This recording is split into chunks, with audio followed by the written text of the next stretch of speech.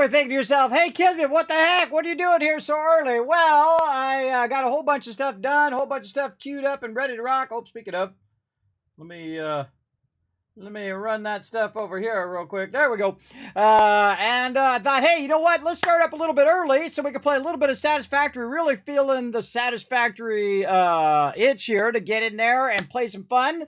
Right over here, and since I'm going to be going in there and working on stuff, I might as well show you guys. Now, I actually been playing a little bit offline, not too much, because I wanted to speed up some of the processes now that we got a bit more power. Now, if you can't see me and hear me, put a 1 in the chat so I know that you guys are there. You're probably freaking out. You're like, whoa, Kismet's on right now. Wow, that's freaky. That's freaky. What's he doing on so early? So we're going to have a little bit of fun in Satisfactory and basically go in and try to tune it up a bit. And I thought instead of doing it offline, I'll just kind of explain some of the things that I did a little bit offline, and then we can work on some of the stuff that is the cooler stuff that is really going to help you in your future playthrough as well. So that's what we're going to be doing. So I say, we say hello to Brando. There's Brando. What up, Brando? Thanks for coming in, hanging out. Appreciate you. Hopefully you guys are doing good. Again, this is an early bonus stream right here. And of course, we're also going to do Fallout 4 later. But hey, I really feel like, I earned a little bit of respite here after doing a lot of stuff all day long, for the past 4 hours or so. Doing bills and copying videos and uploading videos and queuing videos and backing up stuff and just, doing towels and laundry and all that kind of stuff. You know, the standard stuff you got to do in your life, right? Clean up all your stuff, put your stuff away. All that standard stuff. Now that we got that stuff rocking and rolling, let's go ahead and get our factory going as well. Let's go.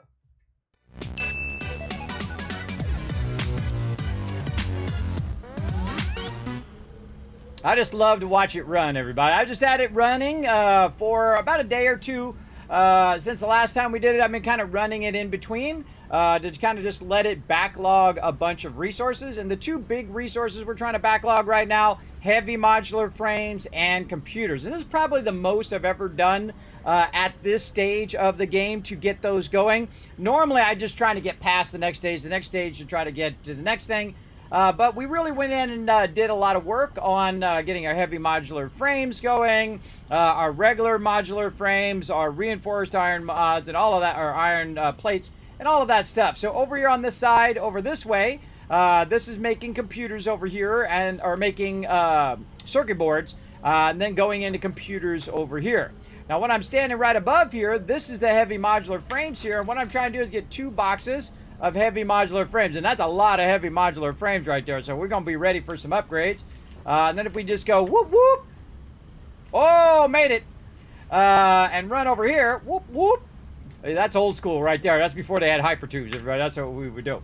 And you can see over here it's doing some computers, but it stopped, and that's because it is most likely filled up both of these boxes full of computers. Yeah, that's the kind of stuff you want to see right there, everybody. You want to see both those boxes full of computers because you need a ton of those in the future stages. And you can see over here it's starting to backlog all the circuit boards, and when that's done, it will then turn not only the manufacturer off, which is already done, it'll turn off all these circuit board producers as well.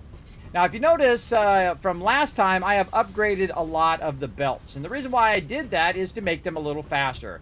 And one of the things I was also talking about earlier is the fact in the playthrough is the fact that I made a lot of screws. I have one node that's just dedicated, a pure node, by the way, that's just dedicated to screws.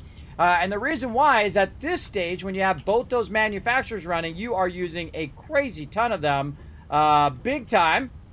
And you can see I've got a ton in there, and that's because the computers are done for now. Because I set like a goal, like, okay, I want to get 1 box of this or 2 boxes of this or that kind of stuff. In those different stages, so I'm not spending a lot of time building power for stuff that really I'm going to end up with a backlog of. So you can see over here that this is doing a good job, and what I've done is I've sped up the belts for the screws all the way from where they start, right? So all the way from where they're being produced, which is on the far side down below. Let's go over there. Whee! We'll go down and look at the origin of our screws here. So way over here, it's just doing nothing but screws over on this side. And you can see that those are coming in. They're running into here. They're outputting the screws.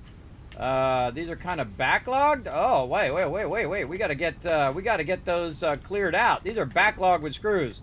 Okay, there's another problem.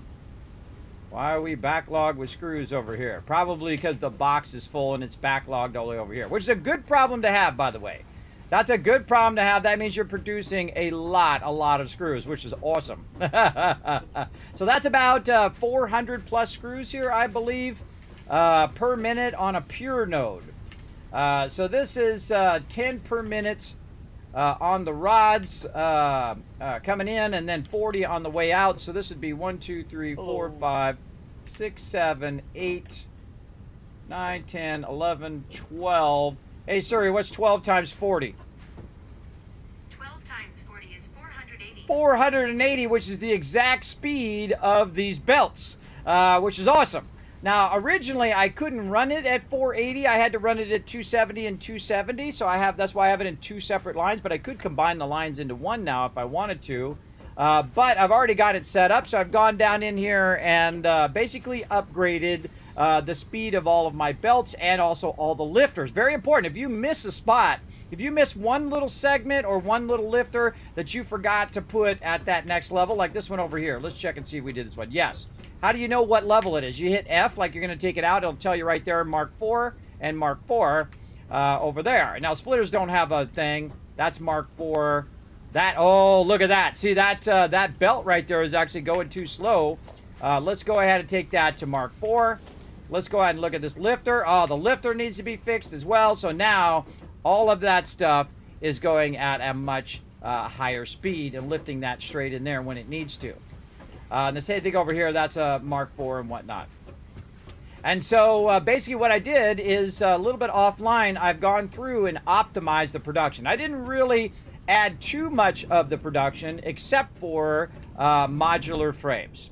Now, modular frames, normally I only do one modular frame. But I did go in and fix the blueprint we were having problems with, which we'll talk about here in a moment. And I also, you can see I've upgraded the speed at which it comes out to that level 4, and then up here, level 4 running across over there, because this has to come in at a high speed. Now, also what I did is took a little moment. Hey, Chiro Doctor! I took a little moment and I went and got myself some boosters, right? And you can see that I've boosted it just a little bit, but not all the way. Now, if I boost it all the way, the screws are going to need to come in at 500 per minute. That's a lot. That's a lot per minute, everybody. That's faster than my belt will go, right? But more so than that, I was having trouble with modular frames. So what I did is I went in and fixed the blueprint, and I plopped a couple of them down. I'll show you. just a smidge, just a teeny amount, because of course the blueprinting is awesome, because you can very quickly put down a whole row of them like this. And basically burn through your excess resources, right? Like I have a bunch of extra rods and plates and all of that stuff that I don't really need, and it'd be better if I just burn through those reinforced iron plates and burn through those iron rods to make myself a bunch of modular frames, which are going to make me the heavy modular frames, because that's what I need. I don't necessarily need the rods and all that stuff, at least not that much of it anymore, but I need the higher end resource. And that's the way this game is. You want to master this game? Master your ability to make a lot of the resources you need in the moment. And then once you're done with that resource, you don't need 15 boxes of rods. You don't need that much. What you need to do is move on to the next level of resource that you do need a lot of. Now, the next thing that came from rods and plates and all of that stuff was steel, right? Was your steel beams and your steel pipes, which I don't have any because I'm really hurt for steel pipes right now, and steel beams as well. So basically we need to upgrade that. But now that we've upgraded this, we burnt up all these extra rods that were just sitting around doing nothing, and we went in there. I also added a couple boxes over here to actually manually inject any extra resources that I have into the end of the line, because very often the ones at the end of the line are starving for resources. So I can go ahead and just eject some in there as well here at the end. Right, now what does this take? This takes reinforced iron plates and rods. Right now the problem is reinforced iron plates. So I can go over here and just inject those reinforced iron plates, say right here. any extra that I have, and now it'll inject it in there, and then boom, it'll make more heavy or more modular frames, because I need lots of modular frames for my heavy modular frames. Now, right now, I've got a backlog of modular frames, but don't let that lull you into a sense of security, because if you go over here and look at the, I've got a bunch, I got a whole box full of them, right? But if this was running at full speed, then it would be burning those up, because the output of that is not matching the input. I need 13 per minute, and right now, it's just not running at full speed. And I actually had it running, by the way, and I burnt up all my other resources. I had it running at 250%. It was going 500 screws per minute. And I was going, and I fixed industrial beams as well. I went over and I added a double one instead of a single one, because there was a single one here. So I added a double, and now it's making twice as much of that. And this is what I really need. This is your next level resource. You need a massive amount of encased industrial beams. And that's so I can use the higher level belts. And I can just replace all of my belts with these higher level belts and then not have to worry about the number. Just make it go as fast as it possibly can. It's irrelevant making it go 60 here and 120 there. I mean, that's awesome if you want to do the numbers and you want to make it perfect. Hey, more power to it. Sure, Gabe, you do what you want. But for me, it's dumb. It's just purely dumb to have it run any slower than the maximum speed. Because if your power shuts down or something like that, it takes time for it to run back up. It takes time for it to travel. And that travel time makes a difference, right? Now, also, the most important thing, for me anyway, is my time. My time is the most vital thing, right? That's your most precious resource. And we only got so much time before we're going to play some Fallout 4. So we got to get to work. Now, what I need to do is, okay, I updated all three of those, and I let this part to show on stream, by the way, everybody, because all that other stuff is just me upgrading the lifters and all of that stuff, right? You know, going in here and updating that. It was all pretty much the same. I was just increasing the speed of everything, and then I added a whole bunch of modular frames to burn up all those excess resources, but eventually it'll get to a point where it's just not making enough of them. And the same thing here. Eventually, this will get to the point where it's not making enough. If we could make more steel pipes and more steel beams, because that's what we really need to do. We really need to up our ability to extract coal, right? So that's the next thing we're going to work on. But we've backlogged a ton of resources that we need to make that happen. And that's what I do in each stage. I just kind of wait for it. Now, also, you might notice that the quick wire is going into its own separate awesome sink. I've got 68 coupons in there, everybody. Quickwire is like the single greatest thing to throw in there, because I find that I don't use all that much quickwire at this stage. I really don't. So I just run it. I convert it into ignits, and I make it into quickwire, and I run it in there, and I don't need it. If I need it, I just, whoop, God, made me jump.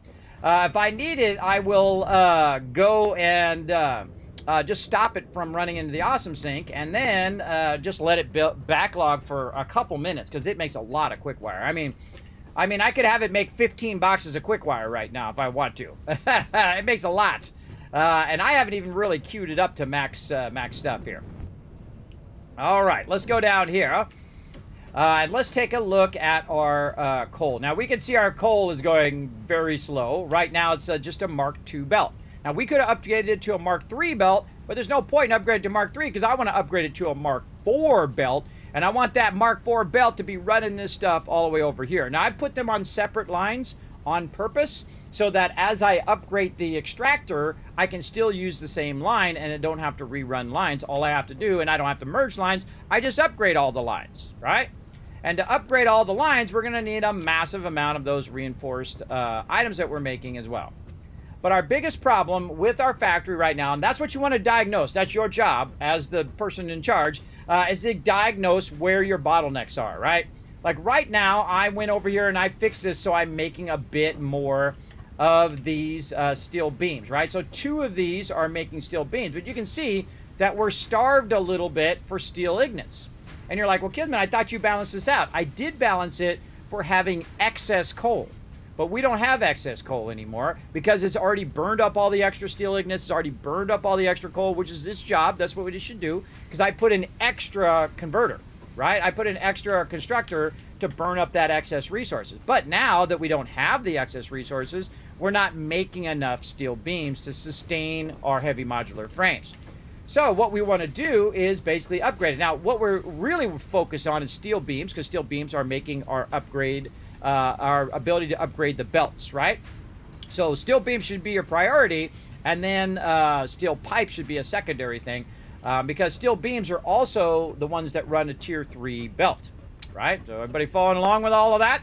So basically our goal is to make more steel stuff, right? That's the basic, you break it down to its basic understanding. We need more coal. That's it. That's what we need. So that's what we're going to do right now. Go work on our coal. But before we do that, we're going to need a lot of resources. And we want to keep our resources going. We want it to constantly be generating resources while we're busy doing other things, right? And so while we're gone, it's going to be making heavy modular frames and making all this stuff for us. As well. Now, also, Heavy Modular Frames uses these, but if I take them out like this, I take a nice big fat group of them, maybe take some of those back in, I can go in and work on the highest priority right now in my factory, which is to make more steel pipes, and eventually more steel beams, too. And both of those are connected because they're both getting fed from the same line. Now, also, I've got some coal power down here. And this coal power could be massively improved in its overall speed.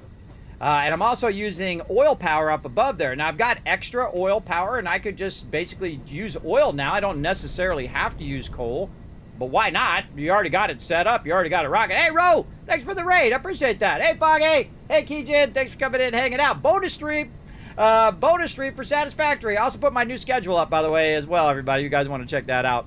I appreciate that raid from one of my favorite people in the world, everybody. The mighty Ro. Appreciate it big time. He's always had my back in every game that we've played, so feel free to come in, relax, take it easy, put your feet up here in the stream. And so we've got plenty of extra power because I added a little extra power up at the top as well. I'll go show you that before we get started on our coal.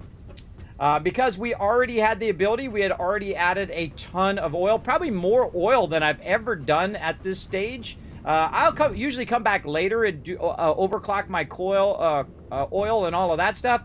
But this time, instead of just running one line of oil, what I did is I ran 4 lines of oil, which you can overclock and extract even more oil if you want. But right now, and of course we're using the new big old things, which are awesome, which have a little bit of a problem, but that's okay. You can see I've got these backlogged here. This is running in here. This is all plastic and rubber up here. I mean plastic. This is mostly plastic, by the way. There's a lot of plastic running there.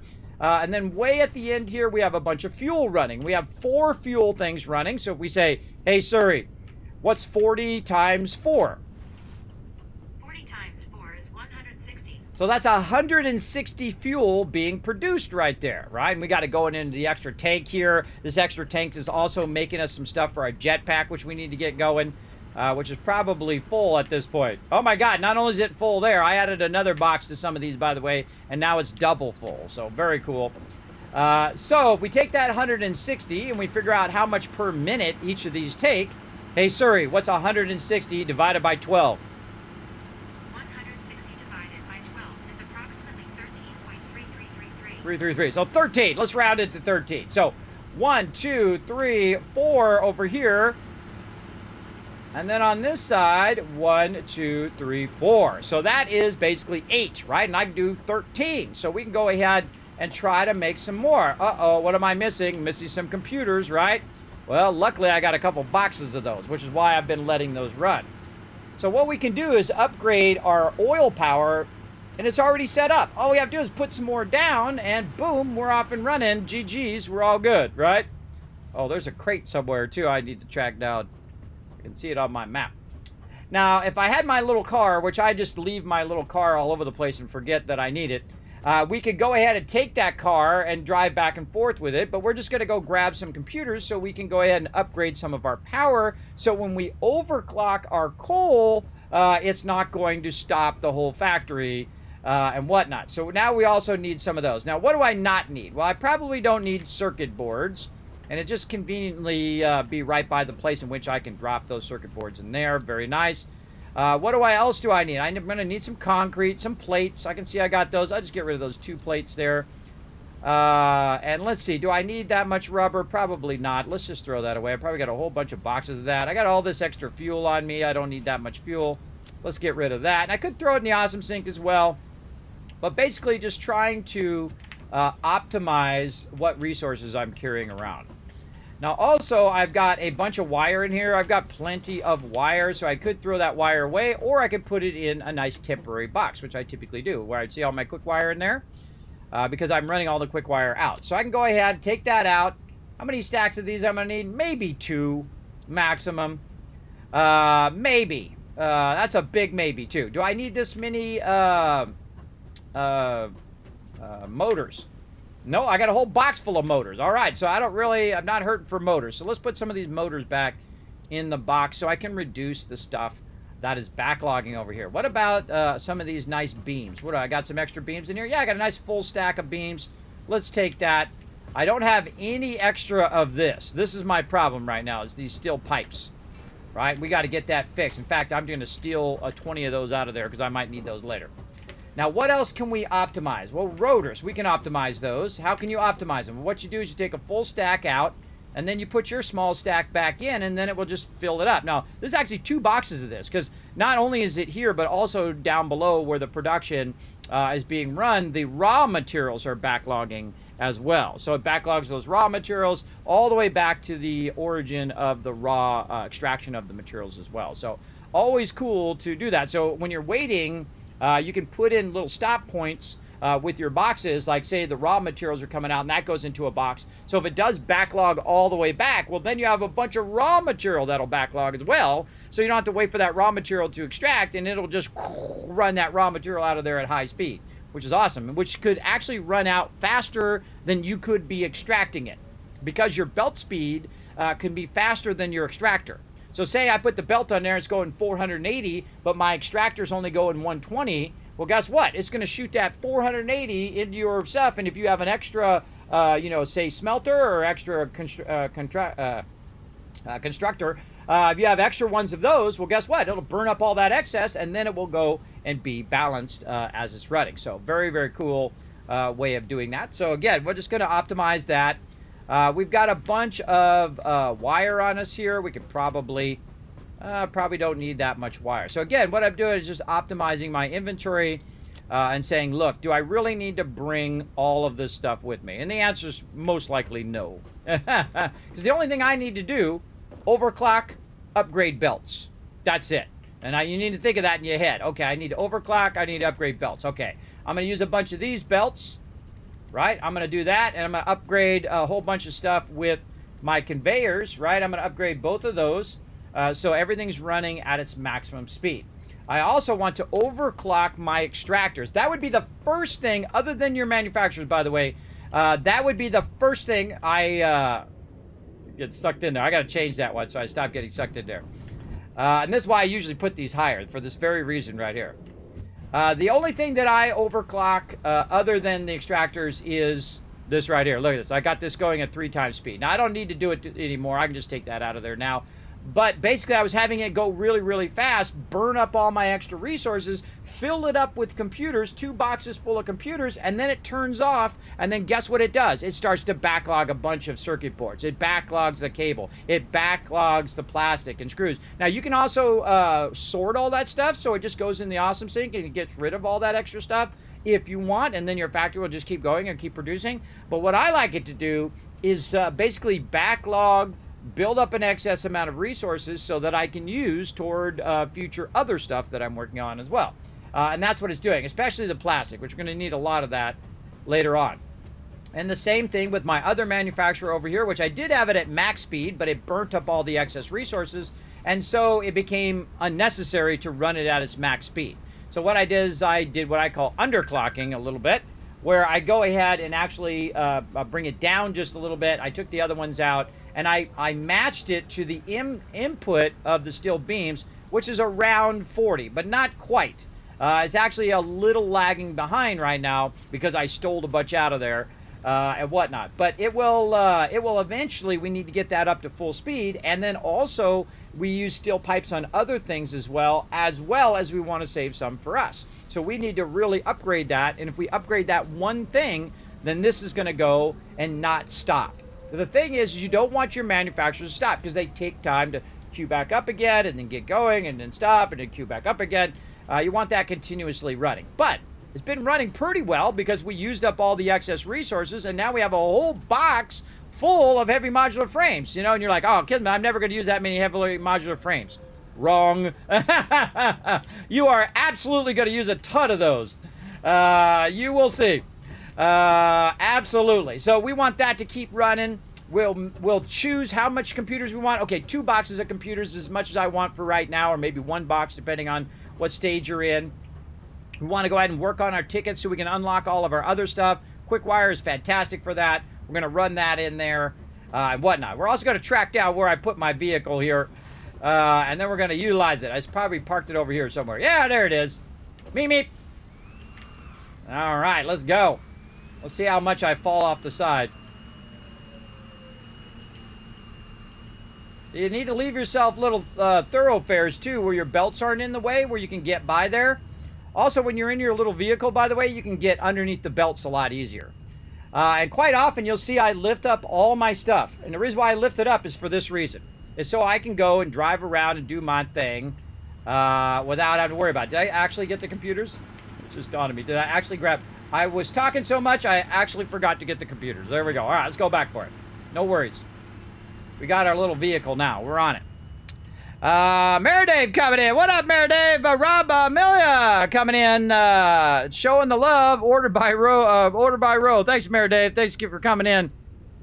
This is very true. Not the size of the raid in the channel, but rather the heart of the raiders. I agree totally. I like to put smart splitters on backlog points that run overflow into sync. Ha! I just said that. Ha! I just said that. See, that's a Kismet moment right there. See, we're thinking the same thing. We're thinking the same thing. Yeah, I do the same thing, but we haven't got the smart splitters yet, so we can't do that yet. But we'll get to that. Don't worry. Never have enough of anything in this game. You always need more, and that's what makes it fun. That's what I love about the game. I absolutely love that part. I love the fact that you have to make the thing manually before you can have it automated. And that's good balance, I think. I think that's a brilliant way to balance it. Now watch this, everybody. I'm going to grab a bunch of computers out here, and guess what it's going to do? It's going to start right back up. Oh, it's already backlogged a bunch of computers. Look at them go. So it's already backlogged a bunch inside the machine. So it's running those out. And now it's starting back up again. And it's going to go ahead and replace those computers that I took out, which is what it should do. Now, that's a great way to balance your power in the beginning, because you don't have all the switches and you don't have the smart splitters and you don't have all of those things in the early game unless you go and explore. You can actually get it fairly early. If you want to go explore and play that way, totally possible to go out there, get your quartz and get your sulfur and get all that stuff going, which we're going to try to get to today. We'll see. But one of the coolest things you can do is up your power. Your power is your most vital thing. It's the thing that makes everything run. It's all circled around that power. So this is 8 of these. And I like to do what I call facing power. I almost forgot to do it. I remembered it right at the last second last time. And this is what I call facing power, because you can run your thing. By the way, I could also run this underneath and just have it come up through the floor, which also looks super cool. And you can put them super close together if you want. You got lots of space, everybody. I don't know why everybody's always jamming everything up on top of each other. You need space too, but if I had this underground, I wouldn't have to step over the pipes. I wouldn't have a thing, and then I could drive through here if I wanted to, right? I think that's pretty cool as well. And you'll see me do that when I get to the fancy part. We'll do all that stuff later. But for right now, what we care about is having more power. And since we already have it set up, we already have it producing enough resources for all of that. We only got one problem, that this thing is in the way. We'll get to that. But yeah, now we can just go ahead and put a bunch of these down. And they added a great feature, the H hologram feature, where you can just go ahead and nudge it right into place. And you can see the green line here that's telling me that's exactly in place. So that would be number 9. And this would be number 10. Over here. I love the nudging, everybody. The nudging is awesome. Boom. And then over here, we'll go ahead again, have them face each other. You just hold down control as well to get that in there. That'd be 11. We're out of heavy modular frames. Well, guess what? We got to go on a little trip. And it doesn't matter how much you got on you, everybody. You always need more. That's actually the fun part of the game. I like that part. it can be frustrating, you know, if you're all the way on the other side of the world and you're like, oh, God, I got to go all the way back. But you should have set up your hypertubes. And then you can take your hypertube back and get your resources, right? That's what you should have done. Whoa, look out. This cart also drives a lot more wonky than it used to, so watch out for that, everybody. Come on. Why you rotate weird? There we go. Let's put in these things here so I can zoom along here without feeling like I'm going to fall off. All right, there we go. Good enough. All right, so we need some heavy modular frames, but we've been backlogging them, and one of my favorite things about the game is that you can just walk away from it. You get it to a stable state of producing computers and producing heavy modular frames in this case, and you walk away. That's it. You let it run. You come back, boom, you got boxes and boxes full of this stuff, and eventually I want 2 boxes of heavy modular frames, so I'm going to let it run for a while. But you can see I just go in here, grab, boom, a bunch of stacks of those babies. Now I got 3 stacked, 150 heavy modular frames on me, which is a lot at this stage, everybody. That's a good amount of heavy modular frames, for sure. And what I do is I do it in stages, like stage 1, where you're just doing all your basics. Then you're doing stage 2, which is getting, you know, your reinforced iron plates going, along with all your other basics, your copper and your limestone and all of that stuff. And then stage 4 is tearing all of that stuff you did down, or stage 3 is tearing all the stuff down you did in stage 1 and 2, because it's probably going to be spaghetti. You tear all that down, and then you start to manage it in such a way that you have like this infinite expansion, or at least a lot of expansion. Like you can see here, I can go all the way out here, everybody. All the way out to this thing right there. So I can just keep running power all the way out there. Now you also see up here, see these lines? I'm only using 2 of them right now. And these are 240 lines here. So I'm using 1 for a little bit of rubber and a lot of plastic, and 1 for fuel. And I have 2 more. And that means I can basically do what I do it right here, 13, and then 13 again, and then 13 again. Yeah, I can do that right now, but what do you want to spend your time on, right? Do I want to fix the bottleneck that's going on there, or do I want to spend an hour doing this power?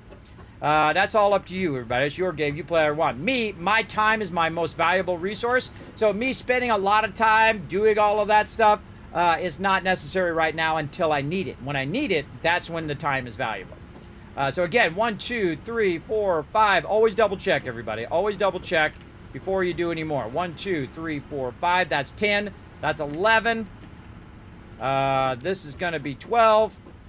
Oh, and now I'm out of motors. Now, of course, the way to get around that, everybody, let's do this over here before Kismet does that again.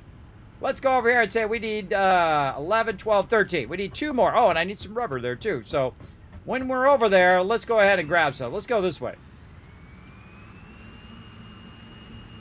I also love the fact that you can ride under the pipes as well, because see how I'm blocked there? But I've got this kind of thoroughfare right here that I can drive along on this side too if I want to. And I always try to leave some room where I can go down the way and get where I'm going in one way or another. That's why I like to lift stuff up off the ground. Oh, nailed it. Lift stuff up off the ground so I can get where I'm going. Actually, let's go this way. Whee! This thing leaning throws me off now. And it doesn't turn as sharp as it used to as well when you're going high speed. Okay, what do we need? Motors. We got plenty of those. We got a whole box of those. Now, when I take them out of there, guess what's going to happen? It's going to start it right back up again. Take the small one out of there. It's going to start right back up again and make me some more motors, which is awesome. Rubber down here at the end, actually up on top. Over here, because rubber is one of those things I very rarely ever need that much rubber. I mean, a little bit when you're doing your fuel generators, but really not all that much. All right, let's get in here and let's go this way. This way. There we go. This thing is like totally unwieldy now. It actually used to drive really well. Just got to get used to it again. Still trying to get used to the cursor has been changed so it's perfect center instead of offset center. And I'm still trying to get used to that. Now, also, by the way, when you're in your car, even the low ones, you can get under them when you're in your car. When you're walking, you can't. You run into them. You have to slide under them. Okay, let's try this again. Try to get 2 more fuel generators in here. You do this a lot, everybody. You're running back and forth all the time. I'm going to show you how to do this the super easy way. So let's go ahead and put 2 more of these down. Hold down that control. Rotate it the right way. And then, there we go. And we're going to go ahead and fix our power right here, too. Let's go ahead and grab this one and offset that power. There we go. Now, what we're going to do is go ahead and run a nice pipe all the way down here, because this is what you want to do, everybody. This is going to save you some time. Just take that and run it right down the center. Super easy until it turns red or until you fall off the end. One or the other. All right. Now, what you don't want to do is you don't want to have this piece be right there where your thing is. Otherwise, it won't let you do it. So I'm going to go ahead and back that up just a little bit like this. And they added a great feature that I've been asking for forever. And that's the ability to go right here, hold down control, and it snaps right to that entrance, which is awesome. And then over here, and then I can slide under, holding down, hitting C. And you can see that it also lined it up on the other side because they're perfectly lined up on both sides. So now I can just go over here and say, all right, let's do this. Run some fuel into that one. And I've already figured out the math for all the fuel, so we have plenty of fuel for all of this. And so on, and then the same thing on this side, or I could have slid under there. We're now adding some power there. That's weird that that one's up a little bit. I don't like it, but I'm going to live with it. It elevated just a little bit, probably because there was something behind it that's elevating it. Okay, now another thing that we need to do is we need to run all of our power lines. So let's slide under here. Let's go ahead and say, let's run it on this side. We'll run all the power on this side. We'll run it back to that one there.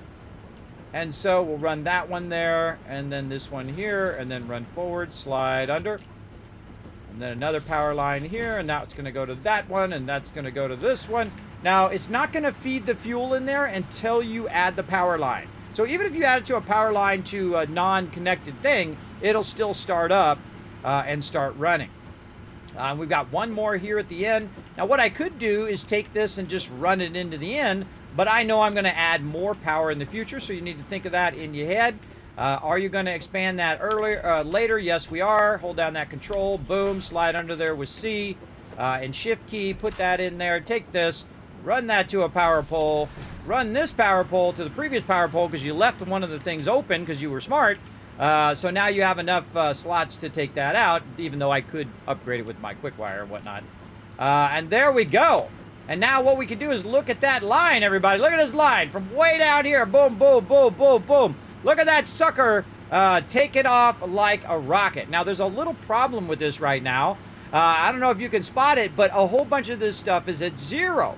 And you're like, wait a minute, why is this stuff at 0? And that's because there's a power grid that's not connected to the rest of the grid, which is where all my stuff is, right? So we need to go along here and say, okay, where do we miss connecting? Oh, right here. But if you notice that it started up anyway because the fuel is in the pipe. And that's separate from what we're doing here. Right, so we need to take this and we need to run that back over there, and then we look at it. Oh, okay. Look at that power spike, everybody. Look at that. Boom. Way above the blue line, which if we had everything running right now, we would have more than enough. Now, I like to keep that blue line at that top area or beyond it. And you're like, well, Kismet, why would you want it beyond it? It'll cause your thing to go off. Not if you manage it right. Not if you're not making excess resources for no reason. Now, by the way, you can run a bunch of stuff in the Awesome Sync. You can run all this stuff in the Awesome Sync. I think it's a waste of your time. Why? Why is it a waste of your time to run stuff in the Awesome Sync? Because in the later game, the resources that you put in the Awesome Sync make it go way faster than the early game. Now, of course, if you want to have all the, plates and rods and foundations and boxes and fancy things, well, hey, more power to you. But for me, I feel like it's a waste of my time to sit there and run a bunch of my resources in there. What I really want is not to have to do so much work. Right? You're right. I don't want to have to do all that work of doing all of the power. You know what I want to do? I want to make me enough resources for me to use in the moment and also to build stuff with, but not have to spend hours on end building up tons of power so that I have to do that instead of actually progressing in the game. Right? I think it's all about time efficiency. That's the way I like to play because I'm the gaming tycoon. That's what I do. So again, I can sit here and now go, okay, well, you know what? I'm going to add more power. I'm going to go over here. If I can get out from under here, there we go. I'm going to go over here, run another oil line and do 13 more. Right there, I can set up my refiners because I have them blueprinted and set up more of these and do more power and whatnot. But I don't need to do that. You know what I need to do? I need to make heavy modular frames. And I need to fix part of my factory, which is not producing enough steel. And also, I can up my power overall by using more coal power down below, which we also have blueprinted and could make that super easy. So what we want to do is utilize all of our resources to the max extent. Now, another thing that I could do is say, screw coal power. I don't want to use coal power at all anymore. I could take it all out and use all that coal for steel and for steel pipes and steel beams. I could totally do that if I wanted to. And now's a good time. If that's your jam, now's a good time to do that. You can also be a crazy man and just drive right off the side like this. Whoop, whoop! Oh, boom! Boom, boom! Nailed it! I love doing that, everybody. I love doing it every single time. All right, there we go. So this is where we're having the problem right down here, right? Not this. This is working fine. This is great stuff.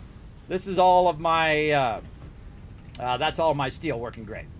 But over here, we do not have enough coal to sustain our boosted. And of course, I do have enough. If I turn that manufacturer back down to 100%, plenty of steel beams and whatnot, but I want it to go faster. I want to use some of this power to its best effect. And I always find manufacturers a great one to overdo because they burn a lot more power. It's one of the worst things to overclock, but it's also less time for me to make another manufacturer, to run more lines, to do more stuff. Of course, you got blueprinting now, so a little less tedious to do it that way.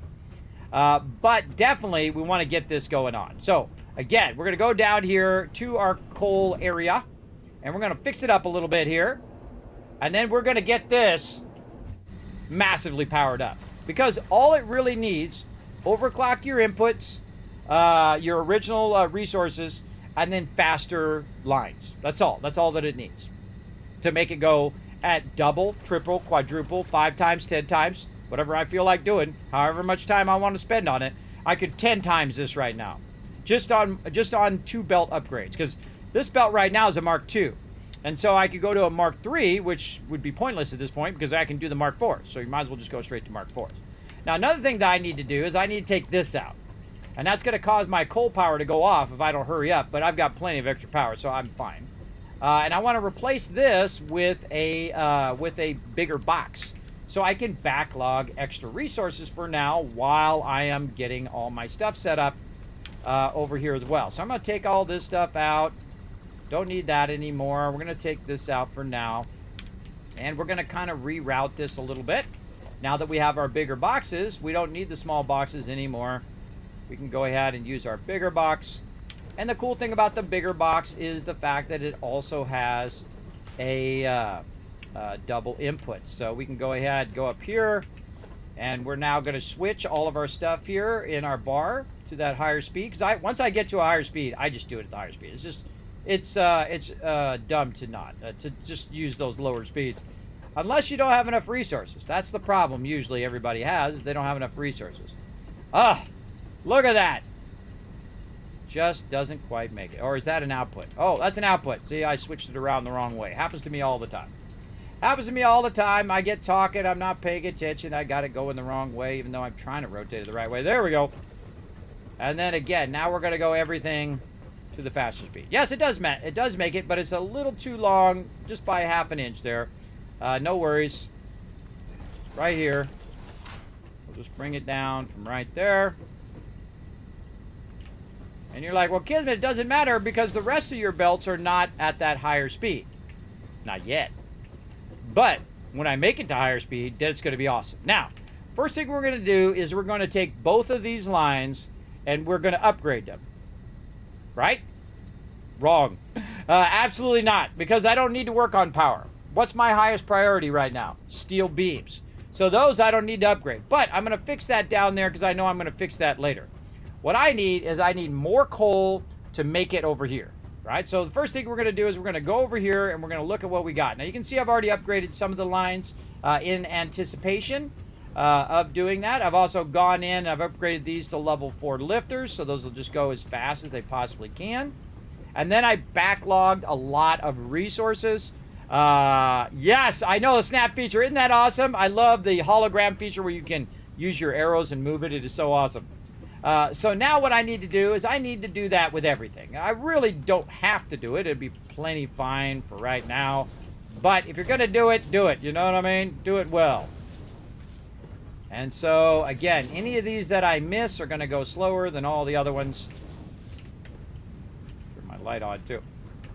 Like this and this. These are all off. I really want to fix those, but let's not fix them now. We got things to do. Okay, all that going in there. There's no lifters or anything like that when it comes to the to this. And this whole box is backlogged because my coal don't have enough coal to make it happen. And that's okay. And so we don't need to do that and go and get the raw resources and backlog all of that. That's fine. We need to work on this. This is already a Mark III, so we'll take it to a Mark IV. We'll take this to a Mark IV, and we're going to follow this line back, and we're going to upgrade just that line for now, right? And then we can come back and we can upgrade all the other stuff later. Make sure you got your vehicles so you can make your way back. You can see I was using my little thing finally. I rarely ever use that thing, but I was using my little finder to find some boosters so that we can go boost our extraction. So here we go. We're going to follow this one back, and we can see it's the third line up. Now, I could take my hypertube all the way to the end and do that, but that's really not going to help because my belt's not going to be going any faster, and so if I make it go faster, it doesn't help really in the long run. Let's go over here and keep upgrading. Now, eventually I'll upgrade the other lines as too, but I need to focus on the thing I need the most, and all I have to do is upgrade this line and overclock my extractor because I gave it its own separate line, thinking in the future that, hey, I want this to be its own line, and I want to eventually come back and upgrade the belts, and I want to make it go faster so it's extracting more, up to the speed of the actual belt. Because I don't need to extract faster than the speed of the belt, because it won't do anything. It doesn't help me at all. Now we need to be real diligent that we don't screw this up and miss a spot, which, you know, happens quite often. And you can tell on that end, everybody. When we get to that end, when we go back and look, we'll know whether we missed it or not. Because we can see on the belt if there's gaps or if it's rock solid and it's all just coming non-stop as well. Now, I originally set this up as a 60 extraction. Then we did 120s in here. And now we're going straight from, we're jumping over the 270 to 480. So this is going to extract basically 4 times as much, roughly 4 times the amount can run down the belt than could before.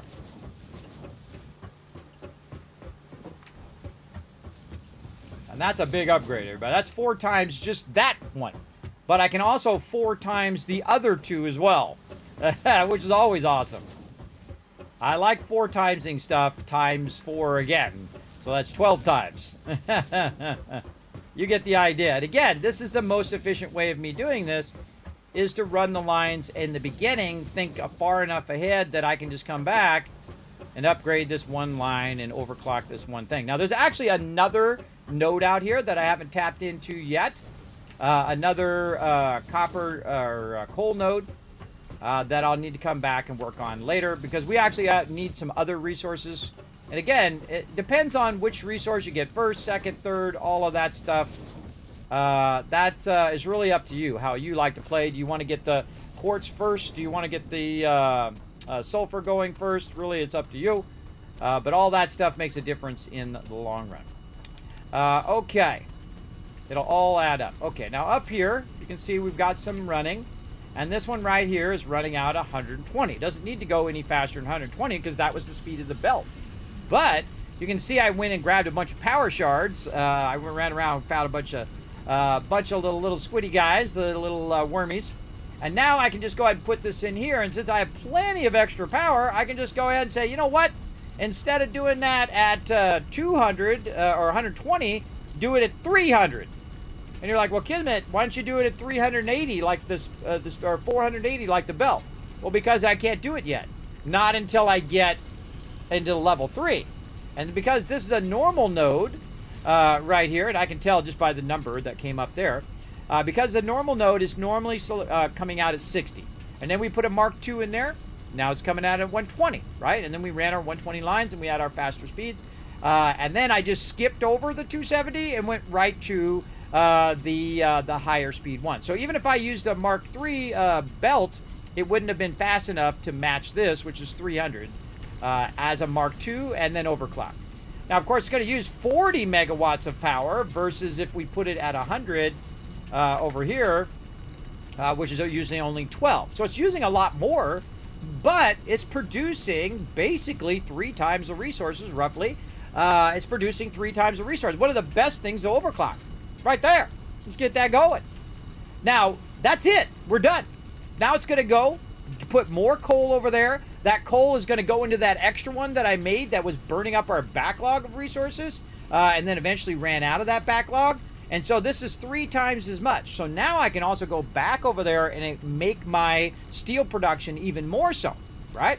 Now, of course, while we're at it, we might as well come over here and do the same thing, right? Let's go over here and go boom, boom, boom, and say, you know what? Instead of 120, I want you to produce 300. So 3 timesing right there as well, basically. Now, of course, we got to make sure we've got the belts for it. So let's go ahead and run them belts. Way back over here. Now, one of my toughest things, I think, in the game, everybody, is when you start over and you have to use the slower belts. It's a little painful to basically wait around for that to go. And you can see I've left an extra portable miner for when I upgrade this to level 3. So yeah, so that's cranking along. But let's make it go even faster at 300%. Now, I've come over here and made like 160 of these coal plants, everybody. But I find I like running it over to my favorite spot in the game. I feel like that's a much better way of doing it. But I could have built them here and whatnot. But then I got to keep coming back all the time. When I could actually be more convenient where I'm building by where all my resources are. So if I need to go back and get resources, I'm building right there by the resources. So I just run over there. I get some poles. I get some things, whatever. That's what makes it more convenient for me, I think. Is to have all of the resources running to you, and then the only thing that you need to work on, extractors, build your hypertube, and then other than that, that's it. And come over here, upgrade your extractors a little bit, upgrade your lines, and then I don't have to come back over here. It's just going to send it all to me. So now on the way back, we'll see if we have enough to do it. Now, the reason why I did that one first is because that's the one I need to go very, very fast first, and then these other ones are just a bonus on top of that. And let's see. Oops, if it wants to stay on the thing. Let's watch it and see if it's going. Look how fast it's going. It's going fast. Now, if I had missed a spot along the way, what will happen is it'll backlog, and then you'll see it going much slower. But if there's no gaps, and it's going full speed like this, you get a sense of if it's going at its full speed or not. And this is really, it's going at about 300 right now. It's not even its full maximum speed of the belt itself. But I can see that it's running at full speed right now. And then eventually we're going to start seeing gaps. There it is. You'll see a gap in there or two. See how you can see the little things underneath there? And now it's run out all of the excess that it had in the generator, in the extractor. And now it's running out as much as it possibly can down the belt. And you'll start to see those gaps, which is what we want to see. That's a good thing. You want to see that. Now down here where I'm doing it, but I haven't upgraded the rest of the belts, look at what's happening, right? See, you see this, you know you got a problem. Also, watch out for Fred. He's always in your stuff. Look at him. Always up in my business, Fred. So we don't want to see that kind of stopping. That means somewhere your belt is too slow. So let's go ahead and get it going. And they did a fantastic job of all the visual clues they give you that something's wrong in your factory. Oh, I need to make sure that I don't have any lifters over here that I didn't upgrade. Let's make sure there's no lifters. No. All those are not using lifters. All right. Awesome. Awesome. All right. Then we just take a little walk on the way back. Now, of course, we could use the hypertube, go straight back, but we want to upgrade all the lines on the way. Now, we could have upgraded on the way here, but I might have ran out of resources, right? I might have ran out of encased industrial beams, and then my most important line was not upgraded. And I find it's also always better to do the most important thing first and then do all the other stuff. Uh-oh. It's getting rowdy. And then do your secondary stuff. Secondary, right? You know, it's kind of like a to-do list. Do your most important thing first, and then do all the other stuff second.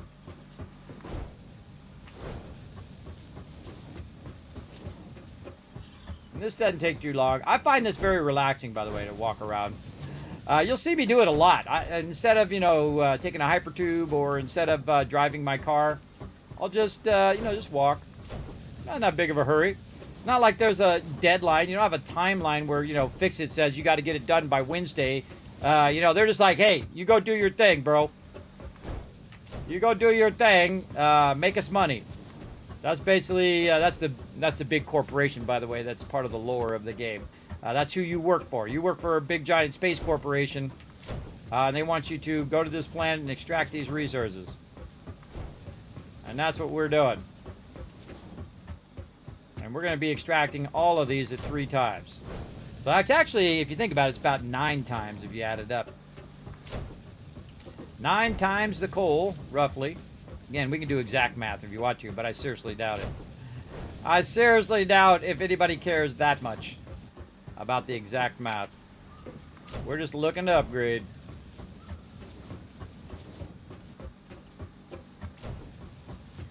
Up, and there it was. See, I ran out of industrial beams. I knew it was going to happen. I ran out of beams. So now, what do? Well, I got to go back and get some more. And what I would do is just throw your car down. Drive your car back at this point.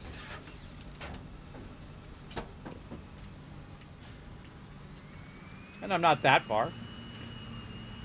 Got pretty close. Like to catch some air too. Woohoo! Little layer there. Alright. Whoa, we're all over the place. Now, the funny irony of what we're doing by making more steel beams is actually making more encased industrial beams. Because encased industrial beams come from steel beams. Right? Very important to know all of this little stuff, everybody. To know what comes from what. Or not. Just go for it. Just do whatever you feel like doing. Remember, it's your game. You can do it however you want. My game, I'm going to do it my way. My factory, my way. That's how we go, right?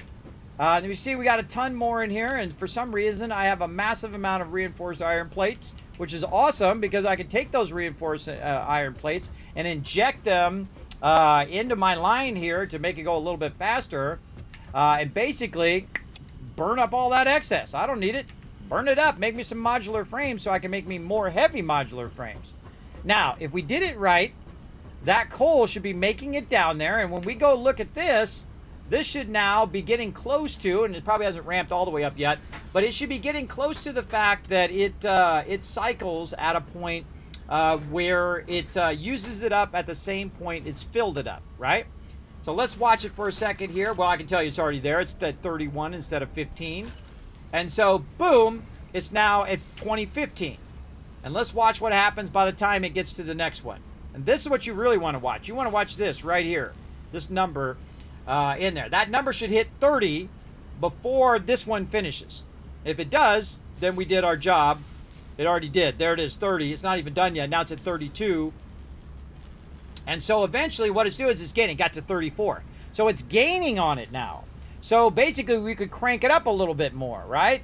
Or we could let it backlog those extra ones. Now me, I'm just burning them up because I want to get 2 boxes of heavy modular frames, and then I can go ahead and upgrade to my heart's content.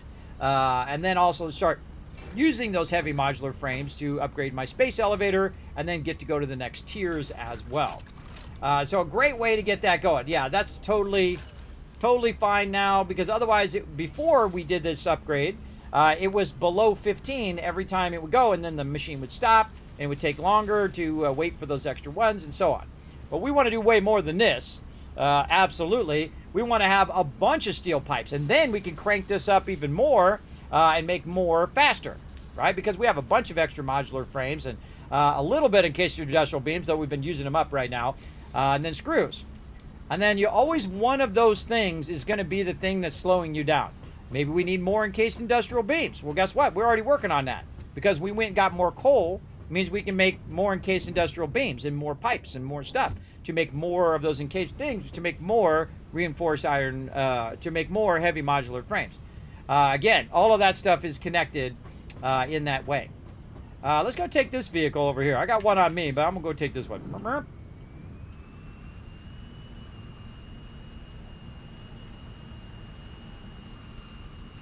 Yeah, God. Crazy driver. Crazy driver alert. I still don't like the way that when it goes up the ramp, it does this thing. When it goes up the ramp, it should be nice and smooth up the ramp. I don't like it. I hope they fix it.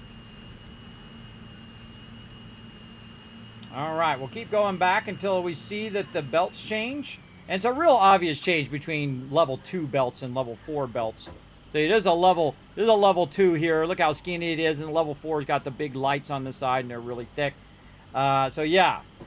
By the way, this is the same thing they should have done. Oh, did I not pick them up? I forgot to pick them up. Standard Kismet thing. Standard Kismet thing, gets talking, forgets to pick them up. Now I got to go all the way back and pick them up. So yeah, basically you can totally tell the difference. Now I wish in Fallout 4 that they would add railings to their stuff, because everything comes off the side of the rails, where this actually gets it where, you know, you have those side railings as well. All right, well, I'm glad I drove the car over there now. Let's drive it over here. And we'll run back up. I forgot to get the thanks. It's my bad.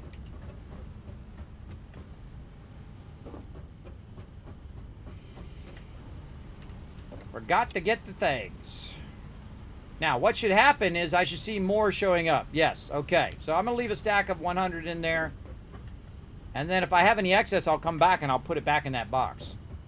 Because all I really need right now is this coal fired up. And you'd think, well, Kismet, you could just take all the coal from your other power or just use oil. Sure, I could. But not going to do it right now. Later on is a good idea to do that. When you have plenty of extra oil power. Now, another thing that I could do instead of upgrading my coal is I could go upgrade my oil. I could overclock that. But I need my to get it through that pipe, though, I need my 600 pipes and not my 300 pipes. Right? Because right now it's going at 240. So even if I overclock it, I'd only get to 3. And it's not worth my time to just upgrade it to 3. It'd be much more worth my time to upgrade it to all the way up. Oh, God, my mouse is all over the place. Pick up that cart, too. All right, so now let's do this again. And that seemed like a lot. You know, 1,400 seems like a lot of those things, but it's not. It's totally not. Because we're going to burn through those babies like nobody's business. Because every time I do this, it's like 20 at a time.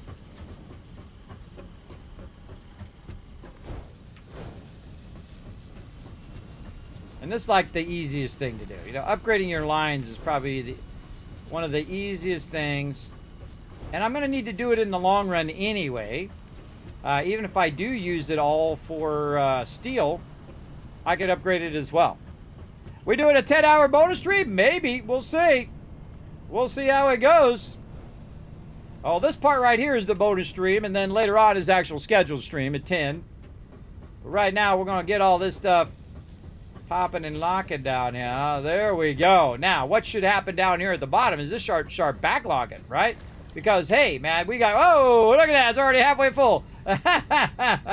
Yeah, so let's get start backlogging because it's not using all of the resources for our coal power right over here. And the same thing's going to start happening over here, where it just starts backlogging tons and tons of extra coal. We'll let it do that for now, and then we can come back and we can upgrade that coal power as well. So remember, we're doing it at 300, so we need to use up 300 coal over there. And then also use up 300 coal over here. All right, look at it go. It's cranking now. It's cranking now. Now this should start to backlog over here because it definitely, yep, backlogging right there.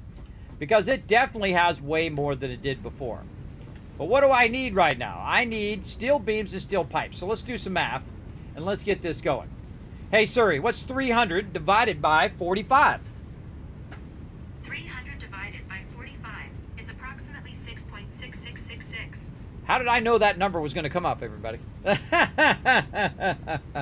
Yes, it's about 6 of them. So right now, we have 1, 2, and 3, and 4. So we can do 2 more of them to make more of these.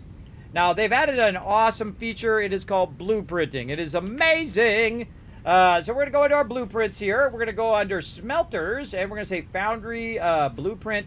And we're going to go ahead and put our foundries down. Now, what it's going to do, it's going to do some of the work for us, right? We can hit H, and we can actually take the whole blueprint and move it together and try to line it up, get it as close as we can, and then, boom, we're good, right? Now, you got to be careful that you are going in the right direction, and they added a cool arrow. It's actually right... Get close enough. There it is. It's right here. This little white arrow is pointing to the front. Depending on how you build it, you can build it backwards too in the blueprinter. But you can actually aim the front toward the front. You know where the front is, and it will help you out. Some of these I've actually built backwards. But there we go. So boom, and it's put in all the lifters and all that other stuff, so we don't have to do all of that. And again, out of frames. Always out of something. All right, let's walk over here. Actually, we don't need to walk. We got 2 vehicles on us now. Let's drop the vehicle.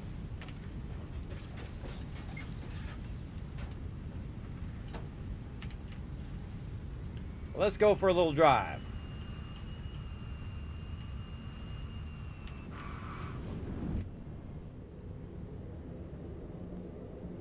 Okay, now before we run back and forth 15 times, let's do this. Let's go into our production and say we need 2 foundries. We need a bunch of constructors, right? We're going to need those. We're going to need some high-speed lines here as well. What else we're going to need? Maybe some splitters and merges. I don't even know how many I need. But what it's going to do is put a whole list of to-do on the right there. And then I can go in and look and say, okay, how much of each of these resources do I have? Okay, the only thing that I don't have enough of, probably a little bit more rotors because, you know, those are getting kind of close. And then modular frames. So that to-do list is super handy. It's like for someone like me who forgets, who forgets stuff as well. So we'll take another stack of rotors out there. No, go make me some more. And we'll take a bunch of stacks of modular frames. There we go. And then we'll take our smallest stack and put it back in like that. Same thing with rotors here. We can go ahead and put our 80 rotor stack back in there and take 100 rotor stack out. Put another 80 in. There we go. We also have a little bit of stuff on us there, a little bit of coal on us that we don't need. Find out what I did with my vehicle.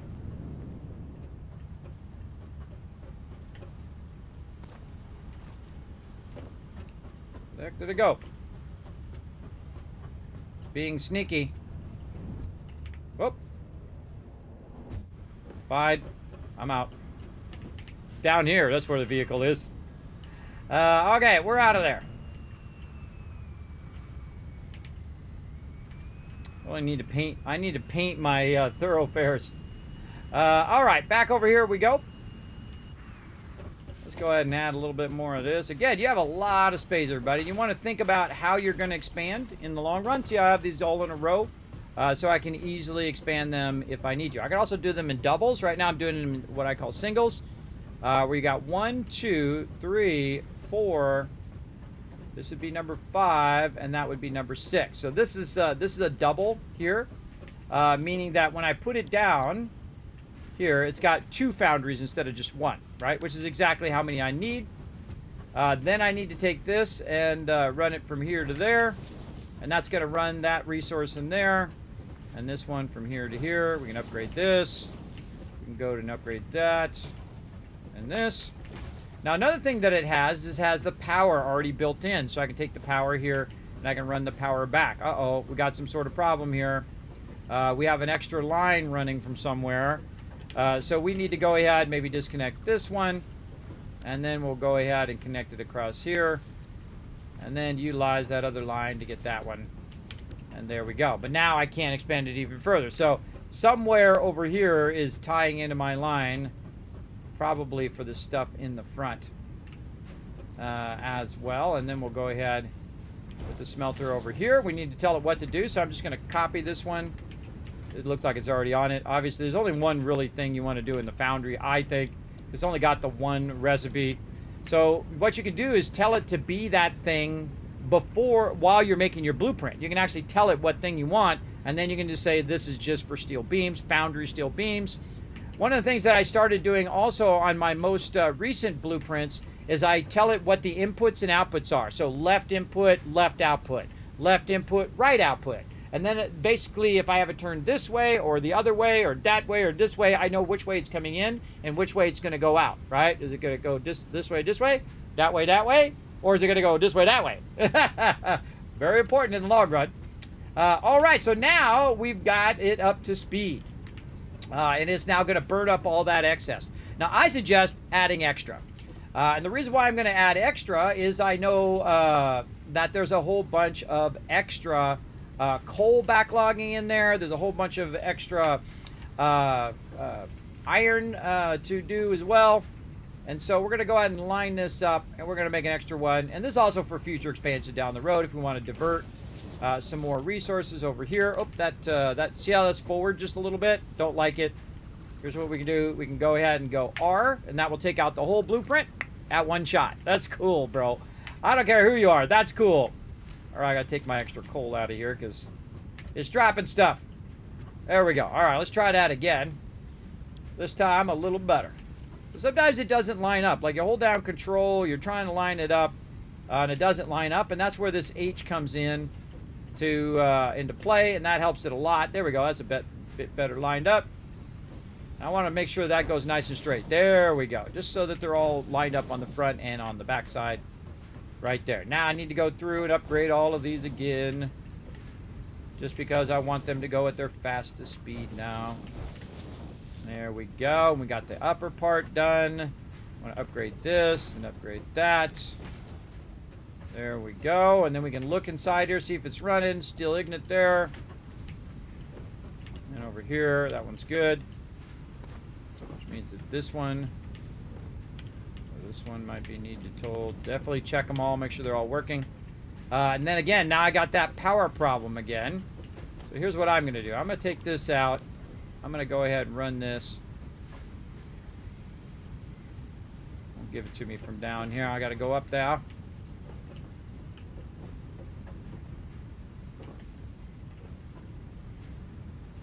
We'll just make an extra line so we can fix this line back so it's working properly. All right, there we go.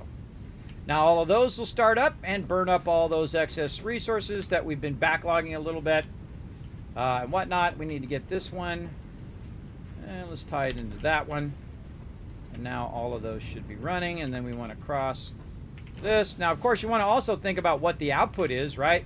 This is outputting 45 per minute. I just did a whole bunch of these, so it may not even be fast enough to go down the belt, right? So we need to make sure that we upgrade the belt all the way down so that it can get all the way to the end at this faster speed, especially the little one right here. This is always the one that people forget, and then they don't realize it, and their belts aren't going fast enough. Same thing over on this side. Now that we're going at a higher capacity, all of this stuff should go, oh, come on, thing. There we go. Should go faster. Much faster. Now you can upgrade all of these belts in here too. Probably unnecessary, but we'll do it anyway. We'll do it anyway just to make it go that much faster. Let's go around the side here. Make sure that belt is fully upgraded. Yes. Okay, we've already upgraded this one coming out of there. So now we have a lot more of our basic things being used. Now there is a problem now because I've upgraded the coal. I also need to upgrade the extraction of the iron ore. Now I don't need to do it right this second because it's burning it up. And it's burning up all of this excess that I've got in here.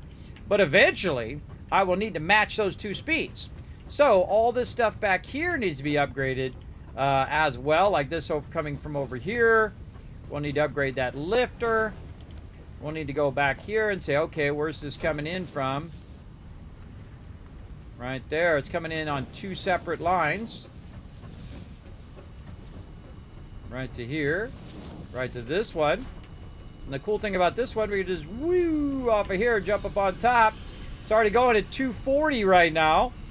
So we go and pop another one in there and boom. Now she's going 360.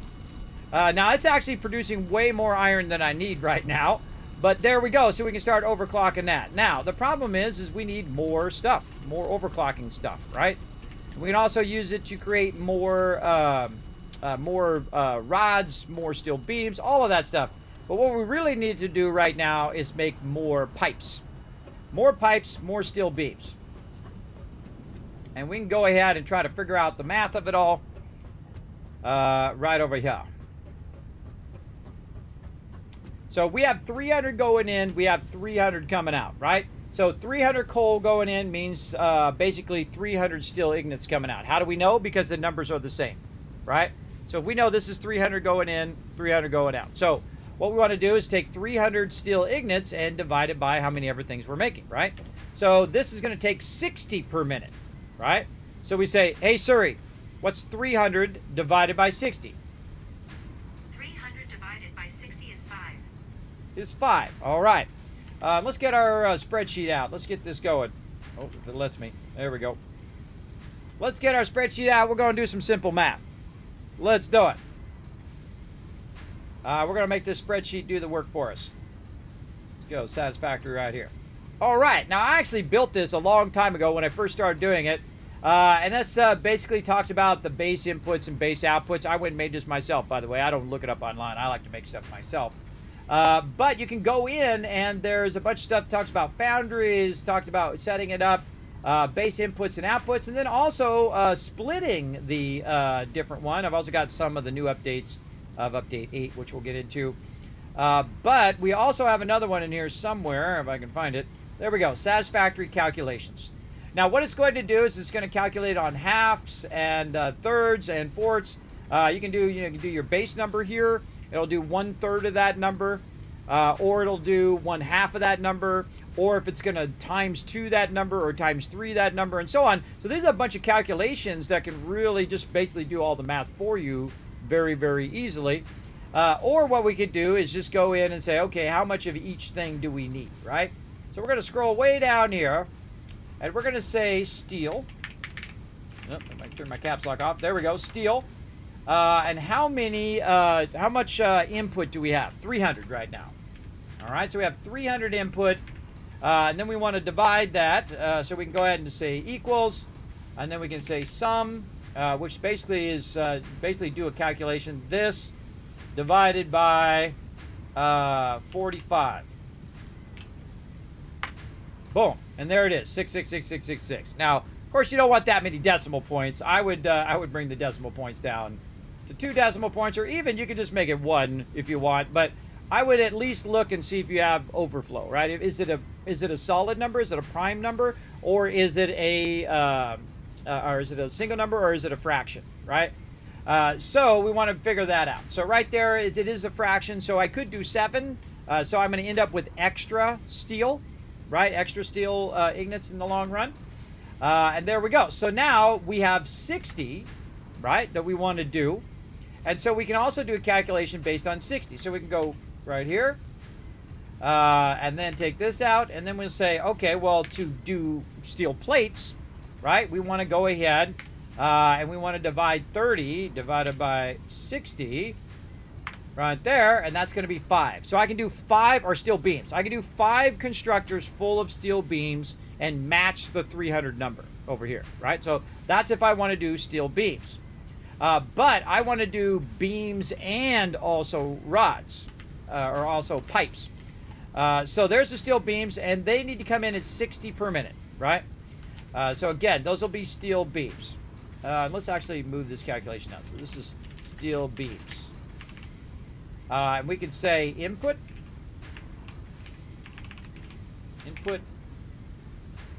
We're going to move this calculation up. There we go. Okay, so steel beams. Now, how much does it take? What's the input on steel pipes? Let's go look. The input is 30, so half of the amount. So we could make double the amount if we want to, right? Double the amount of the steel beams we could. So if we took that calculation and said, okay, what's 300 divided by 30? That should be really easy in your head, everybody. What that one is, that's 100.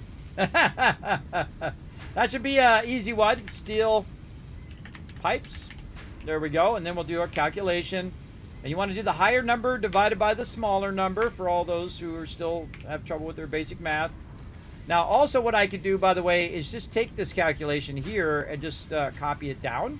and it will automatically do it. So I can do 5 steel beams, 5 constructors full of steel beams, and that would produce a whole lot of those, by the way. Produce basically 5 times 60, which we can do that calculation as well. This times this. Oops, or not. Feel free to do this. This, oh wait, times is the slash, not the thing. Slash, there we go. Times this, there we go. Or no, it'd be divide. What am I doing wrong here? There we go. Do this. It's the star. The star is what it is. Yes, star, not the times, not the X. There we go. So that's going to be 300 steel pipes. So if I go in and I output it, it's going to output 300 steel pipes, right? But no, because what it does is the output is often a different number than the input, right? So if it was going out at 60, well, then it would be the same, but it's only going out at 15, right? So how many steel beams are we going to end up with? So we go, okay, hold on. This is the input of what,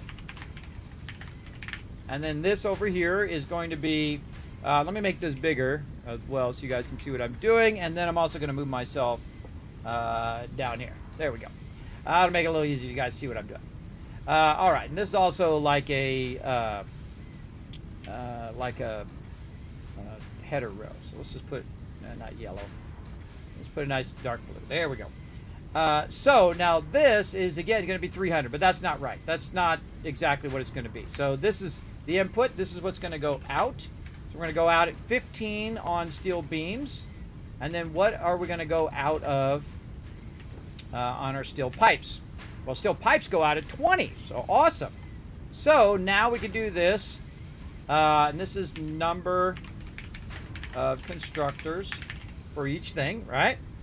Now we're calculating these separate, but we should eventually calculate them together because we're going to do part of it as steel beams and start of it as steel pipes. Or I could just steal away another line and make 5 things of steel beams and 5 things of, or 10 things of steel pipes if I wanted to. Then I'd be producing a massive amount of stuff.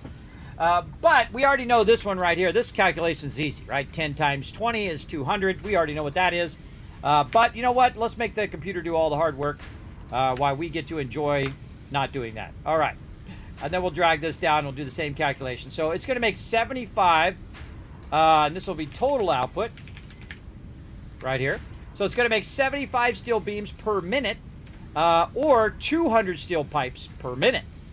Now, what if I cut this in half? I say, okay, I want half of this to go here and half of this to go here. Well, look, it automatically redid all the calculations for us, so that'd be 37.5 steel beams per minute, and it'd be 100 steel pipes per minute, right? 100 steel pipes, a lot of steel pipes per minute. Do I need that many steel pipes? Probably not. Do I need that many steel beams? Absolutely. But let's go ahead and try a little experiment, everybody. Before we get into fixing that up, let's go have a little bit of fun over here at our manufacturer. Man, I need to get my skates too. It drives me. See, when you play the game again, you come back and you don't have your skates, and you don't have your hover thing, and you don't have your jetpack. Actually, I could use my jetpack right now. I could make one. It really is painful to slow down, but that's okay. Okay, so over here, if I overclock this, boom, by all the way, or just let's say 150%, I need 45 steel pipes per minute. Now, if we went in and said, okay, hold on, let's do this. Let's go ahead and crank this down to 100. How many steel pipes? And I love the fact that they added the ability of what it is now and what it's going to be after it makes the next thing. I love that about it because it's going to actually change that number to 30 per minute. So let's say 200% is going to be 60, right? And then take the base is 30, so it would be 60, and then plus another 15 for another 50%, right? So basically, we would need 60, right? 30, 30, that'd be 60, because we're doubling it. And then we need that other half of that amount, which is 15, right? So we've got 60 and 15, right? That would be 75. So we need this to come out at 75 for us to be able to crank this thing all the way up to maximum and just let it run as fast as we possibly can. I'm going to crank it up. Let's do it. Now, the funny irony is eventually I don't even need that thing to run because guess what? It's going to fill up both these boxes and I'll be good. Now, I also need steel pipes for me. So I need to have a little bit of extra for it to put that extra right over here in the box. Now, I could go in and make it automatically take the excess and throw it away in there, but then I'd have to make more power and take more time to make more power. And I don't want to take that time. I feel like if you took the least amount of time and got the biggest benefit and you progressed the best, that's my winning condition, right? I could spend 20, 50 hours in here building out power right at the very beginning of the game, but that took more of my time. So that was an expensive amount of my time. And I only have so much time. So there we go. And we're going to run out of time here on this too. But also you can see it's backlogging a bit of my steel beams here as well, which is awesome. Now, of course, when I boost my my steel pipes up to that level and all of that, I've already got the ability for it to run super fast all the way into that thing, right? But we'll have to make sure we check all of our lines so that it's running at 100, right, instead of at 60. Which is the default speed of any belt. But I've already updated all the belts here are at least at Mark III, if not at Mark II. So no matter what, that'll be fine. So now what we need to do is we need to decide how we're going to do that, right? How are we going to make that work? Well, what we want to do is probably take all this out. And you're like, well, that makes no sense, Kismet. Well, I'll show you why here in a second. We want to take all this out. All this stuff here in the front. I'm going to hit R, so it takes out all the stuff I use for blueprinting. See, it's all out of there. And then I can also go in and say, okay, what excess stuff do I have on me now? I have a bunch of these steel ignits. Let's go ahead and put those in here. Right there. What else do I got? A bunch of extra iron. I can put in here, or, oh, any of that? Nope. I can put in here before it fully backlogs. Nope. I cannot. It's already fully backlogged. And so, in that case, I can put in the awesome sink, or you know what I do? Hold down control, put it in there, and it throws all of that away for you automatically, and now we've got some more space. All right. Now, another thing I can do is just make myself a little box over here, but I can't make that box, and you know why I can't make that box? Because I don't have any steel pipes. And I just took my pipe production out. So, let's go see if some steel pipes dropped on the ground here. Nope, not that lucky. Let's go ahead and take these again, put them back in here, because it's going to keep making these, by the way. It's still back here making a bunch of these excess ones. Now, they also added an amazing feature. You hit F to take it out, you hit G, and it will only take out the Mark IV belts now. See, it's only highlighting the belts. It's not highlighting the ground, any of the splitters or anything like that. And even the lower level belts, you can see it's not doing it. And if I take it out, boom, there it is, all gone. And so on. Now over here, we also, this is our backlog of boxes that we're backlogging our resources before we started using the manufacturer, so we could then burn all those up when we got to that stage. But here's what we need to do. We need to take this out, and we need to rework all of this. So we split them into two separate lines now, instead of being one single line. And again, I can just hit G there, hold down control, get all the lines. Hit G on that now, and then I just get those, take those out, and then take this out in GG's. There we go. Now, one thing we want to do is make it easy on ourselves, right? We want to go ahead and just pop down some stuff that's already pre-made, because I've already got it in my bar down there, and that's how I did that, by the way. I went into my blueprint menu up here. I've got myself some constructors. I got a reverse one and a forward one. And I've got it right down here as number 9, so I just press number 9 on the side of my Naga. See all the little buttons on the side? Pretty cool. I love bug. Actually, my favorite mouse now is the Corsair mouse, which I have on my other machine over there, which is pretty awesome. I'll eventually replace this one with the Corsair one, because it has a little button that tells you where the center is. Pretty awesome. So we just took that out, easy peasy, as you saw, and now what we're going to do is we're going to offset it so we're not so crowding into this right here, right? So we have room in between while we're working. And we're also going to split it into two separate lines, so that if we want to expand a little bit of our beams, we can separately from expanding our pipes. Now we can also go vertical. We could put one line down below and the other line up above, whatever you feel like doing. Me, I'm just going to keep it nice and flat, just make it easy for you guys to see what's going on. So we're just going to go ahead and offset this a little bit, and again, we're going to use our constructor, the reverse one here, right there. So again, we can see the arrow. That arrow is telling me where the front of it is, normally where my mergers are, so I'm going to rotate it around. And I can see that the input goes in on this side and comes back on the other side through the mergers and comes back toward me. So this is what I would consider, because I always go in the direction in which the thing. I would consider this a right side in and a left side out, right? or right side in, right side out. That'd be better. Right side in, right side out. There we go. That's what I would consider that big. So let's go ahead and push it forward just a little bit here. And then, boom, there we go. Now, how can we do this better? Well, we could definitely do this better, and we are. We're going to go do it better right now. Let's get our blueprinter up here. There we go. And we're going to throw this down, and we're going to make this much better. And I'm going to put it that way. There we go. And so what I'm going to do is go hit F. I'm going to hit R and pull that whole thing back up again. Because we have some better resources that we can do now. And also, we don't want it to be at the ground level. We want it to be up so we can get under it so we're not constantly having stuff blocking us to get around our factory. And we have the ability to do that now because we have lifters and other things like that. Also, we want it to go as fast as it possibly can. So we're going to go in and we're going to load that same blueprint that we did before in our constructors right here, the constructor reverse. We're going to click on that, and behind me, boom, it's now put it on the blueprinter, which is awesome. We're going to take out the power line for right now. We're going to take out the splitter here. We'll take this one out first. Then we're going to put a Mark IV lifter in there. Take this one out. A Mark IV lifter. There we go. And up here in the front, we're going to upgrade all of these. We're say, you know what? I don't want these to be on the ground either. I want that out of there, and I want that to be lifted up. So we don't have anything at the ground level. We can drive underneath it without it blocking us now. So there we go. Up on that side, up in there. That's level 4 one now. And so we'll take this out, and then what we're going to do is we're going to take this splitter, and we're going to line it up right here. Now, why am I doing that? That's so I can go ahead and lift it all the way to the top. And then I wanted to align it exactly how the splitter was before, where the input is on this side. You can see the orange around the outside as well as the 3 lines telling you that's an input. The silver like this, and then with the arrow means it's an output. And so you can see that I've tried to set it up in that way. How do we know if it's right or wrong? Well, again, I'd look for the orange, look for the 3 lines. We look up there and say, hey, wait a minute. That's not 3 lines. That's going the wrong way. That's going to happen often because the ones at the bottom are aiming the wrong way. So I can just take the one out of the top, go up here, look for the orange, rotate it, and now it's going the right way. Perfect. Now that I've got that one set up, I can pull all these back out again. I strongly suggest you pull all that stuff out. I can put my lifter in, though I don't want to. I don't want to put that lifter in, everybody. In fact, always take your lifters out. Take them out because they will not work. It's really annoying. I hope they fix that at some point. But as you can see, I can't seem to get that in there, right?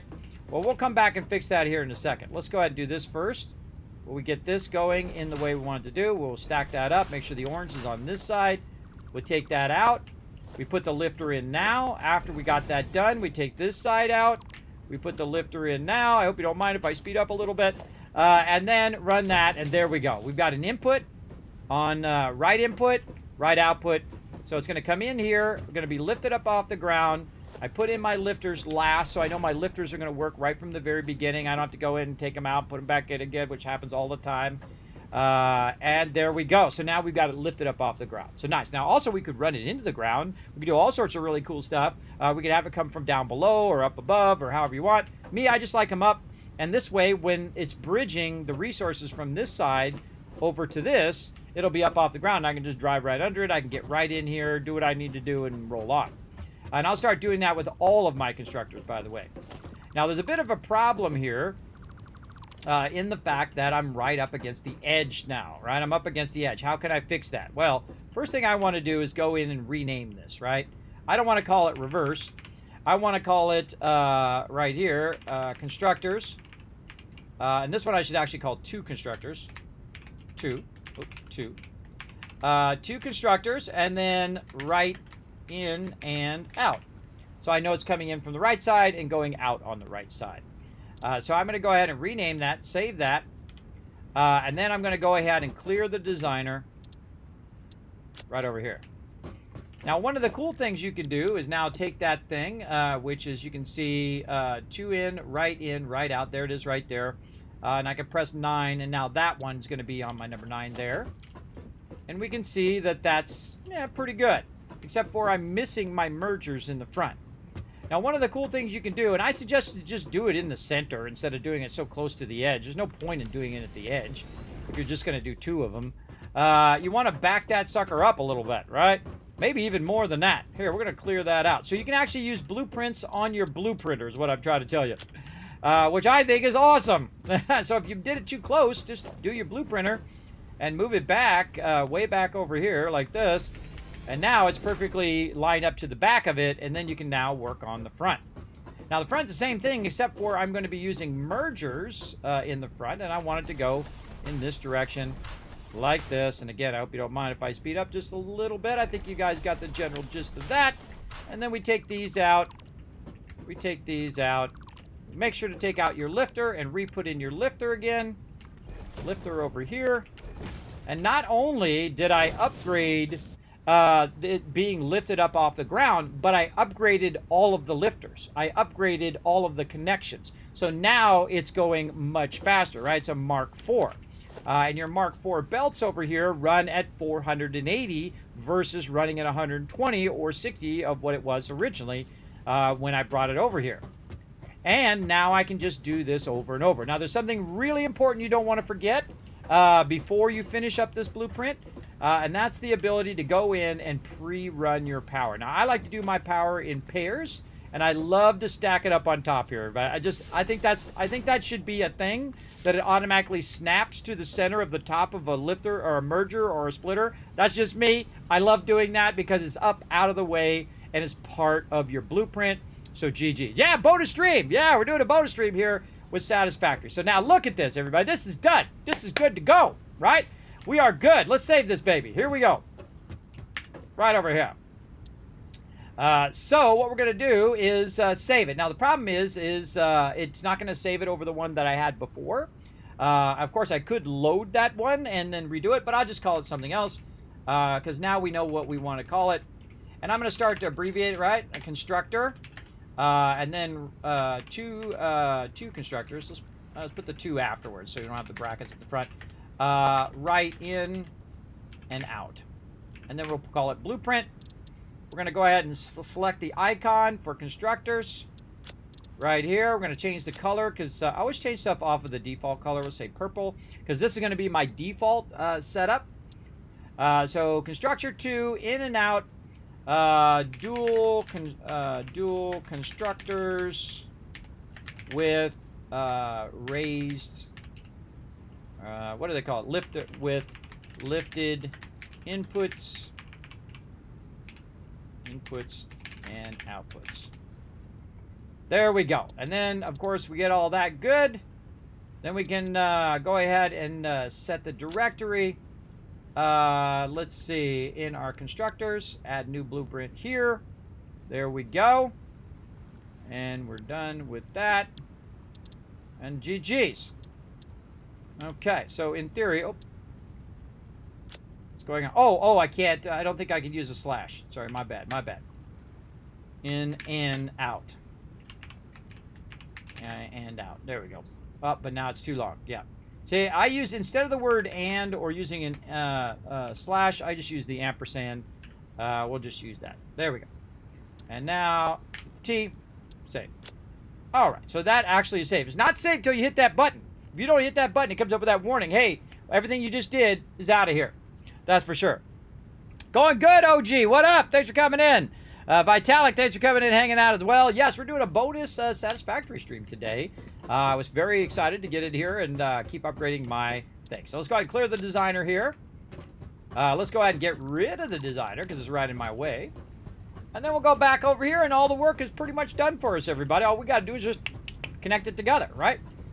So again, we want to go ahead and look at our spreadsheet and decide what we're going to do, right? So say half of it going to steel beams, 37, and half of it to steel pipes. And we said that we need about 75. So what if we go in and change this number to 100? Okay, now it's 66. Now we can also make it where it calculates the other direction, where it tells us how much input coal that we need. But I'd say just do it in halves, because halves is way easier. It is less math for your brain. But you can figure out all the numbers if you want, everybody. So we're just going to use it and do it in half, and I'll show you an easy way to half it all, because it's more than enough of pipes and beams for right now. And then we can up it, and we can change that ratio, and we can do all that stuff later. But the whole point is over here that it is running all of the resources into here and working just fine. Now let's go over here and look at our coal. We got plenty of coal there. How we looking over here? Plenty of coal. Look up here and see if all these things are green. This one's green. How about this one? Oh, wait, not green. Why is it not green? What's going on? What the heck? Why is it having a problem? Well, that's probably because Kismet didn't connect this together, and thus all of those have been backlogging all of this time and whatnot. That's why you want to look at those lights, everybody. Those lights are your greatest indication. Now I can look all the way down, and now they're good. All of that into there, GG. Oh, we got a floating box up here. Let's get that out of there. There we go. Okay, so I'm going to leave a little bit of a gap. Now, that gap is going to help me go in between my different factory areas. And our first one is going to be our new one here. And then these other ones here, I would just take these out. So this is my main one here. We'll edit. And we'll take this one right here. And we'll remove that one. Yes. I think it's this one. Yes. Okay. Just so we don't use any of these old ones which had issues. We'll pull all those out. And we should end up with this one. We'll say apply changes. Then we'll hit number 8. So that one shows up as number 8. There we go. And then in theory, we should have all of our new stuff. And then our arrow's pointing that way, so it's away from us. And then we're going to go ahead and hit H to put our hologram down. We can use our arrows to fine-tune it right into place. Boom. And then I would just double check it, everybody. Is that a level 4 lifter? Yes. This is a level 4 belt. Yes. Okay. The constructors is good. Everything. Now, I could tell the constructor what to be ahead of time, but I don't like doing that. I like to just have the option of doing it, and then I can just copy it with Control-C, and then just Control-V into the other one, and you can see that other one is steel beams. All right. And we need to figure out how many steel beams that we want to do, so we can use our little spreadsheet here. How many constructors for steel beams? 2.5, right? Because if you take 60 and you divide it by this, so there's some sort of bad numbers going on there.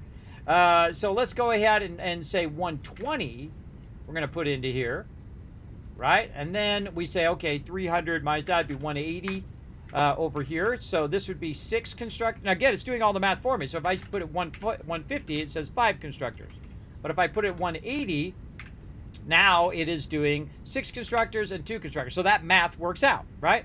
But what if we want to have 180 worth of steel beams, and then we say, okay, we'll want 20 worth of steel pipes. Well, that math still works out too, and it comes out to 80, which is about how much we want with a little bit extra. So basically what we're trying to figure out is how many constructors do we need, right? How many constructors do we need based on how much stuff is coming in, right? In this case, if we're splitting it up, we want 3 constructors for steel beams, and we want 4 for steel pipes. Simple, easy, all right? So let's do that. And you're like, well, Kismet, you just made it where it's going to make 2 each time. Yeah, well, I can take them out. It's okay. It's okay. Just make sure that you hit H, you line it up nicely, you look for your little green line there to line it up, and hopefully it's straight, because those green lines sometimes lie to you. They lie to you big time. Okay, so here's what I don't need. I don't need this. I don't need all of this. I could take all that out, or just don't use it. Simple as that. Just don't use it. Leave it connected. You might need it in the future. And just don't use it. So I need steel pipes, or sorry, not steel pipes, steel beams on this one. And then this one here, steel beams. These are all steel beams. All right, so let's go ahead and connect this one over to that one. And then this one, we're going to run to the outside here, so we can run our power back down to there. There we go. And I've left it so I can just keep adding it and keep adding it, whatnot. Working on space elevator parts or something else? No, I'm just upgrading my facility now since I've gone to the next tier, and I've put in a lot of power, and I'm using my manufacturers, and I've instead of making 5 manufacturers and running all the lines, I use 1, and then I overclock the heck out of it. And then it makes me a bunch of resources, and then it turns itself off. And then I don't need to run it. As simple as that. But right now, we need more pipes, and we need more beams. And I'm talking also about how to work your ratios, how to figure out how many constructors you need, it's all based on your input, right? You can't overcome the amount of stuff that you're getting, right? If you need more stuff, tap more nodes, overclock more things. Now, I can go tap more nodes if I want to. I'm just using the basic nodes. I'm using like 5 nodes right now, right? Where I'm at here, and then, of course, 3 other coal nodes. That's all I'm using to do all of the stuff that I'm doing. Because instead of going and getting more nodes and running more lines from further and further away, I just use the nodes that I've already got and just overclock them. Takes more power, but it makes more power. That's the thing. Takes less time, takes less effort, less running, less doing all of that stuff. I could get all the way to the top tier in 1/3 or 1/10 the time that if someone's out there just spending 20 hours building big, gigantic power stuff. But you need to build it in the long run anyway. But time-wise, progressing through the tiers, I go much faster because I only do what's necessary in the moment. And then it takes less time in that way. Instead of just, spending all this time being elaborate and doing all that stuff. Efficiency first. Remember, that's your goal from Fix It. Efficiency first, right? Fancy later. That's at the end. But at least for me anyway, it's at the end. I call it basic building, then super building, then mega building. And we'll get to that eventually. But right now, we got our map down. We're good. Steel beams, we need 3 of them. Steel beams, yeah, we need 3. And then steel pipes, we need 4. Now, of course, you can probably guess what I'm about to do, right? Just do the same thing again. But offset that one a little bit out here. Again, remember, you have plenty of space in this game. Oops. I said a thing. Oh, where's my zooping not working? Okay, stop doing that. Stop doing that. Just make me... Why the heck is it doing that? I must have pressed something. Pick that up. Put that foundation down. All right. I hate it when it does stuff. I hate it when it does that. All right. Just do what I'm asking you to do. Put these... Oh, God. This mouse is out of control. This mouse is out of control. All right. I don't want to go vertical. I want to go zooping, and I want to zoop this way. All right. There we go. God, that was like way too hard. I don't know. My mouse lately has just been like completely out of control. It's out of control, but we do what we got to do, right? Now, I can tell you already I'm going to need some concrete. How do I know that? Well, it says it over there on the side on that little bar over there. It says, Kismet, you're running out of concrete. That's why I have that over there. So it tells me when I get low on resources over there. But no worries, because we go up to our upper level, boom! This is where all of our resources are. And guess where it's right next to? That's right, the hub. Why is it next to the hub? Because that's the whole purpose of what you're doing in this game, everybody. Try to upgrade. If you guys want to see where I'm at, I'm working on tier 6 right now. Now, I could upgrade this and be working on this. But you can see also down here I need steel pipes for that next thing. And then all of this, I got all of that. That's no problem. I could do pipeline engineering right now. We're going to get to that too eventually for our power. But right now, eventually we want to get to our trains and all that other fun stuff. I love the trains. The trains are super, super fun. Highly recommended to get to the trains as soon as possible. Let's see. I have a small problem on my end, by the way. Can you help me figure it out? Sure, tell me what it is. If it's something I know, I will be happy to give it a try. Concrete. That's what we do. Try to stay focused. My biggest problem is losing focus. Then I get all distracted. Okay, we don't need this many things on us for right now, so let's go ahead and pump those. Ooh, look, those are building right back up again. All right, let's pump those back in there so they can work with the manufacturer. Now, again, what we're doing right now is basically upfeeding our manufacturer. Now, I've cut off the steel pipes from right now, though I got 60 of them on me right now. I've cut off the steel pipes right now, and I have to upgrade it so that I can overclock this to maximum overclock. And you're like, well, Kismet, why don't you just build 3 or 4 of those? Well, then I got to run more lines. Why would I want to do that? Why don't I just overclock it? Since I have excess power, it takes me a lot less time. Efficiency first. What I'm saying. All right, back over here. More constructors, more stuff. Let's get this going. Let's see. We got everything now? Yes, we do. Now, also, when you pull out the thing, it'll actually do all your totals for you. Again, this game is so incredibly awesome, everybody. It's just all the things that you would want it to do, it does. I mean, every iteration of the game is just brilliant. I mean, I've played it since it came out. I played originally on the Epic Game Store because you couldn't get it on... that's how much I like the game, by the way, is that I went and got it on the Epic Game Store when it just first came out. And that sucker is a train wreck. But it's getting better now. Yeah, I went and got it. That's how much I wanted to play this game. And how much I love this game, I went and bought it again, a second time, on Steam, so I can play it on Steam now. So I own 2 copies of this game.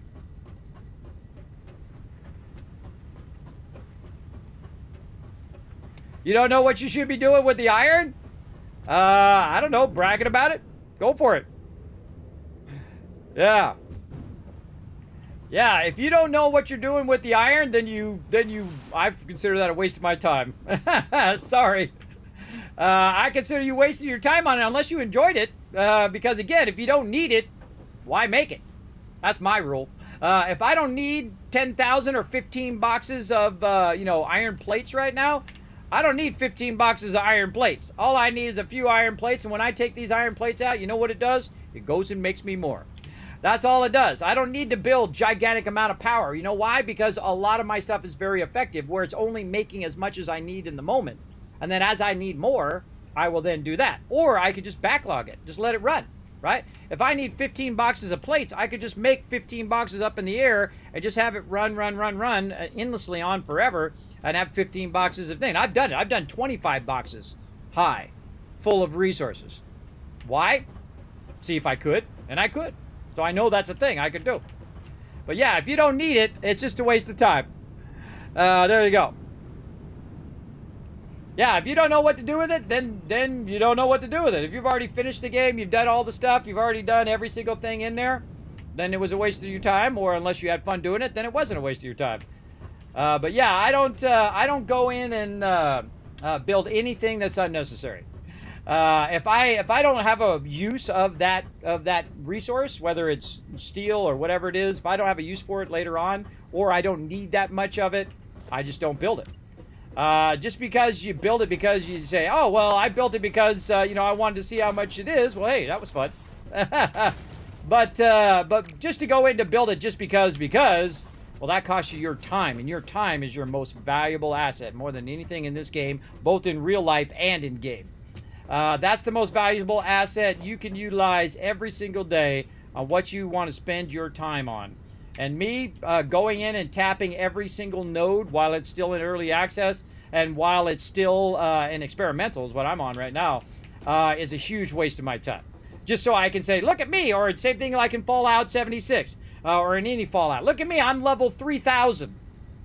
Some people might go, oh, that's cool, but everybody else doesn't give a crap. They don't care. They don't care because, they could probably go do it too if they wanted to spend enough time on it. I mean, hey, awesome that you got it done, that you did that achievement. You're level 3,000. More power to you, brother. If that's what you love to do, you go do your thing. But I think it's a complete waste of time because nobody really cares about how many levels you have or how big your factory is. I think the coolest thing about any factory is that it's efficient and that it takes a very minimal amount of time. That's my goal. But that's not everybody's goal. Everybody else can play it however they want. It's your game. You play it however you want. That's what I think. That's what I think. So again, if you got a whole bunch of extra stuff, I just throw it in the awesome sink. Have you got all your tickets? Have you got all of that done? That's what I do with it. I throw it in the awesome sink and say GG's all around, and then you're actually utilizing it for something. But if it's just going into a box, you can make more plates. Or actually, if you had a bunch of raw resources, I would take those raw resources and try to make it in the highest level resources possible, and then run it in the awesome sink because you get your tickets faster. Especially if you have that much stuff running, then you're probably already at the end of the game, and thus it would be a waste of your time to even manage it. At this point, if that's where you're at, that's a waste of your time. I think anyway. It'd be a waste of my time. I would just leave it. I would just say, okay, that's done. On to the next thing, right? Have you got everything unlocked? Did you get all of the stuff done in the space elevator? Have you done all of the thing, right? Now, when this game releases, that's a different story. That's when I would go in and get our mega server online and then get all of my crew in here, and we would tap every single node in the game. And we would take every single thing and overclock it. We would go ahead and make so much power that we could power every single thing in the game. We'd take down every single tree. We'd take down every single animal in here. We would wipe the planet completely clean. I mean everywhere. The whole planet clean, taking all the mobs out, taking all the resources, tapped every resource, done every single thing to the maximum degree. That'll happen on release. Not today. Today, we're just trying to progress at a pretty fast speed. All right, so I've got that there, and actually I don't need that there. That's going to be an output. We'll deal with that later. Okay.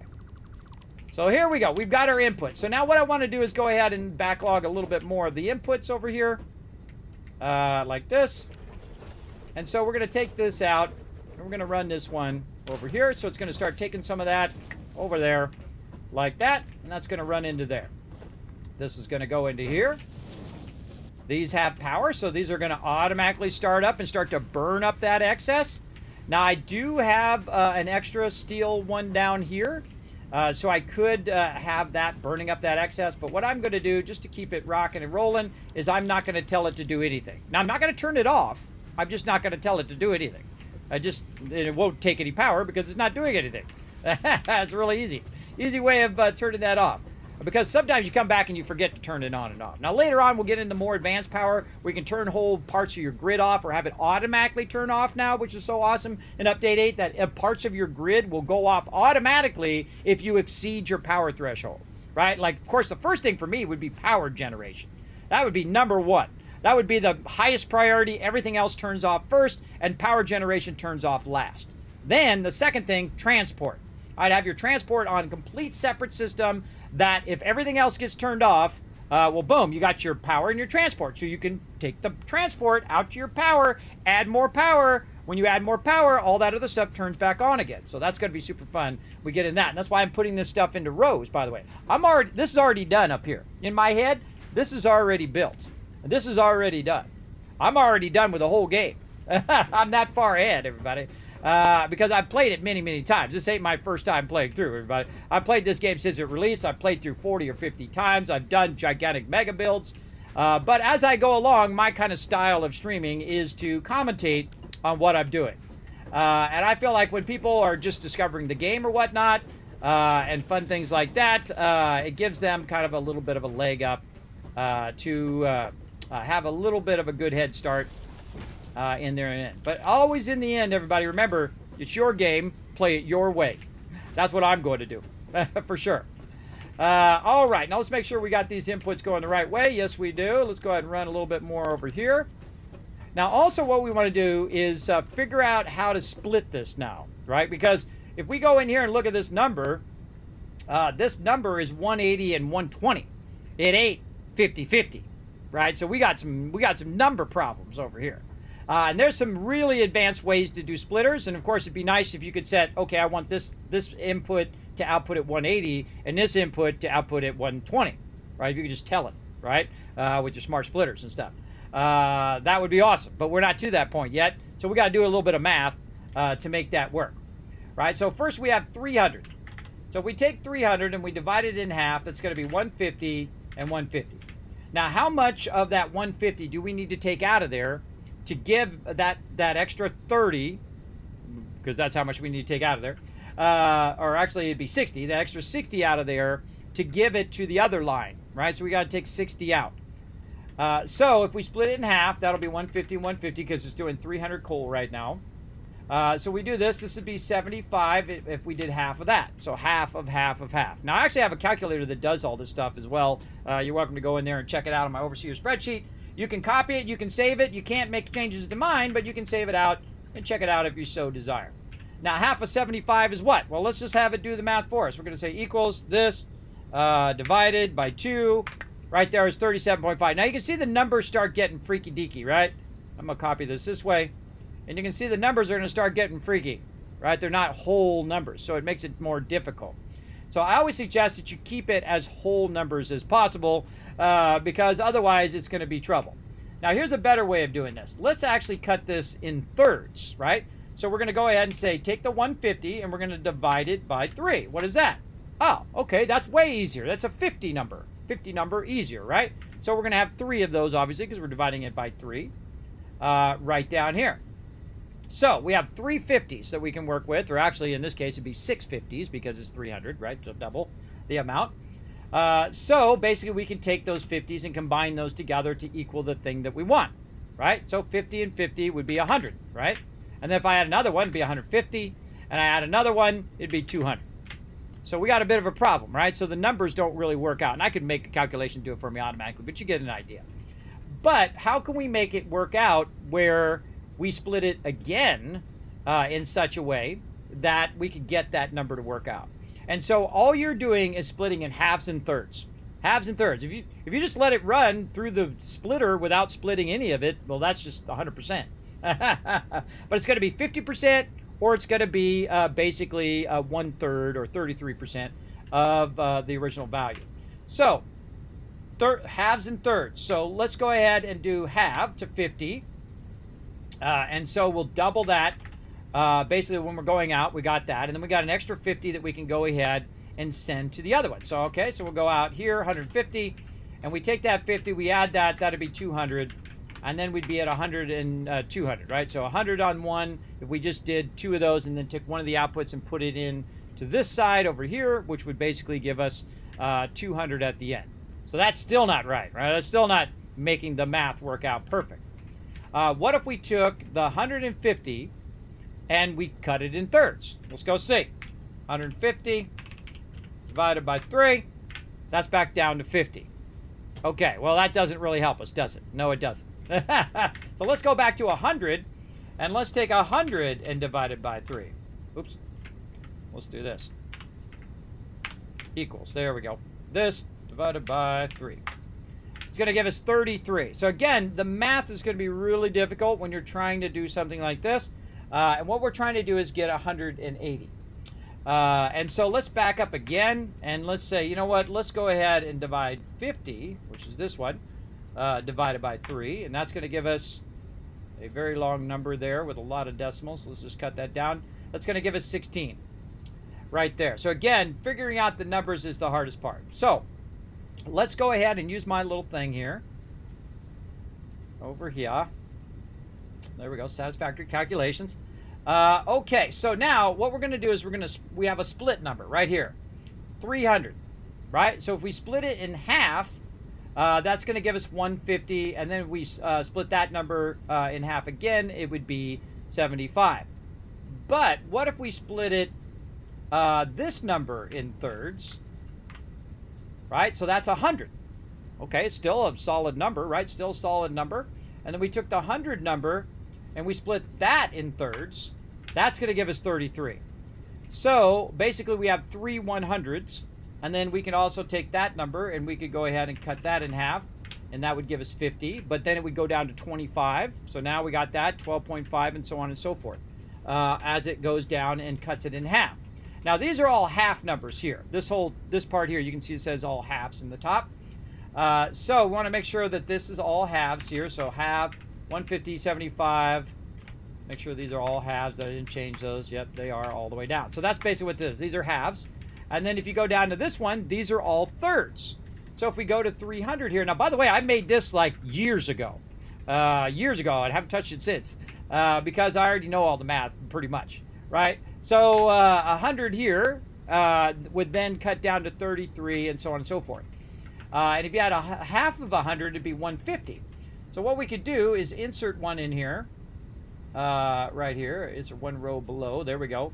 And we could say 150, and then we could just take these calculations and copy them upwards, and it would automatically do all the calculations for us. Isn't that cool? I think that's pretty awesome. That's amazing. Does all the math. Now, we also have what I call the split number, where you can split it by 2 or by 5 or by 4 or by whatever, right here. So we're just going to use this top one here, 300. So first I'm going to split it by 3. And then I'm going to split it by 2. And then I'm going to split it by 2 again. And then I'm going to split it by 3.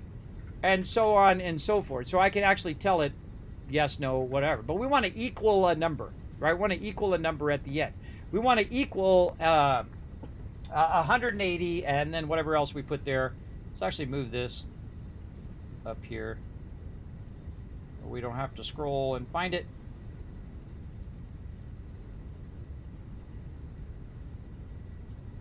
Lots of stuff in there.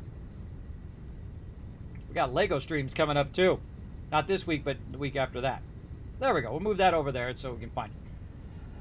Okay, so again, our goal 180 and 120. So first, we got to say, okay, how can we get the 300 to be 20?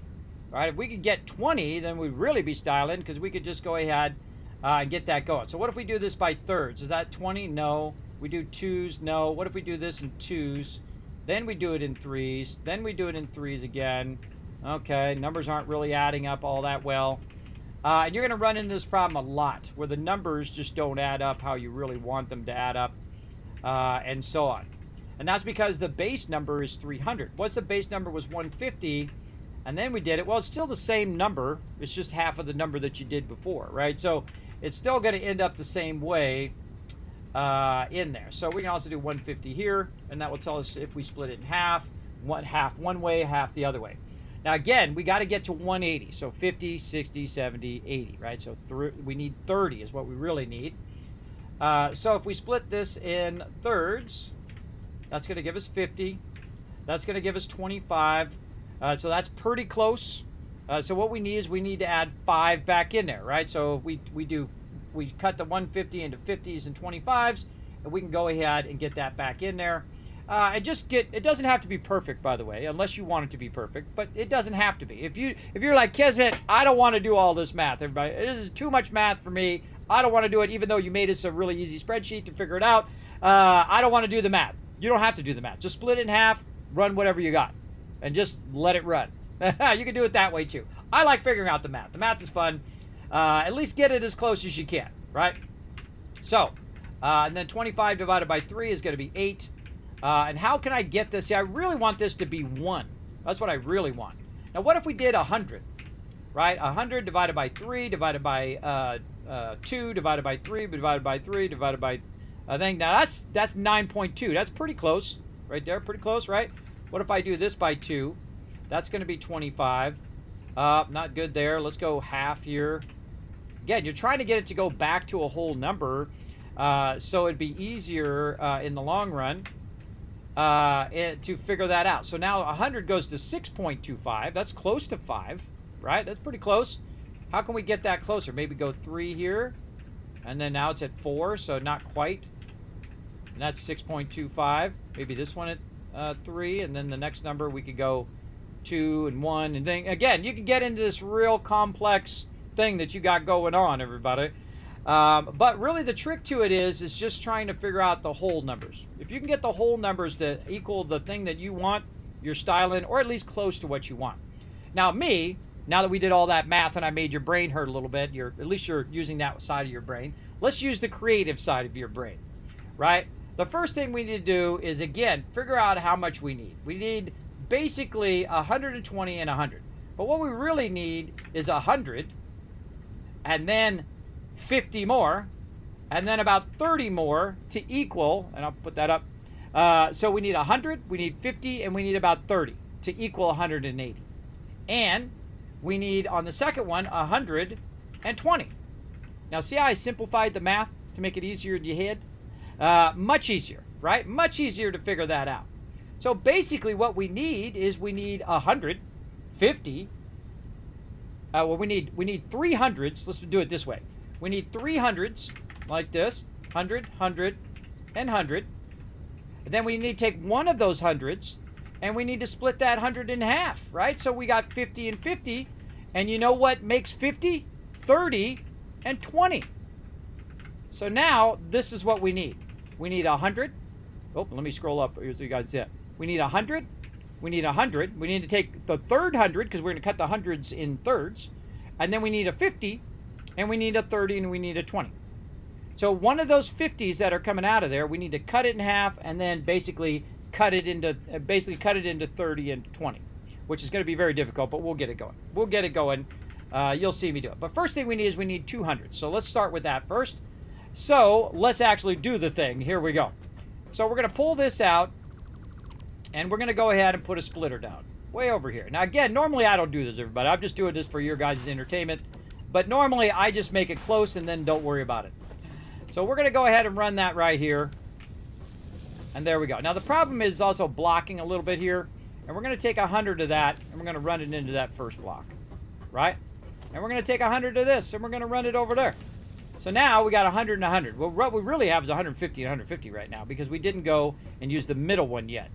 Now, the middle one needs to come out of there and go into a splitter also. So what we're going to do is we're going to take that, and we're going to take the middle one, and we're going to run it down. Actually, into the bottom one.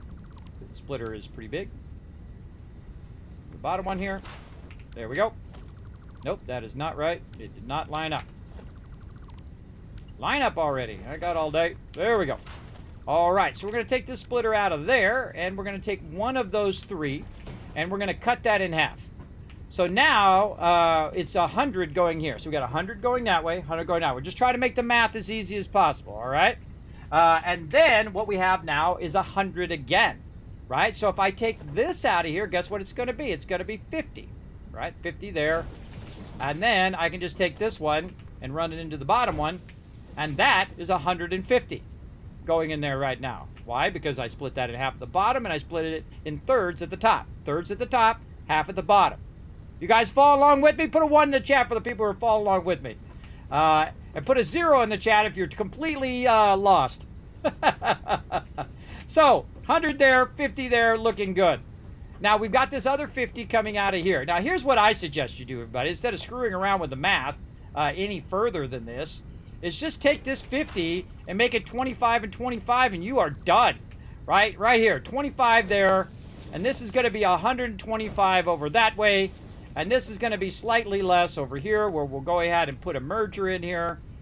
Let's say, get it to attach. There we go. And then basically take that and run it like this. So now it's 25 that way, 25 that way. And what it does is it makes the math super easy, right? So instead of having 180, what you're going to have is 150 here. And you're going to go ahead and put 25 back into this. So this was 150, and then you're adding 25. So this is going to be right here, 175, like this. And then, of course, we can take all this out now and get the basic of that. We can also calculate this and have it sum that. Oop, or not. Why did it not sum that value? Let's try that again. Sum these together. There we go. And so that equals 325. Well, that's not right because we got to figure out that math again. So we got 100 going there.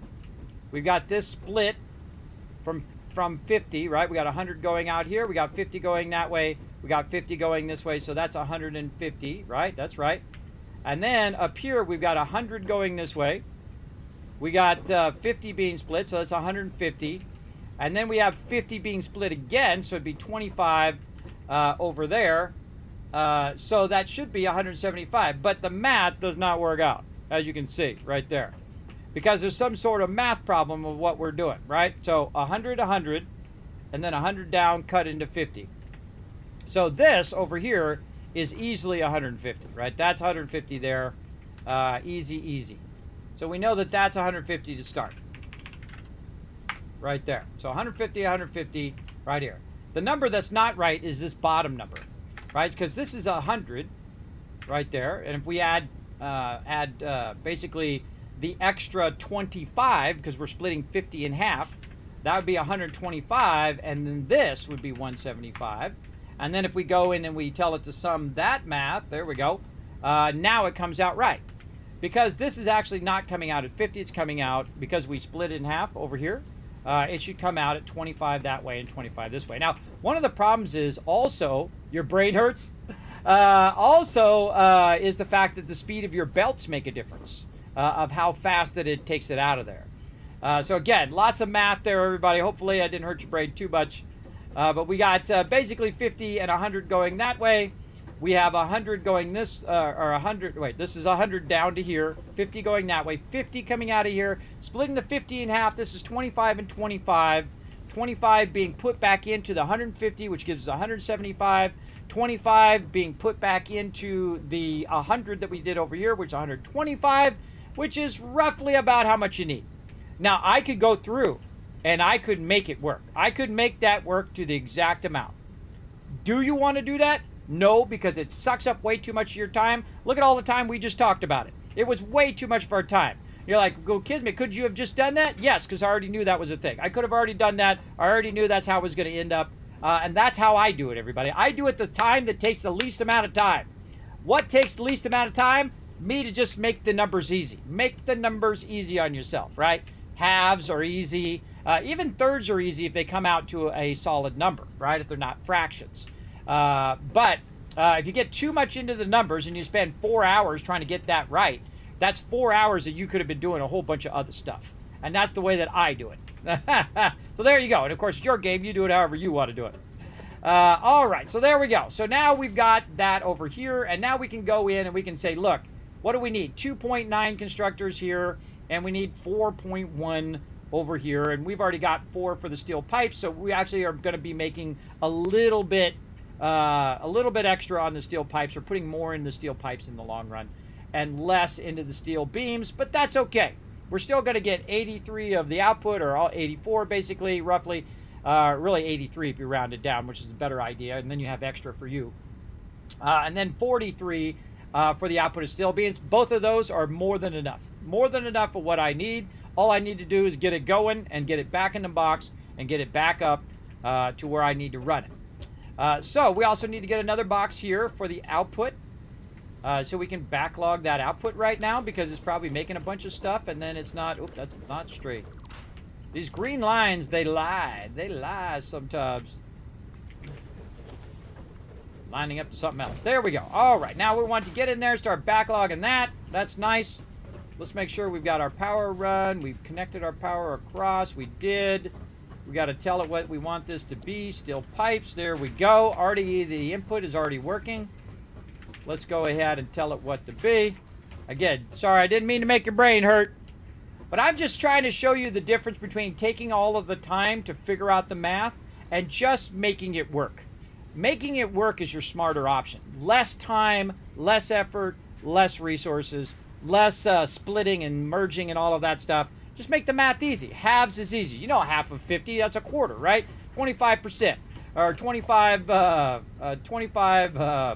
resources that it's going to be running. That's easy. That's why I did all of that, just to show you what a waste of time that is. So again, if I just split it in thirds, split it in half again, split it in half again, done. That's it. GG's.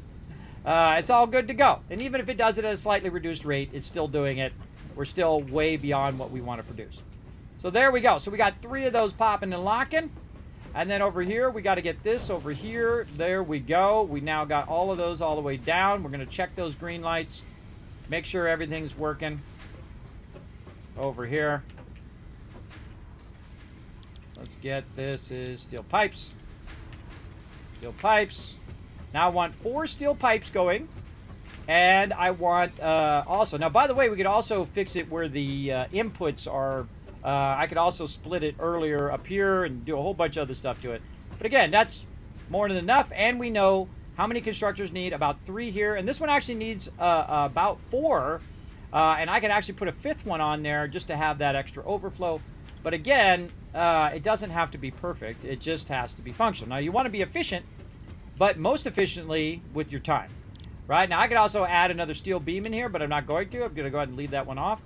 And so we should have 3 steel beams going, right, at approximately 40, at 15 per, right, which is going to eventually be 45, which is what my brain tried to say there. Eventually going to be about 45, but it's not really going to be 45. It's going to be 43.75, because that's the input rate that I can put those in there, right? I can put them even faster because it's actually going to be faster in the beginning because I have extra resources, and those resources are being run at a much higher rate, right? Because my belts are 480. So these numbers actually don't apply because my belts are so fast. But when I burnt up all of my excess resources, which is what it's going to do, then it won't matter. Then it will go back to that right there. See, look at this, all these extra resources here. Now, if I have all those extra resources, what should I do? Flip that last one on. That's exactly what I should do. Burn up those extra resources. I'm going to be making extra steel beams. Why not? Why have a whole box full of it? It ain't doing me no good. I mean, I can go sit here and make it myself if I want to, but do I want to? No, I want it to diminish. I want it to have an extra one so it starts to diminish all of this extra excess, as well as then I can put some of the any excess that I picked up in there. And it's actually going to go faster than all the math that we did because the belts are faster. So you got to take the belts into thing. Now, I could go in and make the belts be a certain speed to control the splitting, but it's a huge waste of your time at this point. All right, now we need to also have an output for our steel pipes. And funny irony is I need some steel pipes to do that. Ooh, it's making a bunch of them in there. And let's go ahead, get that lined up. And man, we are crushing it now. All right, there we go. So we did a whole bunch of that. Still didn't line it up right. Get over here. I always feel like I have to do this twice because it gives me a green line that goes to like a splitter or like the machine and not what I want up here. Okay, so now it's going to start backlogging that, right? So we got all of that starting to backlog there. We got this one coming out of here. And we've got a little problem with our belts kind of being in the way there, but that's okay. We can fix that. Like this. And like this. Now, I've already got some lines run over here, which are going to take care of some of this. Let's go up here and see what we got on these lines. Are these the lines? I believe these were the lines I was using. So, let's go ahead and divert those lines this way.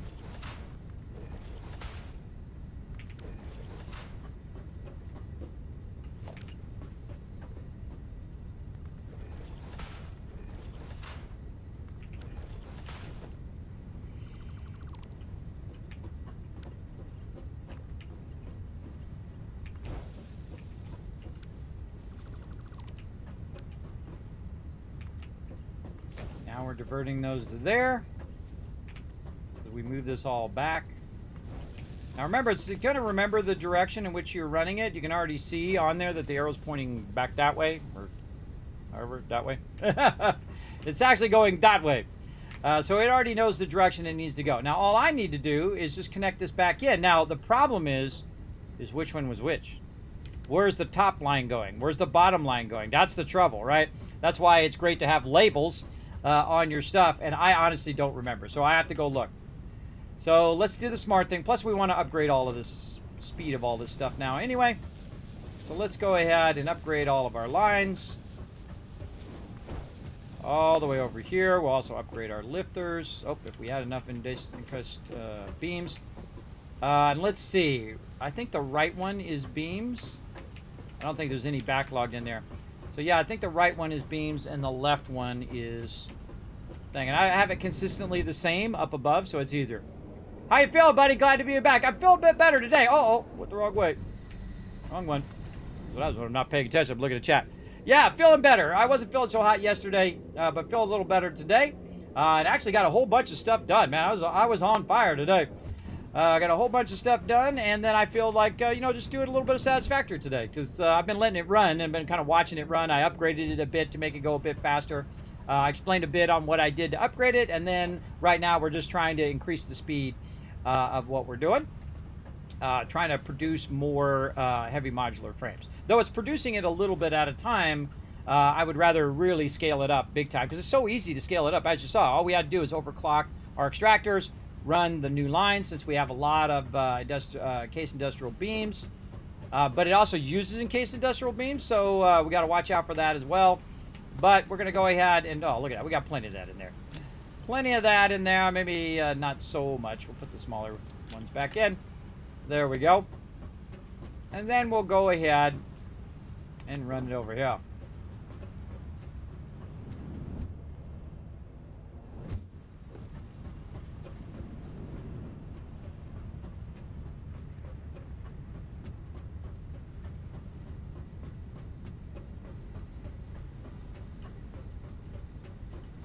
Okay, so the bottom one, I didn't even look. The bottom one I think is beams. If I remember correctly, it's going to the other one. We better go double check though. I always feel like it's worth your time to double check, because if you don't double check, then you're going to be fixing that later, because it's going to be running the wrong thing into the wrong box or into the wrong machine.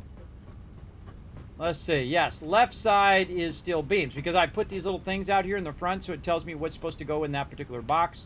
I can also go ahead and just take out the floor for a second and look down, and I can see that it's the left box that's supposed to be the steel beams. So good to go. Right there. If I made myself a jetpack, I could have just jetpacked down right there. That's okay. I'll walk over here.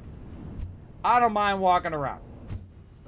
All right, and we look over here and we follow where this is going. Now remember, this is actually feeding into multiple machines at the same time too. It's actually going up into other machines up there. So this is the one we want, so we'll follow that one. And yes, that's definitely the bottom one.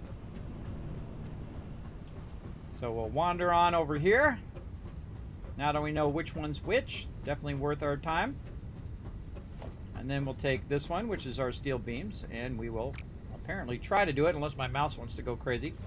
And then you want to watch it and make sure that's the right thing. Steel beams? Yes, steel beams pumping down there at maximum speed. All right. Now, pipes.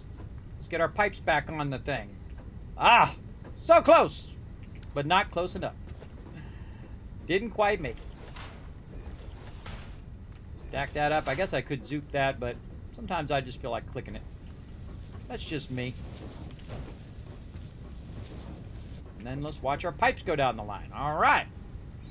Now, we're going to have a bunch of steel pipes and a bunch of steel beams to do all the things we need to do. Now, one of the fun things, this is old school here if you played the game from the very beginning, is this is how we used to get around. Not no hyper tubes or none of this fancy smancy trains you guys got nowadays. Makes me feel like an old man when I talk like that. We didn't have all that fancy smancy stuff. We used belts back in the day. That's how we got around. We did little belt launchers that would launch you up in the air, and then it would take you to the other side of your factory. You use your jetpack so you didn't splat on the other side. That's how we did it in my day. So there we go. So yes, they're lifting on the right ones. You can see that those are going on that side and that. And we basically just quadrupled our output.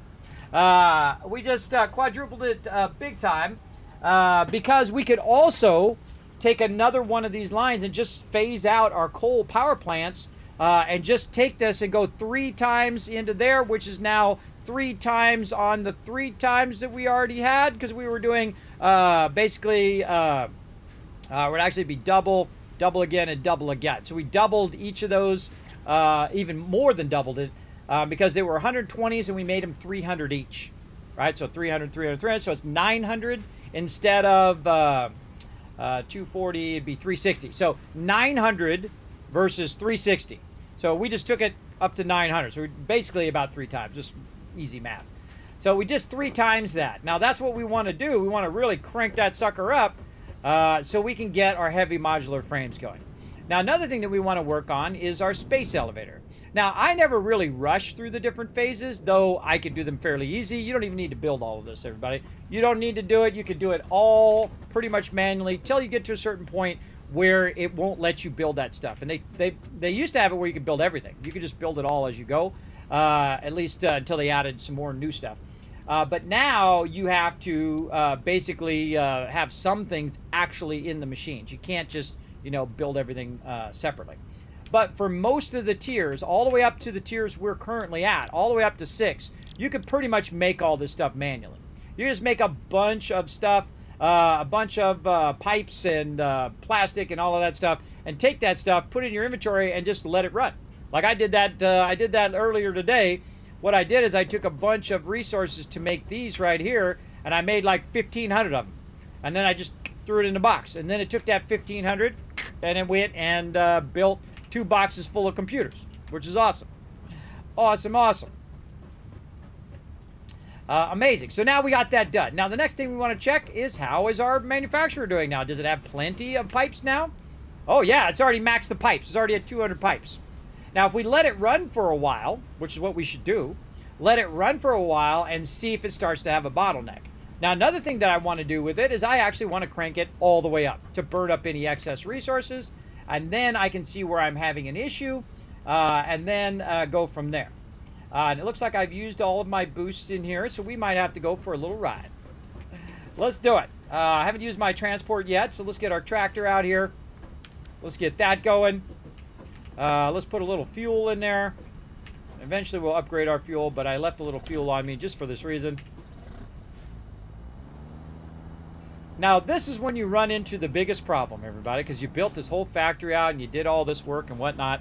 And now you're ready to drive through your factory, but guess what you didn't do?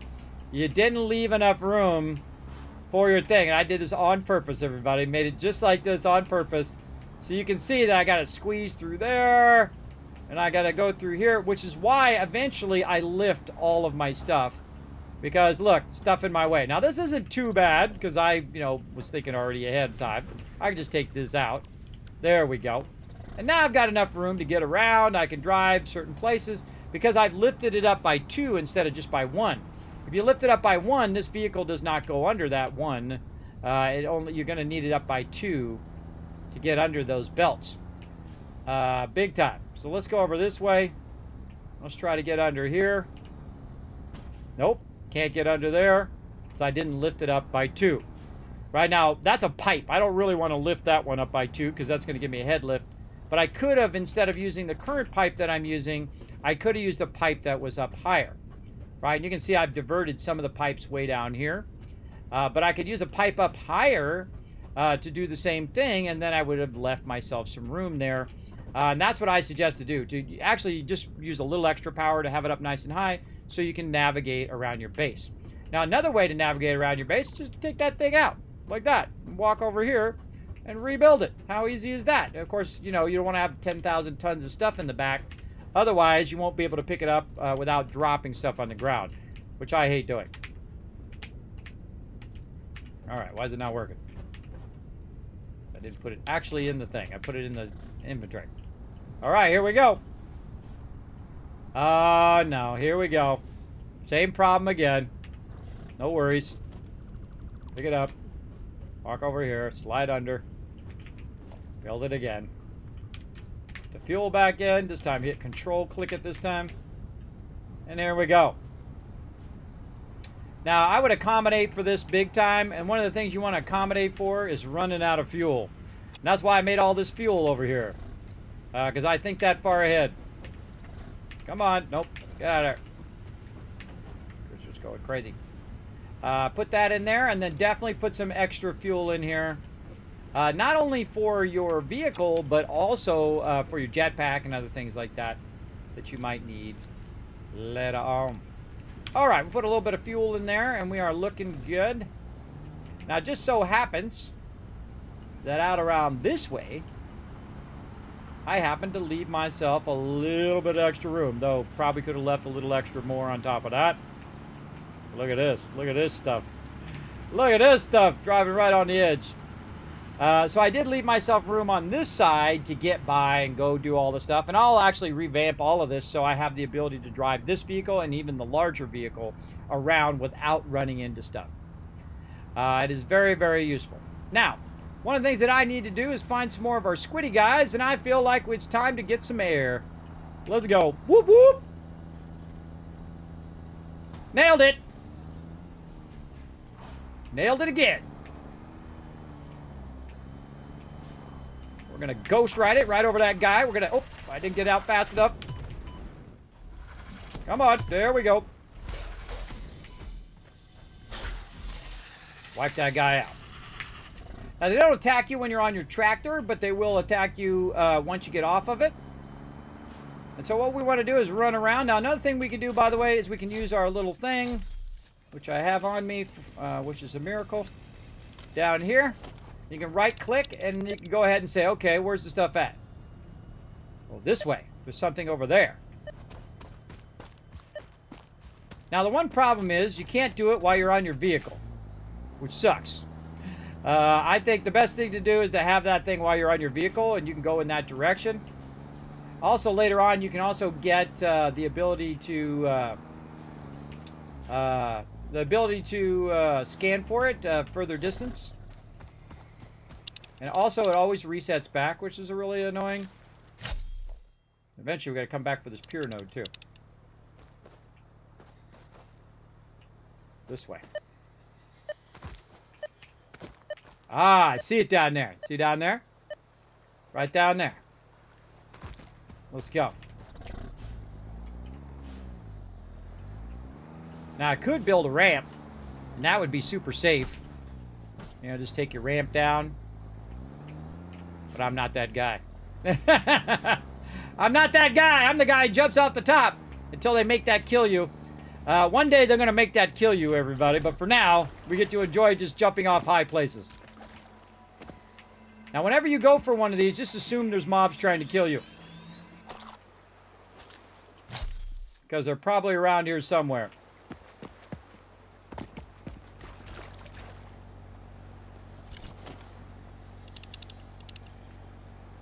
Out of range.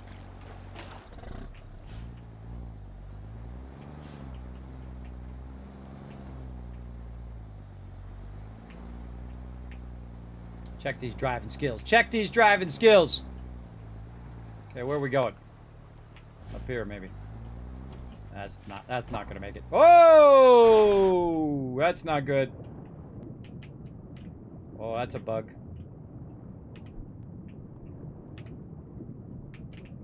That's a big fat bug. I'm great at finding all the bugs, everybody. Trying to get my workbench. Oh man, we're out of room here. Let's throw some of this stuff away.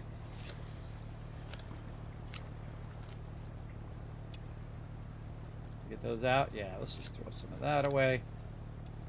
Take this back. Oh man, we gotta throw some stuff away.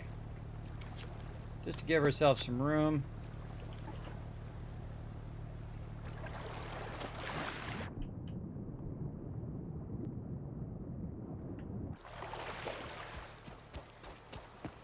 Oh, great. Glitched out, now I'm stuck below the world. Awesome.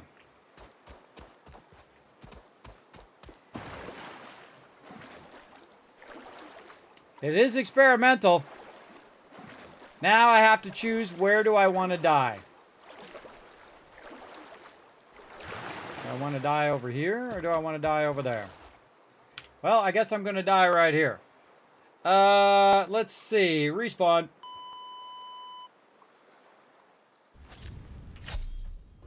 It's always a bummer to die for something that wasn't your fault. That sucks.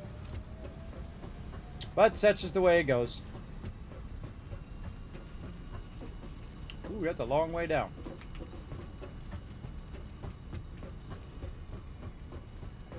You can drop about 3 down before you start taking a lot of damage. I'm already low health, so I think I'm going to take the easy way. A little of this.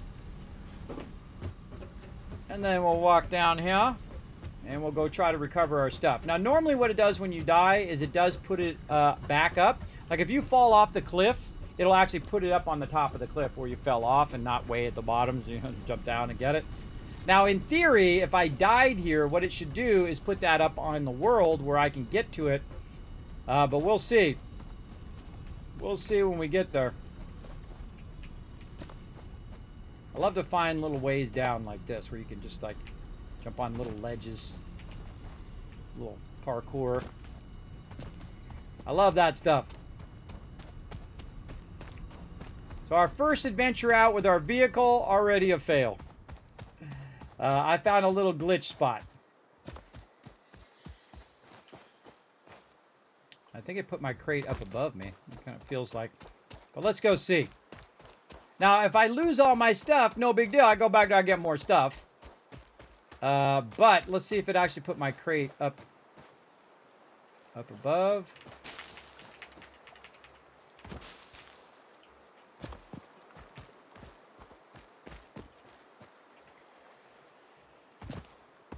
I would think it would have put it up here. Put my light on. Did it end up putting it up there?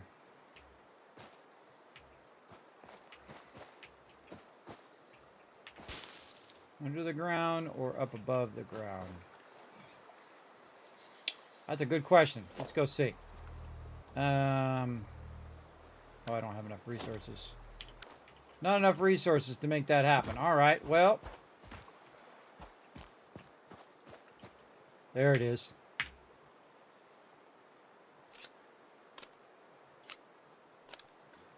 All right, well, we figured it out. It was still stuck in the wall. But we managed to get our stuff back, and let's just roll on. Let's try not to get glitched under there again. Now, what I was going to do is I was going to get up there, I was going to get stuck, and then I was going to pick it back up and then roll on. Iron pure, don't need it. Let's go for a little swim. And while we're going, we can look around, see if we see any more of the squiddies, the little worm guys.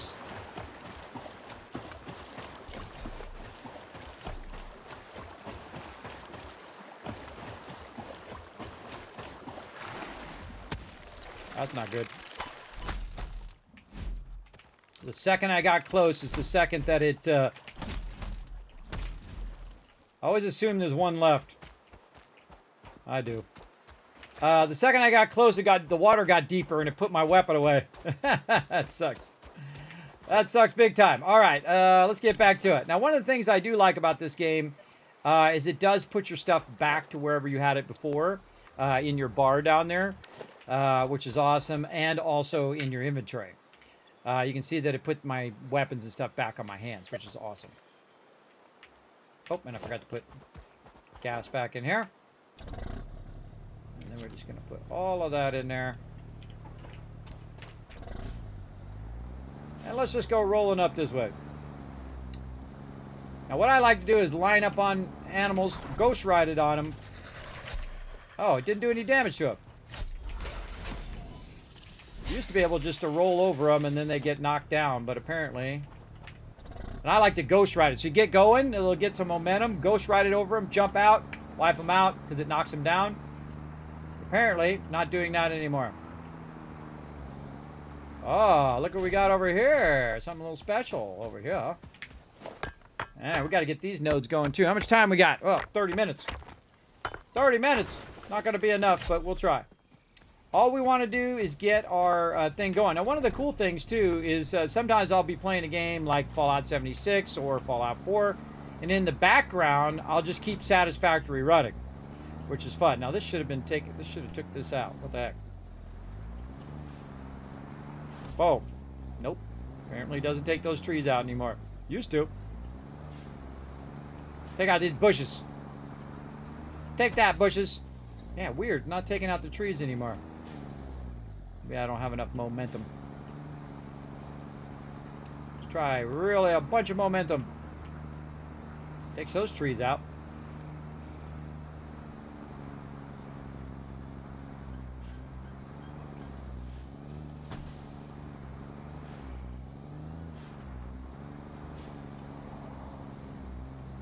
Now, I happen to know where a lot of stuff is in the game because I've played through so many times, but I don't remember everything. I don't remember everything's at. I just happen to know there's a road right here. Oh, a little quartz here too. Let's grab a little bit of that. Wait, do we even have? Yeah, we have space for it and everything. Look at that. Now, if you do run out of space, you can use some of the space back here of stuff that you don't really need to hold on to right now. Like plates would be a good one. Plates in there, give me more room. Now again, it'd be great if you could use your thing while you were driving around. God, this thing way oversteers. Wow. Just barely tapped it. That's some serious oversteering there. I try not to take these out, by the way. You want to leave those in case you need more of those later on. Oh, here comes the Falcon.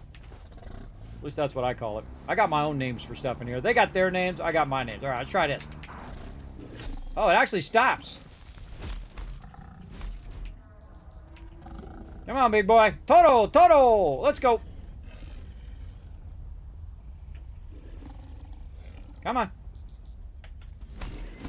Vertical for the win. Should have been dead by then, but whatever. Vertical battles for the win. Okay. This way. Over there. Fred's trying to guide us. He's like, over this way, Kismet. Thanks, Fred. Let's go. Oh, I see one up there.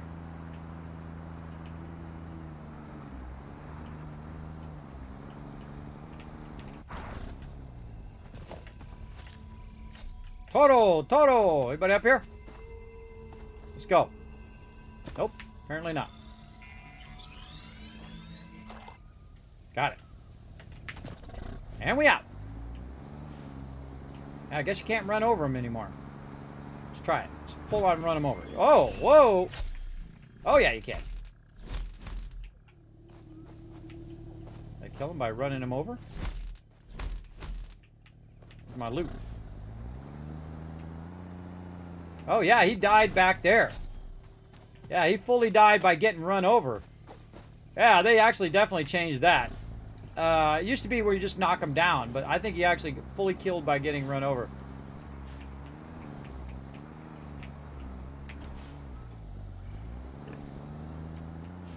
Yeah, that guy, not that guy. Watch out which way you're standing, because they can knock you right off the side. I've had it happen to me many times. I'll be up here grabbing this behind me. Woo! Later, sucker! All right, I think we got enough of those. Now, of course, they have different color ones that give you a lot more. Oh, look at the waterfall up there. Oh, we'll get back to it someday. Right now, we got to get back to our base and overclock this manufacturer. Let's go.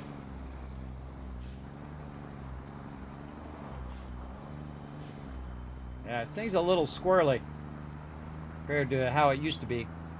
Again, I played through a lot of times, everybody, and they modified the vehicles heavily since the last time. Oh, time to get ready to stream. I barely touched it. I barely touched it and it spun out. That definitely needs to be fine-tuned. I tapped D and it went, whoop. Look at these creepy birds. Get them. Run them suckers over. Creepy birds.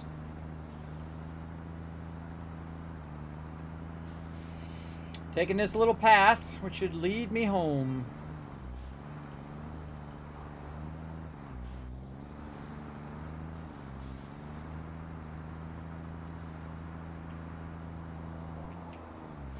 Oh, look what we got here. Fancy smancy stuff. Where you at? Big boy! Times 2. You ain't got nothing. You ain't got nothing. Where'd your buddy go? There he is. I'm gonna jump up on the thing. Come back here. Now, these are actually really awesome early game. If you want to explore these, you can get yourself like some free wire there. I think I ran through here when I was picking up some stuff yesterday, and I picked up a bunch of circuit boards. But you can also go into the main thing, wherever the heck it is, and look for like a hard drive, and then you can unlock alternate recipes. Now, I don't use alternate recipes here in the stream because I feel like the cooler thing is for me to do all the basic recipes, and then you guys can go ahead and learn all the alternate recipes and all that stuff yourself. Because that's fun. Learn that stuff yourself. Now you can see we've got a pipeline going through here that's going that way, and then we have a pipeline going back the other, or pipeline going back the other way. We can see my space elevator is in this direction, which tells me that what I am is I'm nearby something that I built. So maybe if we go this way. So sucks that it doesn't take those trees out anymore. Take that tree out. If we go this way, maybe we'll end up finding a faster way back.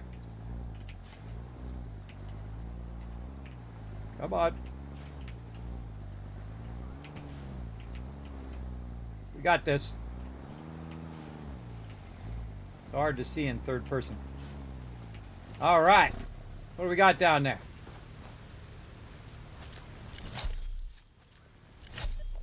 What the heck is it not? I had to cycle through 4 times. All right, what do we got down there? We got a ton of water.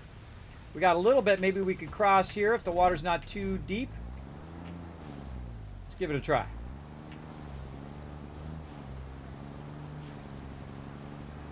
Yeah, there we go. Oh, nope. Oh, I hate hitting those.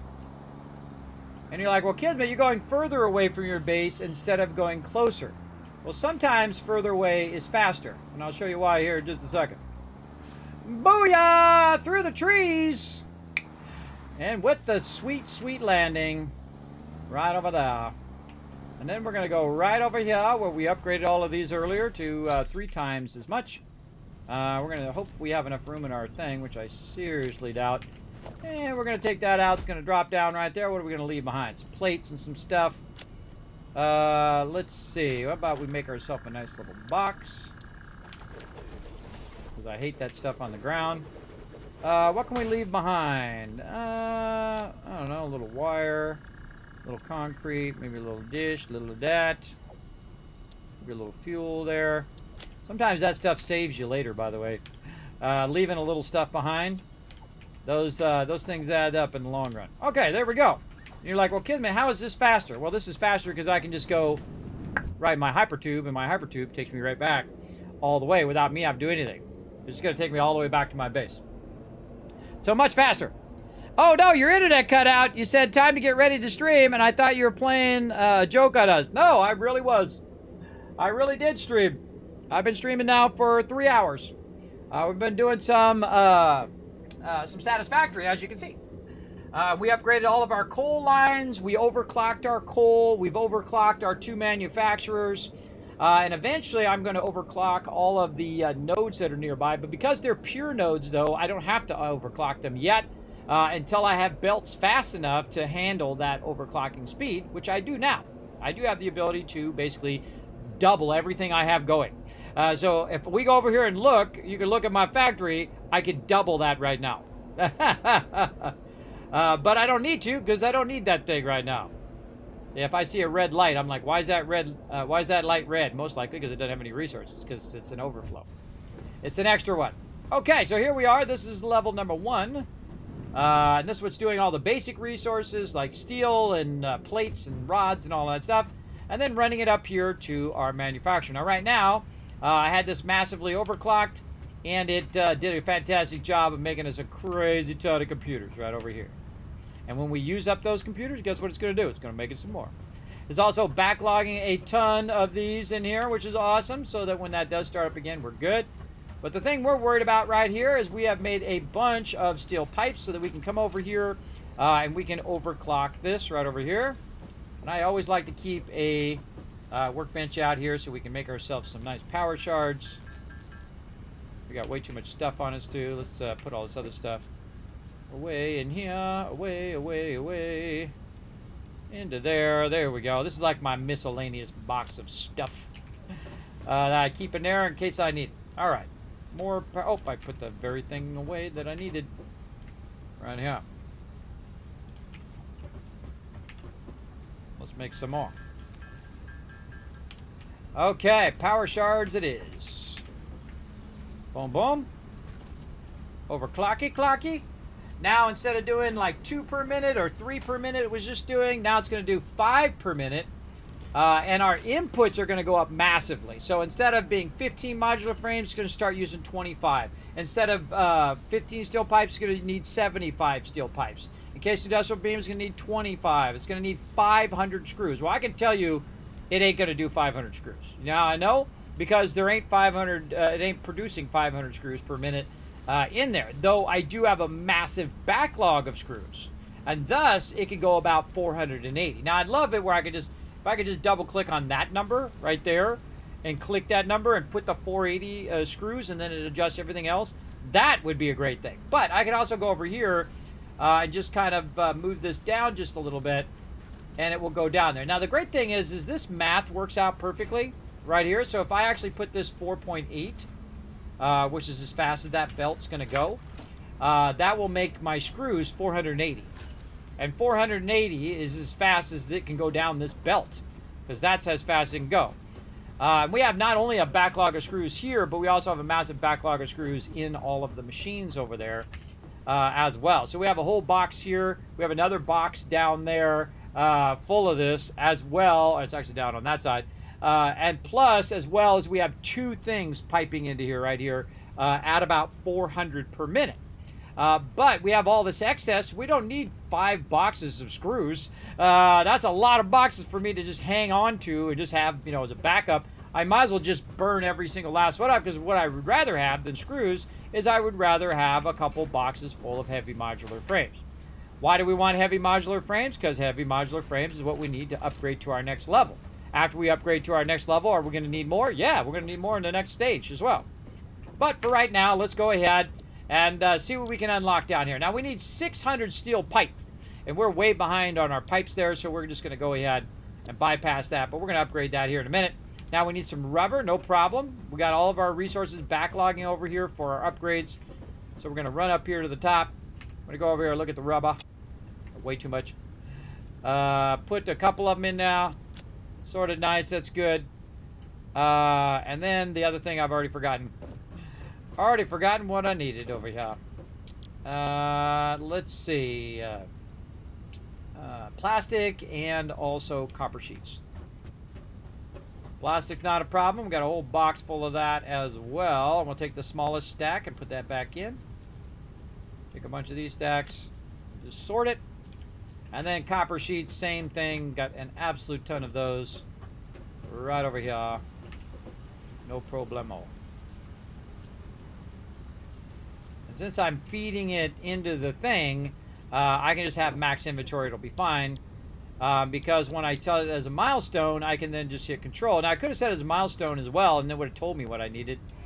But there we go. Pipeline, 600 pipeline now. And, most importantly, we get our better pumps. Reached. Improved pipelines and pumps can now be constructed, capable of handling increased throughput of any fluid, as well as providing increased pressure handling for better vertical transport, respectively. For better vertical transport. Okay, now, what we want to do is go in here in logistics. We want to take our to-do list. We want to clear that to-do list. And we want to go ahead and say, okay, if I want to upgrade them all to my Mark II pipes, let's go ahead and put a bunch in there and see what we need. Maybe some crosses, some level 2 pumps. And it's going to tell me all the resources that I need to do as many as I told it to do. And I just told it a random number. But I need a lot of copper sheets, a lot of plastic, motors, encased industrial beams, and so on. So those are the things that we should get first. So motors is not a problem. I got a whole box full of those as well. Copper sheets, not a problem. What's the other thing? Plastic. We need a lot more than that. Says, but we'll get a bunch. Encased industrial beams, we got those. And then again, copper sheets over here, no problemo. Plenty of copper sheets. You really need a lot of copper sheets. Now, what do I not need for this project? Well, I can tell you that I'm not going to need a bunch of computers, right? Maybe one stack. Am I going to need a bunch of wire? Probably not. One stack.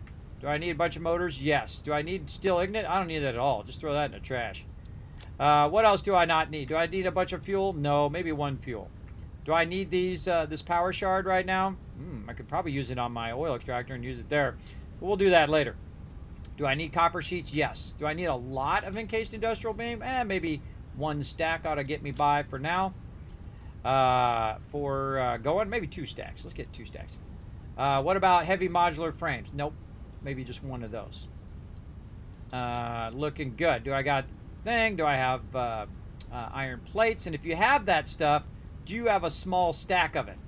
Because you don't want to end up with a small stack, because that takes up a whole stack in your inventory and basically is a waste of your inventory space. Like steel beams, that's a small stack. And we really got to get a lot of steel pipes going on. So let's go ahead and do a little this way. A little bit of boosting of our steel pipes. Actually, let's go see if they're backlogging yet. Because we could just let them backlog and go from there. They don't look like they're backlogging yet. Nope. They're still filling it up in here. They're probably backlogging in here. No. Why are those not backlogging in there? That's stopping. What's causing that to go slow? I don't know. Let's go find out. Upgrade that.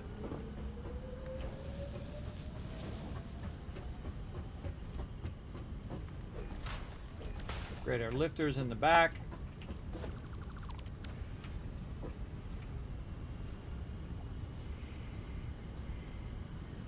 Still only showing 4 pipes. That's the stuff you want to double check. That should be pumping out at like 100 each.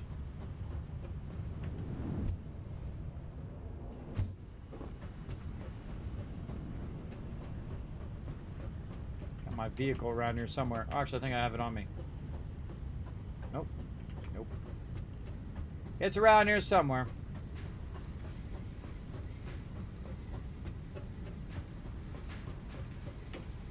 This problem. Output, but it's not connected. See? I knew it's something simple like that. Not connected from here to here. So that's backlogged, literally hundreds of them in there, which is great because we can just grab those out real quick. Use those for us. That actually was a positive thing. It was a little bit negative, but now it's a positive because now we backlogged a bunch that we can use for us, and now that will double up its production, or actually quadruple up its production. And keep that manufacturer going. Because I can tell, all I had to do is look up at the light, and if that light is not green, there's something wrong with something in that chain. And that's what we just upgraded, that we doubled the amount of pipes that we're producing, so that our manufacturer will never stop. But that does also help us with our next upgrade, which we're going to do here in about 23 seconds, which is our awesome monorails. Oh, we don't have enough. We still don't have enough. We have enough heavy modular frames, which is another reason why I'm doing so many frames, so we can get to our monorail system, and then also get that going. A little tempted to cut this line for right now. That's what we're going to do. We're going to cut, actually we'll cut the inner, oh, that's not max speed either. Let's cut that inner line. That means this isn't either. There we go. We're going to cut that inner line, and what it's going to do is backlog a bunch of this. It's going to stop the manufacturer for right now. And that's going to backlog a bunch of those. Let's go ahead and put what we got in here. We're not tempted to use it elsewhere. There we go. So we need... how many? 217. 217 roughly. So we're going to let that backlog. That's going fast. That'll be just a few minutes. We'll get that going. Okay, so now we got all that done.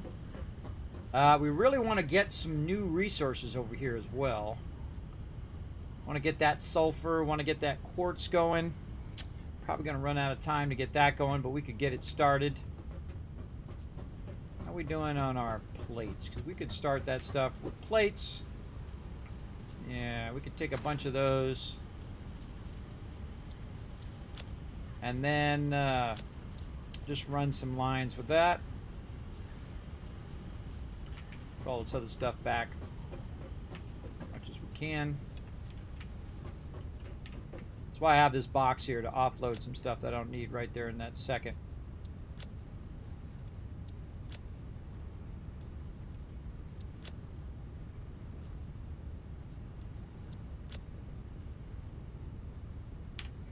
All right, looks good. I'll have to wait this out now. 144. Very close.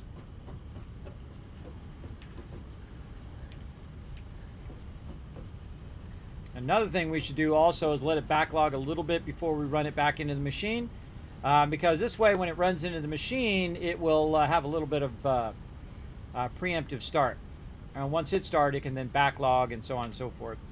Sometimes a little easier to do it that way. Just because I have a stand here, I'm going to just feed it a little at a time. Getting close, about 30 left. And then we'll have unlocked all of this. Now we also want to work on our space elevator and get that going eventually as well. And again, I could have just waited for it to all be there and then do it at once, but I find this is a great way of entertaining yourself while you're waiting. Just running it back and forth needlessly. Great way to entertain yourself. I could also be making them too. Monorails. Awesome. Milestone reached. A new set of buildings and vehicles needed for long-range transportation has been made available. All right. Now we can't really progress addition any to further. built-in power conduction, rails-based transit ensures increased efficiency and reliability for both the transport of pioneers and cargo. Now once I get to trains, then I'll actually raise my base up again. Up on top again, which we'll do here in a moment. But we're going to go ahead and let this backlog till about, I'd say about 80. And then we'll go ahead and reconnect.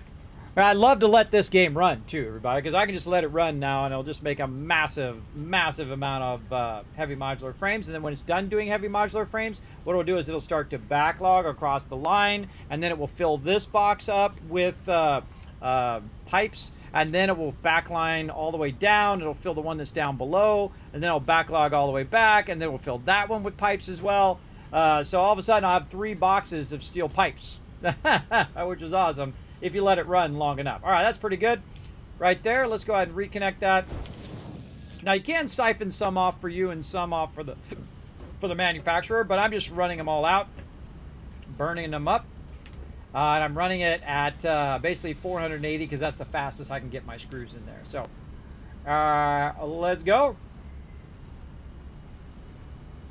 Oh yeah, that's totally plenty enough. Okay. That'll go do its thing. Now, how do we go and make the stuff that goes into the thing? Now, I've actually left a little bit of production over here at the end for this very reason. These two right here that are going to run this into the space elevator right over here. Now, one of the cool things about the space elevator is you can choose the thing that you want to do, right? Down here, in this one. You can choose the stuff that you want to run in there, but the problem is if normally if you run stuff in there, it will actually make it where it doesn't end up where you want it.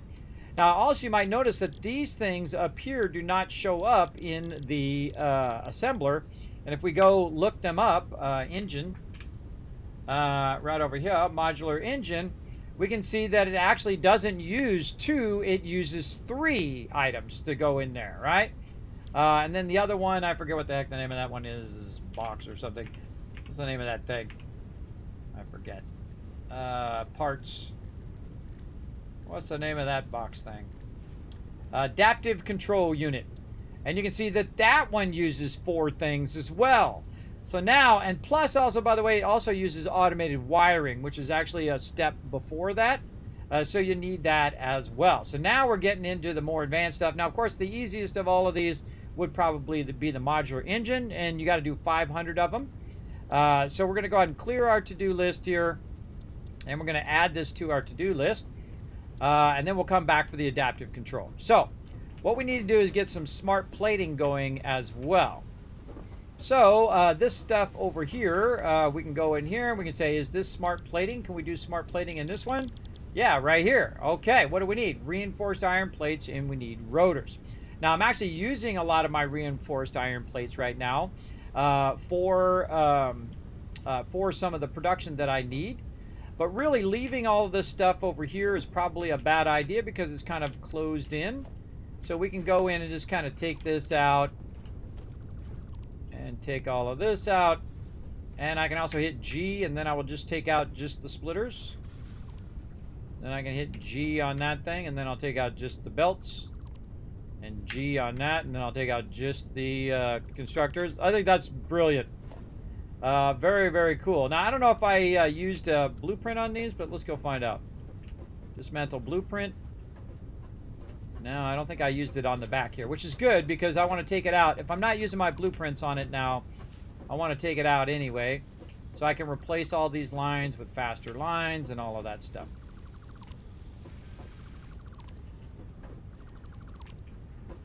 And we'll get all of these resources back.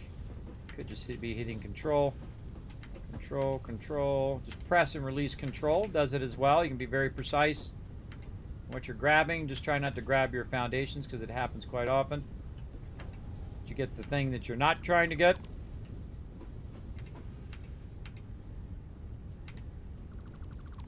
There we go. That cleaned up nicely.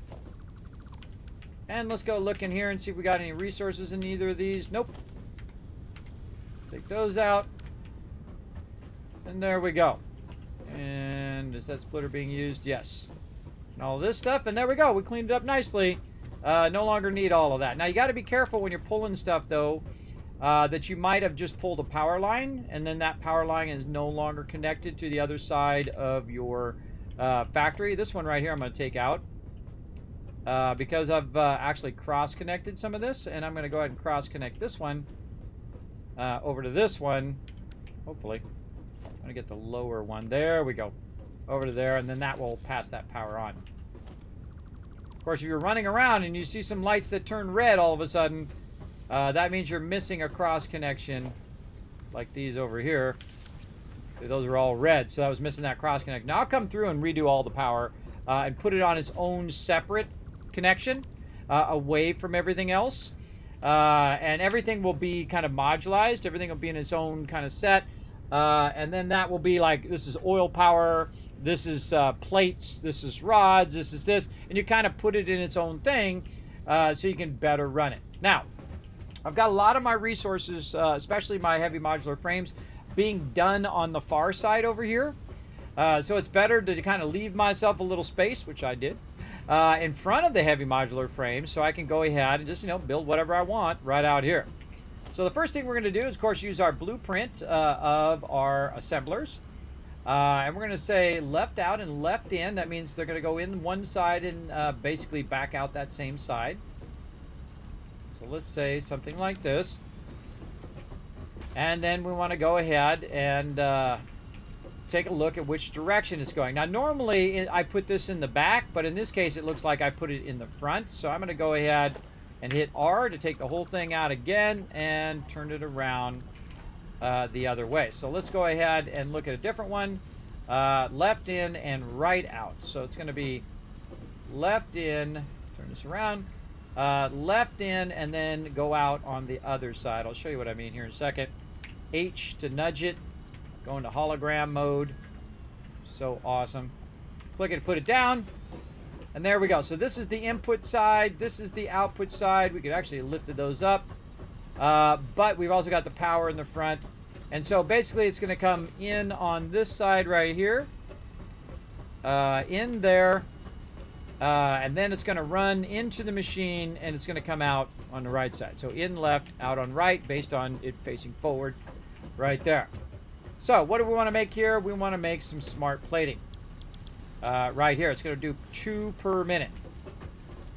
And then what do we want to make out of that smart plating? We want to go ahead and make our engines out of that. So we want to go ahead and take some assemblers and do the same thing. And I've got this kind of backwards, but we do what we got to do. Turn that back around. Actually, I could probably line these up this way. Yeah, something like that. I love the blueprinting. The blueprinting is awesome.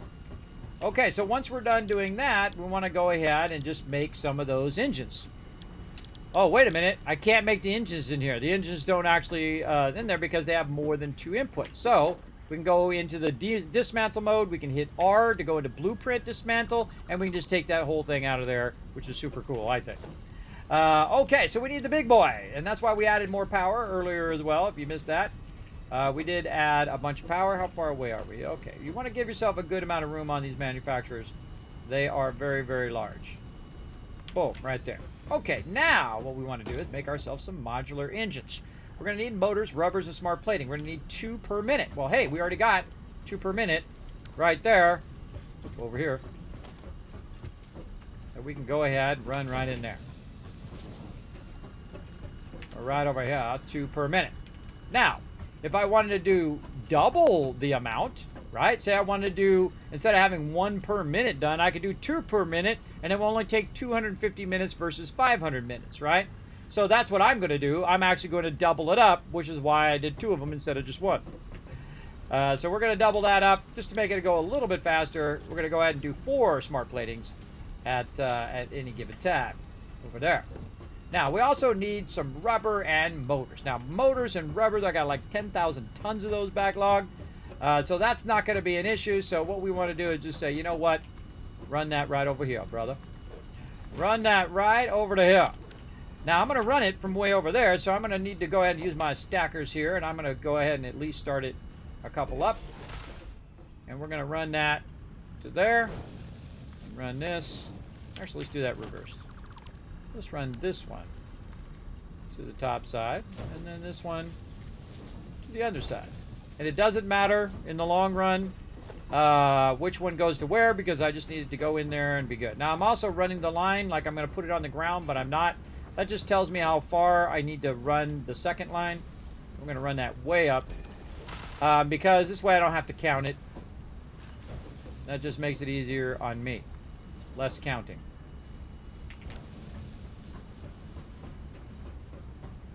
Okay, now we got to find our motors and our rubber.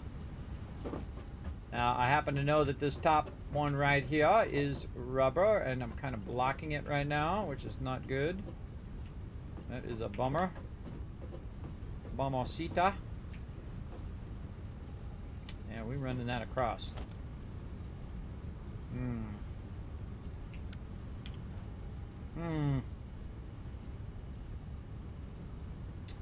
Don't like it. Don't like it. Don't like it at all. Here's what we'll do. We'll take this out. Upgrade this one. Gonna take this. Run that up. way up there. I'm going to take this out. I'm going to take... Actually, let's just take this out. Run it forward. Lifter on that.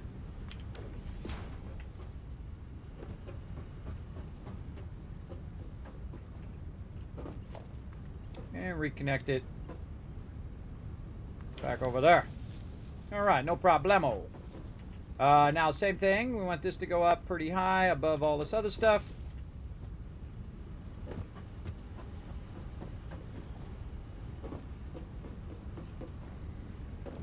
That's not high enough, I don't think. But we'll give it a shot. Let's see. Not going to reach. Not going to reach, but that's okay. We'll put it a little closer.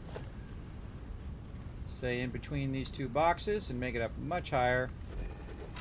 Maybe even a couple extra. There we go. So this one. Out of encased industrial beams. What a sad, sad thing. In fact, we'll probably take this one out because there's probably not any up in that one. Some of those. And we're going to run these at the fastest possible speed. These are going to run at like 480.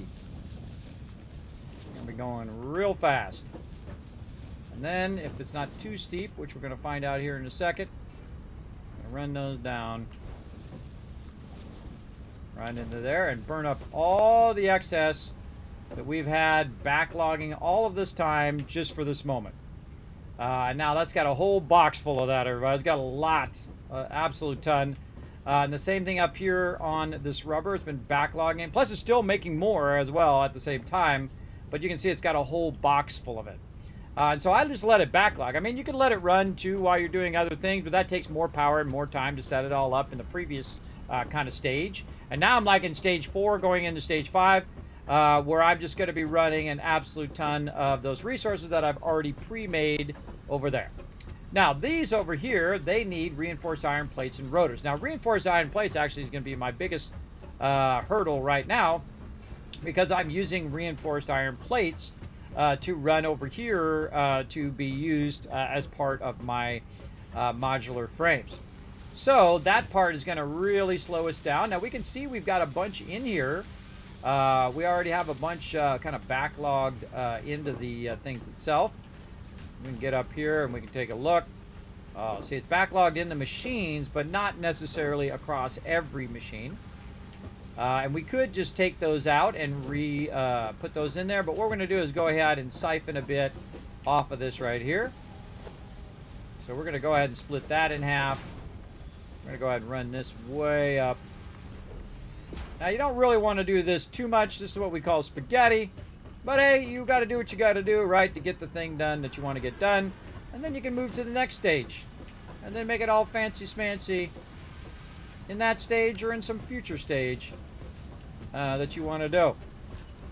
All right, so those are going to be our plates. And those are going to come in and go right there perfectly. Very nice. And our plates are going to go into there. Now, a thing I suggest you do is instead of this, you go ahead and make it easier on you by adding a little industrial storage here, like this, and then you run this to the industrial storage if it's close, not too steep. Maybe run it over this way a little bit. Maybe something like this. Too steep. Too steepy steep. There we go. Right in there, and then we'll just run this one actually at the bottom. And then what this does allows me to inject some of these in here, right? I can put the ones that I have in there, or if I have extras laying around, I can put them in there. Also, what I could do is go through here and say, you know what, I don't want to run any more of these down the line here because these are pretty much all used up. I can go into each of these machines and kind of grab it here, or I can go say, okay, I'm going to cut it up here so it doesn't run any excess any further than this, right? But if there's any excess in here, I can just go through and grab it because I obviously have a ton of modular frames here too. I can grab it out of the machine over here and get it going. Now don't worry, we're going to play some Fallout 4 here in a bit. Just relax, take it easy, it'll be fine. We're going to go over here. And again, just to get it started, we can go ahead and take our excess one of these, drop them in there. I'd always keep a stack for you, though. And that's going to start running in there. We want to go ahead and also establish our power. Let's run it over here in the corner. Run that up to there. Take this. Connect it back there. There we go. And that stuff's got power. And you can see it's starting to flow that in there now while it's waiting for the other resources. Now this one's over here waiting for rotors. So we need to go figure out what we're doing. Wait a minute. Did we send the rotors? No, we haven't done rotors yet. Yeah, we did. That was motors we did. Rotors are already being used. Oh, okay. Rotors are being run up right here and being used elsewhere. Probably for the motors. So let's go ahead and split it right here. Go ahead and see if we can tap into this other one. Underneath. Oh, yeah. And then down there. Now, this should always be temporary, everybody. This shouldn't be like your finished solution here. This should always be a temporary thing that you know, okay, I'm going to come back later. I'm going to take that out. But in the moment, if you only got so much time, and again, time is your most valuable resource. If you only got so much time, this is the way to do it. It's just have a central place where you're running all this stuff, and then take it and run it to its final destination. And then it's going to go ahead and start both of those up. Doing some smart plating. I need to make sure that both of them are set to smart plating. So double check that. Yes, they are. And okay, so that's going to run out at double speed. Now what I need over here, and again, manufacturers are one of the things that I do overclock, is I need my boosters there to make that go faster. So that smart plating will eventually make its way in here, and that's it. Those are the only three things that I need to make this happen. Now before you leave, though, make sure you see that come down the line. In fact, make sure you see it come out of both of them. So I suggest to stand up on top of there. Stand up on top of here. Gah. Jumping is terrible. All right. Stand up on top of here and watch that they both come out. One over here and one over there. So this is only going at 2 per minute. There's one on that side, and there's one on that side. 2 of them went down the thing, and they went in there. Okay, good. Nice. And now starting to make modular engines. Now, the hard part is this got a long way to go to get back in the other thing, because I built it this way instead of the space elevator being on this side, which would make this way easier. But the space elevator doesn't have to stay there. See, some people think that, oh, God, when I put my space elevator down, I need to keep it in the same position forever. Absolutely not. Move your space elevator where you want it to be instead of moving your stuff to your space elevator. Because you can tear it down and remake it. Doesn't have to be in the center of your base. At least I don't think so. So let's give a little bit of space over here. And how about over here too? Let's just really cover all this up. Now what I'm doing is something called zooping, which is amazing. You can just run big, long lines, about 10 lines at a time there, over there. And so the output of this wants to go into the space elevator. Now, I could try to hit it from here, but it's way too far away. And I don't want to accidentally hit something else. So let's go over here and take out the space elevator. And it's going to give me all the resources for the space elevator back in my box.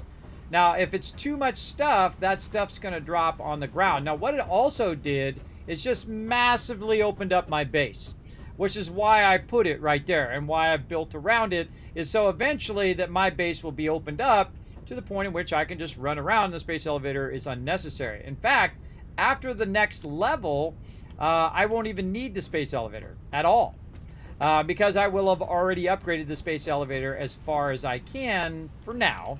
Later on, you can upgrade it one more time, which I won't spoil for you for right now. But again, you can basically move your space elevators. No big deal if you move it. It just takes a minute for the animation to come back up again. But I would move it where you need it, not run your lines all the way back to the space elevator every time, because you only need it for so long, and then you just take the whole thing out because it doesn't serve any function. Until the very, very end of the game, which I've actually never done. I've never done the very, very end. because I like to leave stuff for later. But we need our space elevator over here, so we can go ahead and run all of our stuff over here. And I'm actually going to turn it, let's turn it, yeah, like that, move it over to the right. Another cool thing in space elevator, you can hit H now. Get your space elevator down, and I think that should be good. Maybe a little bit more this way. Put it way over there. Let's put it right there. Now, another thing you can do using your hologram is you can actually override when it says that it's hanging off the side, like right here. You can override that with that. I'm sure they're going to figure that out eventually and take that out. Oh, I need some more plates. But you can actually just let it hang over the side if you want, which is pretty great. I think, anyway. Let's run back here and get some plates. Now, we're just trying to get this going so we can get our space elevator popping. And once we got that going, I will consider today a huge success. And then we're going to go play a little bit of Fallout 4. Have some fun doing that as well.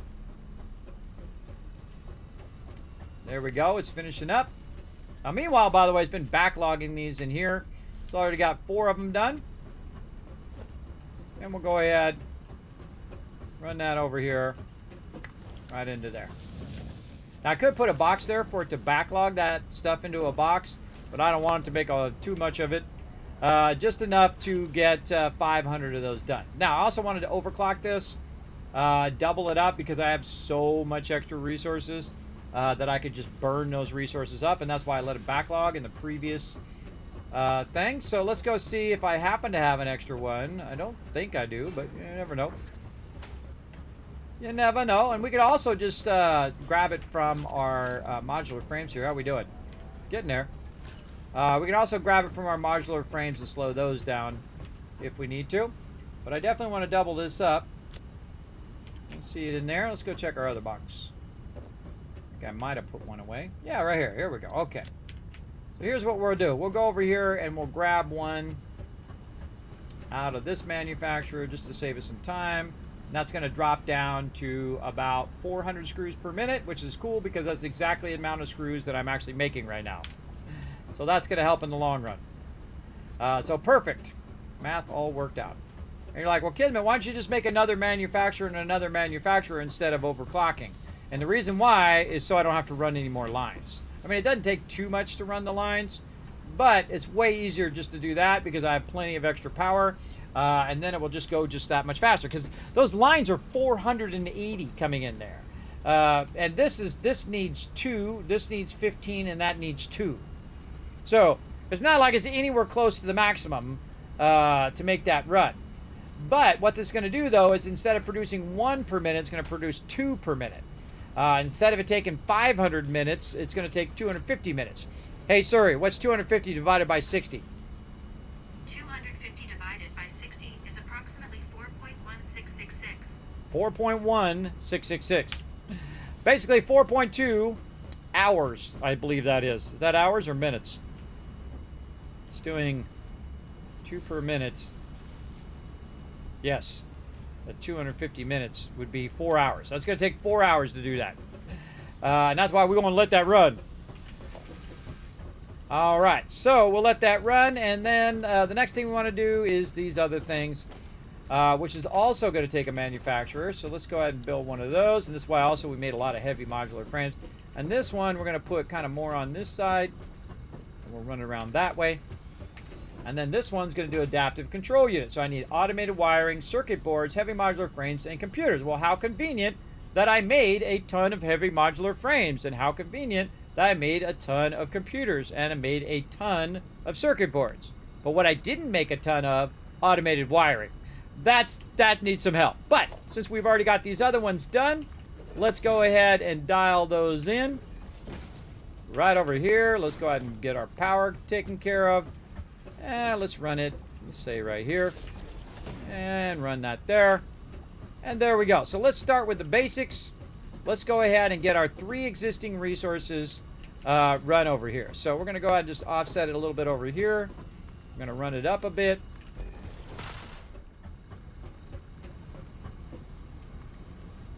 Then up a bit. Now we have this coming out in this direction on purpose, so we can go ahead and run that to the tippy top. Right there. And run this. Right there. Because I'm always thinking of the next thing, everybody. Like, what's the next thing I'm doing? Well, the next thing I'm doing is running a ton of heavy modular frames into this sucker. Now, how many heavy modular frames does it need? 1 per minute. How many heavy modular frames do I have? Thousands. Thousands per minute, right? Now, also, what do I have? Well, really 480 because that's the speed of my belt. Now, how many computers do I got? Well, I have 2 boxes of computers over here that I've been backlogging until I got to this point right here. So now I can take those computers, which are running actually this way, out of here and run them over that way. So let's get them, say, right here. And we'll run those computers out of the top. And we got two boxes back of backlog. And let's see where we're going. This way. This way over here. Can't quite reach it. That's a bummer, but no worries. We'll just do this.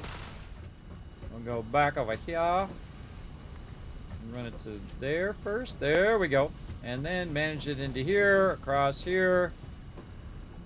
Now remember, we only have to make 100 of these, everybody. These are only 100, but they are the more difficult ones to make because you have to use 2 manufacturers to make the thing that goes into the manufacturer. And that makes it a lot harder. But if you backlog a ton of them like I did and you overclock all of that and you get a whole boxes full of it, then when it's time to do this, you already have 100 modular frames and you have 100 computers already. In fact, I have thousands of both of them and it's fine. Now, the other trouble is the circuit board. Now, circuit boards actually is a little tough in the very beginning because normally you don't have enough power. But it's not a trouble for me because I already got a backlog right over here. So I got thousands of those as well, backlogged and ready to rock. Now, I've got this thing coming across here. I don't like it. Got to get out of my way because I got to do this instead. Right there. Now, I'm going to see if I can do this instead. Try to route that around there. Let's give it a go and see what happens. Oh yeah, very nice. I don't like it to click. All right. Now we run this over here into that low side. That's why we did all this hard work before this, is this magic moment where you're just running all that stuff in there. Nice. Running all that stuff in there, so now I have 3 of 4 done, right? 3 of 4, backlog to the gills. Now, of course, automated wiring, I didn't make a bunch of that because I took that out previously, but automated wiring, not that hard. Not that hard, and it just so happens that we're on the side where all of those resources are. Now, how many automated wirings do I need if I want this to go at double speed, though? Right? 1 per minute instead of 1 per minute. Instead of taking 100 minutes, which is just over an hour, I could double it up, and it will take just about 30 minutes. But I already have to wait for the other thing anyway. I got to wait for 4 hours for that side, right? Or 4 minutes, one or the other, depending on how you want to work that math. But I really don't need to make this rush. This is fine. 1 per minute does 100 minutes, hour and a half. You're good. And then we'll still have to wait for that other one. But that's okay. We'll just let it run all night long. And by the time we get back, the next time we play Satisfactory, we'll launch it up and we'll unlock the next tiers. But we need 7.5 automated wiring over here. Now, it just so happens that I've already made a nice blueprint that's going to help us. Let's say left in and right out. Let's go to the right. So we're going to go ahead and put this down. Love the blueprinting because it already does all the splitting and merging and lifting and all of that fun stuff for you automatically. And we need to make sure... Oh, that is totally the wrong way. Let's just take that back out. Rotated the wrong way before I even did it. All right, left in, right out. Yes. And let's actually turn it the correct way. There we go. Really got to do it where the front is always where the front arrow, because I built it backwards originally when it comes to the arrows. Okay, smart plating, or no, automated wiring is what we need. Now this is 2.5. We need stators and we need cables. Well, cables is easy because our cables are right here. Now, as you can see, this is starting to become a huge mess, and I do it on purpose to show you how to fix it later. But what do you care? You're just trying to get to the next tier, right? You're just trying to get your stuff done. You don't care if it's fancy smancy, or maybe you do. If you do care, more power to you. If you don't care, like me, You know you're just going to tear all this down and upgrade all this stuff anyway. We can just tap into that right there, run that down, and now we've already got our wiring right to there if we had more of our stuff over here. Now remember, when all this stuff fills up, it's going to start to backlog all your basic resources all the way back to your actual extraction as well. And eventually, when I'm done with these heavy modular frames, it will then start to backlog those encased industrial beams, and then it will start to backlog the steel beams, and so on and so forth all the way back. Which I think is a great way to think about the game, is to let it backlog that stuff. And then when you get in, boom, you have a ton. Get it going. All right, we need some power. No worries. We got this. Run that over to there. This baby should start feeding those cables in there. Very nice. Now, the other thing we need is stators. Now, stators are being used back here for motors as well, but we have tons of motors, so we're not really hurting for those. But we'll run over here and we'll tap into our stators, which are going up and going that way.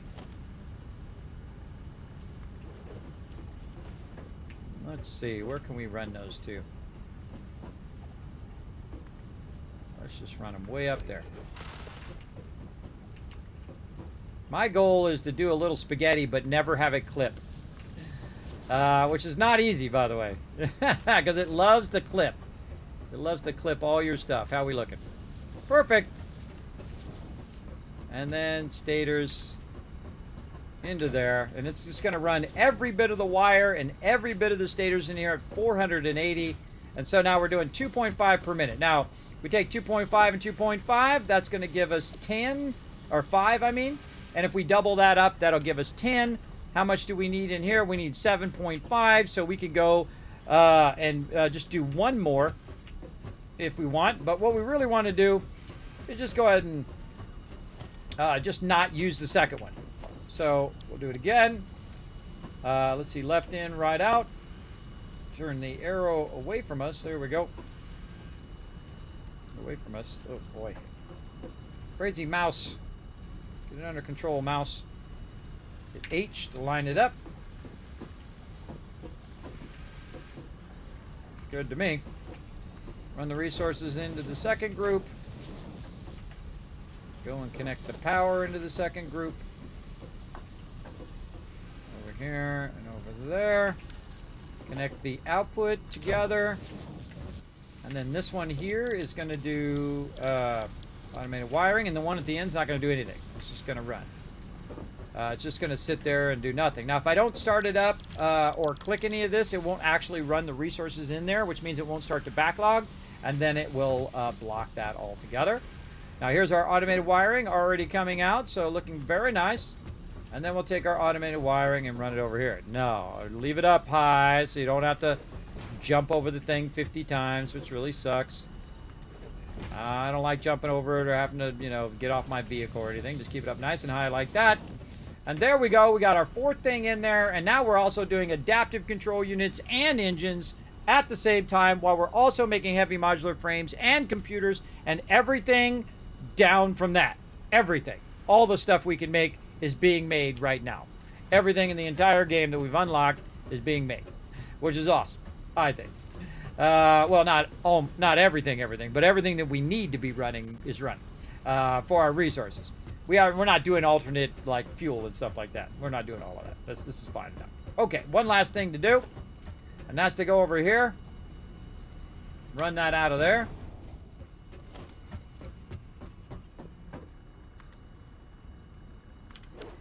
Maybe fill in our floors here so we don't go for a free trip.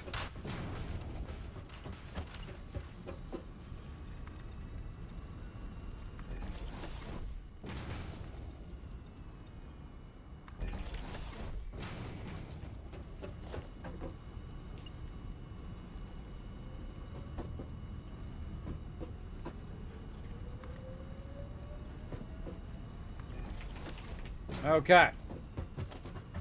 And then, definitely not going to make it. It seems like a long thing, but going to clip. No clipping. Awesome. Okay, so now we got them both running in there. Now, the real trick is, how do you know it's really working? Well, what we're going to do is run over here, and I can make a little ladder. Pretty cool. You unlock that in the awesome shop, because it is awesome. and then you sit here and you make sure something comes out of there. You absolutely sit here and make sure before you leave, because you know you did everything right ahead of this.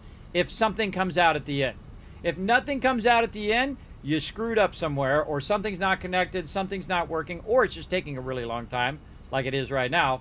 But I know it's working because it's green over there. See how it's got the green thing up at the top there? So I just need to come out of there and go into the thing. And then what I could do is just let it run. Are you making enough smart plating a minute? No, not at all, Ramrod. Not at all. Not making enough, anywhere close to enough. But we are going to just let it run. See, there's two ways of doing it, right? There is the power of time. Not your time, but its time. You can just let it run. Ain't no reason to sit here for 4 hours and make a bunch of plates that I could just let run for 4 hours while I'm not even around, right? Especially on our mega server, which runs 24/7.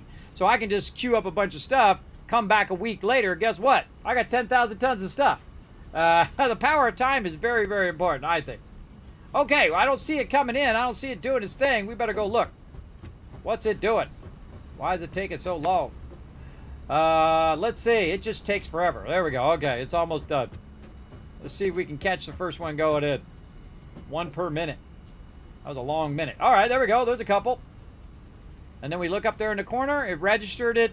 We're at 32 engines already. That's pretty nice. And then we go over here and we look for engines to come out of here. We look and see if it's green. Oh, it's like got a different color to it. What the heck? That's interesting. It's not green. And there it goes. Oh, it's overclocked. That's why. That's why it has that color. Duh. It's overclocked. That's what that. That's why it's not green. But it still means that it is working, and it's working at double speed. So again, instead of 500 minutes, it's going to take 250 minutes.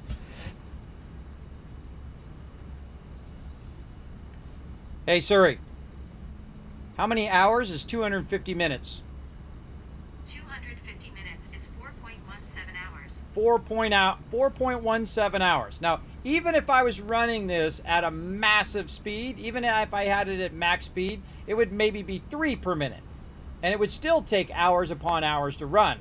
Now, of course, I could double it up and triple it up and do more resources and more power and more stuff to make it go faster. But I got time. I got time to let my machine run. And that's what we're going to do. We're going to let it run all night long. And when we come back next time for some Satisfactory, we're going to have that sucker filled up with that. And then it's going to backlog into here. Then it's going to backlog all of that. Then it's going to backlog all the resources back here. Then it's going to have a bunch of heavy modular frames and a bunch of computers and a bunch of other stuff that we can utilize. Now, one of the things I suggest, though, if you are running all of this, is that you do kind of watch it to make sure that you have enough to do what you need to do in the moments. You might want to grab a couple extra out if you have a whole box like I do. Grab a couple extra out in case you need to build something, or if you run out of power, or there's something you need to do. You should always have a backlog and not expend all of your resources that you did. But I try to basically clear it out at this point. I try to clear out every bit of resources that I can, because I can scale this up to a level now where, I mean, I'm making massive plates and massive amount of things. And I'm not even using that many nodes. I'm using 5 nodes, right? So how to play the whole game with just 5 nodes and get as far as I've gotten with just 5 nodes. Well, this is how, right here. Overclocking, making sure that you're running a good amount of lines so you're thinking ahead so that when I'm running my coal, I'm running 3 separate lines for the coal instead of just running the 1 line. And then I have to come back and add the lines later. I've already added them. Then I can come back and just upgrade them and make them faster. And then overclock, upgrade them again, make them faster, and so on and so forth as I go along. And when I get to tier 3 of those, or Mark 3 extractors, I'll put the Mark 3 extractors down, and then I'll just double those lines again. And then I can just run those suckers at max speed, basically being quadrupling each line. So that's 3 times for each line. So 3 times the first line, 3 times the next line, and 3 times the next line. And plus I have another node over there that I'm going to open up, so that'll be a 4th line of coal. From that one place, by the way. From the one place over here, which is 3 coal nodes I'm pulling, and then 5 nodes over here. You have 3 that are iron, and then 1 that is concrete and 1 that is copper. And if you notice, I've only need 1 copper node this whole time. Right? I'm using 1 steel node, for doing plates, reinforced iron plates. I'm using another node just for screws, and then a half of a node for steel, and a half a node for plates and for rods. And that's it. That's all I need. That's all I need to get to this stage. Just a couple nodes. Now I could go through and tap every single node. You got tens of thousands or 50,000 iron pumping in here, and anybody can. It's not a unique thing to just me or just unique to people. People think they come in and they say, "Look, oh, Kismet, oh man, I'm doing way better than you. I'm doing 50,000 iron in the thing, and I'm doing 2,000 copper, and I'm doing like, wow, okay, cool, awesome, nice job." People don't really care. Just like if you tell them you're level 3,000 in Fallout 76, or I'm level 950 in some other game. Nobody really cares. The thing I care about is how efficiently it was done. Did you spend 50 hours of your time doing it? Or did you spend 50 hours, 20 hours of time producing the same end result? Progressing through the game, right? It depends on what you think is the way to win.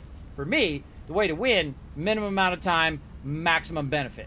That's the most efficient. The most efficient is I spent the least amount of time, which means if you're also a corporate person, which I've worked for corporate for many years, a corporate person, his highest cost is salary, right? So if some gigantic mega corporation sent me down here to do what I'm doing now, and I cost them less hours, and I produce the same result as the person who took 10 times the hours, guess who's being more efficient on the payroll? Yeah, exactly. So that's how I look at it anyway, because I always think, what would I do if I was really in the game? Would I spend 10 hours right now going and building more power and building more stuff and making sure that I have my iron plates up to 50 times the amount they are now? Absolutely not. I would always prioritize the thing that progresses me to the next thing. And then I would do that again, and I would do that again, and I would do that again, and that's why it takes me a lot less time. Now, this playthrough actually has a lot more hours. Actually, it's at 95 hours right now, but I can tell you I haven't spent 95 hours there because I've let it run. I've just let it run for 5-10 hours, come back in, bunch of resources. So maybe 5-6 hours of my time. How long have I been playing tonight? 4 hours. And I've probably done, 20 hours worth of stuff. Because it's done it itself. And that's how I like to play the game. Less of my time, more of it automating it. Because that's what you're doing. You're automating the process. Why would you make it why would you make it harder on you? Why don't you make it harder on the factory? Make it go faster. Make it run the materials. Make it do the work while you're sitting and chilling, eating drinking your pina colada on some nice beach somewhere. Now this is going to run out of encased industrial beams. I can see it already.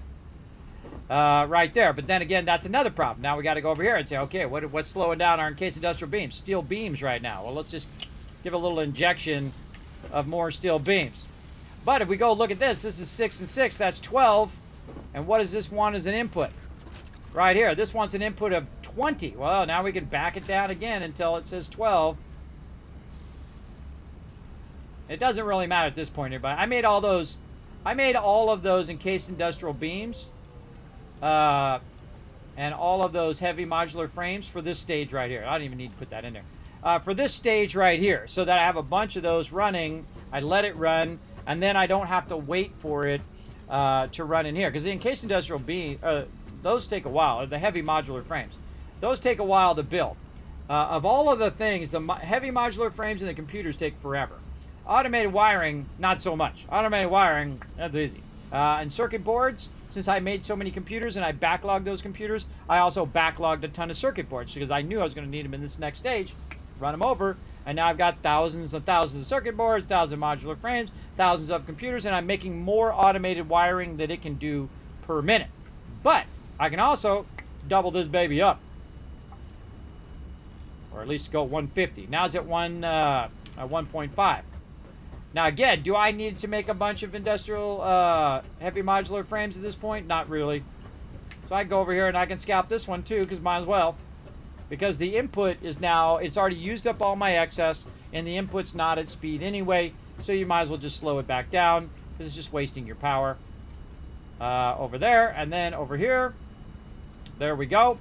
And so now we can double this up as well, because this automated wiring is definitely going faster than this thing. But we're going to need it 15 per minute. What do we got over here? We got 2.5. This is going to be a total of 10 over here. Let's add some more, just for fun.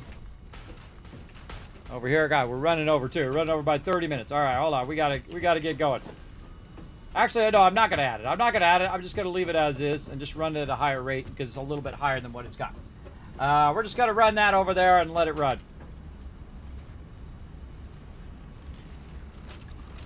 And I'll burn up that excess automated wiring. Now, what I could have been doing this whole time is making extra automated wiring as well. Had I thought that far ahead, I could have been doing that too. And that could have been burning up a lot of the resources that I have massively backlogged over there. I have massive amount of wire. Not so many stators. Stators, I've been doing motors so that I can build other stuff with it. But definitely cable. Cable, I have just an absolute mountain of cable, like 3 boxes full of cable back there. So that's not a problem. Stators take a long time. Modular frames take a long time. Heavy modular frames, all that stuff takes a long time, so you have to start scaling bigger and bigger and bigger, or just be super efficient about it, where you let it run, you come back, do the next stage, let it run, come back, do that, and that's what we're going to do. So let's go ahead and save, since we haven't saved in a while. I think in the last 4 hours, though it's auto-saving. Let's get over on this side. That's one of my favorite things, everybody, is to watch the thing run. So let's go over here. Where's a good spot? Watch all this spaghetti run across here. Let's go over here and use our lookout tower.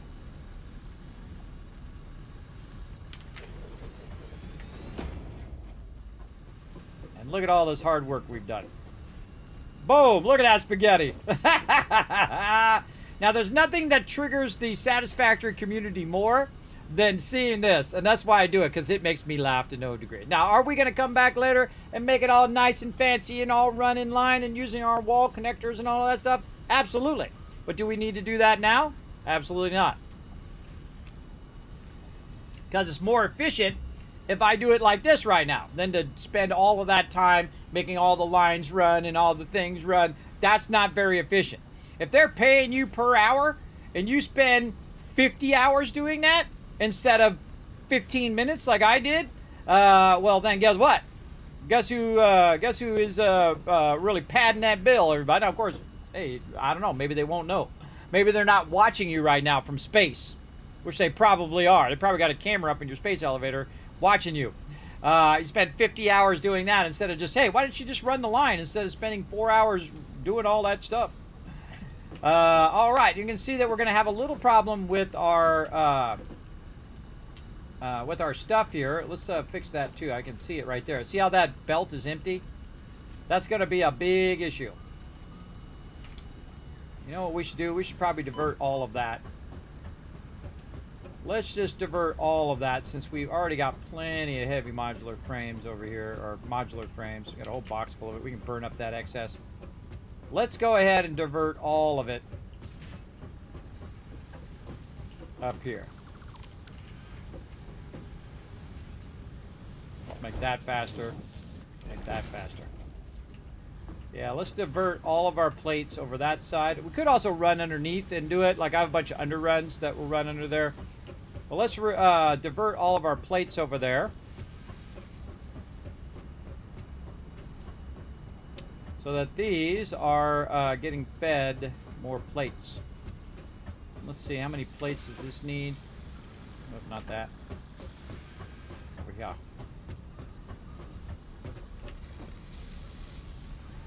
Two per minute. We're producing 10 per minute. So yeah, that'll be fine. Now that we've diverted all of them over here, it should be better.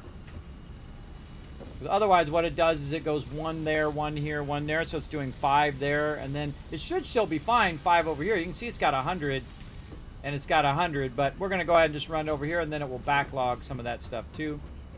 And then it will also burn up a lot of our excess. Now, whenever I feel like I'm about to upgrade my base and tear all this down and redo it, that's when I will burn all the excess as well. I want to burn all that up into something in the higher level and then stop making it. Like I'll go in and burn up all of these, which is great that we got stacks of those now. I'll burn all these up. Why not? Burn all that up. Burn up all of your things here. Burn up your stuff, because this way you don't have to move it. You don't have to take it and put it in its new spot and do all of that. Though this stuff will actually stay where it is. This stuff will go up to the other levels, and I have a bunch of boxes that will start backlogging all the way up. And then it will go to the upper level, and that's actually my train level. So that's where we're going to go, and that's why the title of this particular stream is we're going to go up, literally. We're literally going to go up. So let's go ahead and do a little bit of that before I forget and get on to the next thing here, which is Fallout 4. But we're going to go up like this. Oh, need some concrete. I'm going to put another level up above here, but we got to put our blueprinter down. Whee. Nope. Get some of this. Put that back in.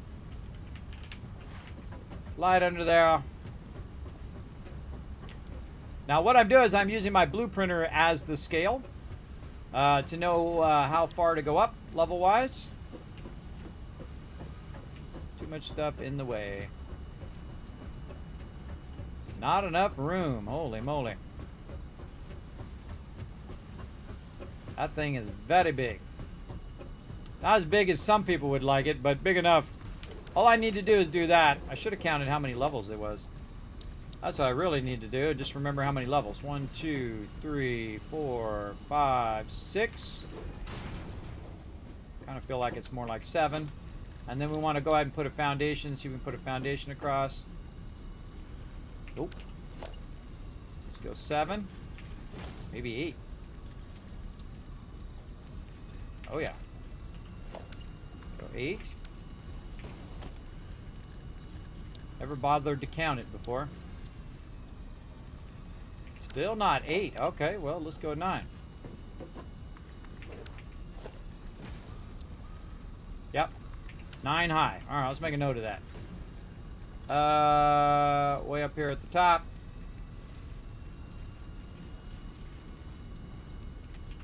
Blueprint machine equals 9 walls high.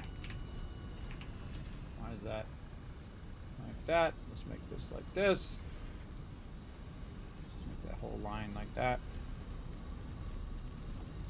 Actually, just reset it. Back to default. Okay. Make a note of that for the future. Alright, so that got us up to there. And then what we're going to do is not only do that, but we're also going to compare it to this right here. So this may actually end up being higher, but I'll go ahead and make it up 7, and then I'll make it up again, and so on. I'll have different vertical levels as we go up.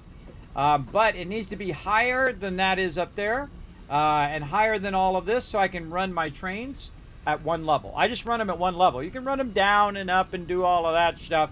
I run them at one level, and I just run the resources up to it. Why would you want it to slow down and speed up and slow down and speed up? That just makes it very inconsistent. If you have it just on a flat level, that's super consistent. So that's what I'm going to do. The same thing with my oil over here. I can go have it pick up my oil and all that if I want, and so on. And you can actually go faster than your fastest belt in the later game. Because you can send multiple trains. So you can have one train come in, pick up a bunch of stuff, boom. And then another train come in, pick up the stuff, boom. And you have multiple train stations to pick up it up, to drop it off, and then take off. And you can actually make it go way faster than you could just running an individual line. Especially with stuff like oil, because you're going to top out at 600. But of course I can make more pipes, and I can make more lines, I can do more stuff. But the train can carry way more than you can run down a pipeline if you have enough trains going. So we can do all of that stuff another time. But for right here, we're going to do this, and then we're going to go ahead and put a ladder right in the center, because that makes it super easy. Well, somewhat super easy. Just a spot there, bro. Reminds me of 7 Days to Die when it does that. Gaps it. Be gapping my ladder.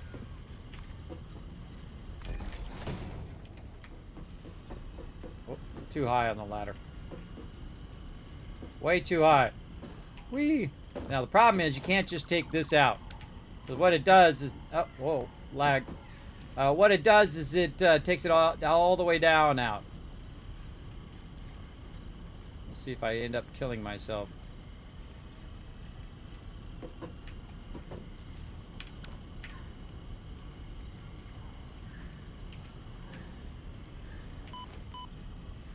There we go. Fell right on the ladder. Try that again.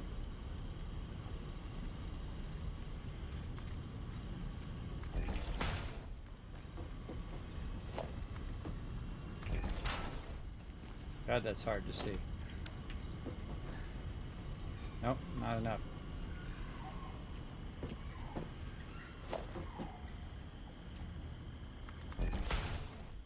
And as if it just snapped to the top. All right, here we go. And then we know what to do. Make some more walls. Now, of course, it'd be nice if we did a door here, but we'll just go this way. 1, 2, 3, 4, 5. Nope. 1, 2. Oh, it's counting for me right there. Duh. Forgot it counts for you in the thing. It didn't used to do that. All right. A long time ago. That was ancient times. Ancient times in Satisfactory.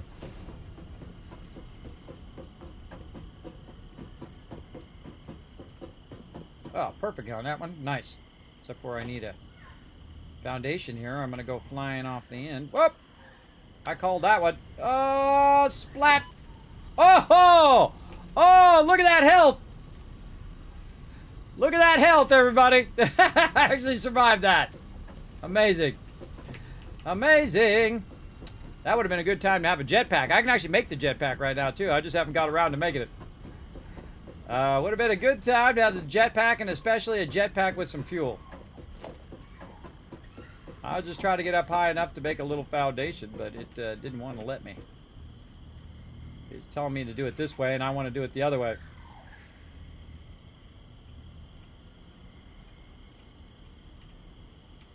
Ah! Not gonna make it this time. Oh! I grabbed the handrail. Nice.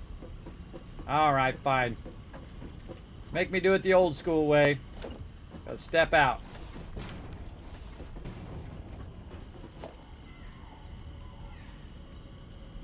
Come on, that was another good save there. Running a bit over here on Satisfactory, everybody, but having a good time.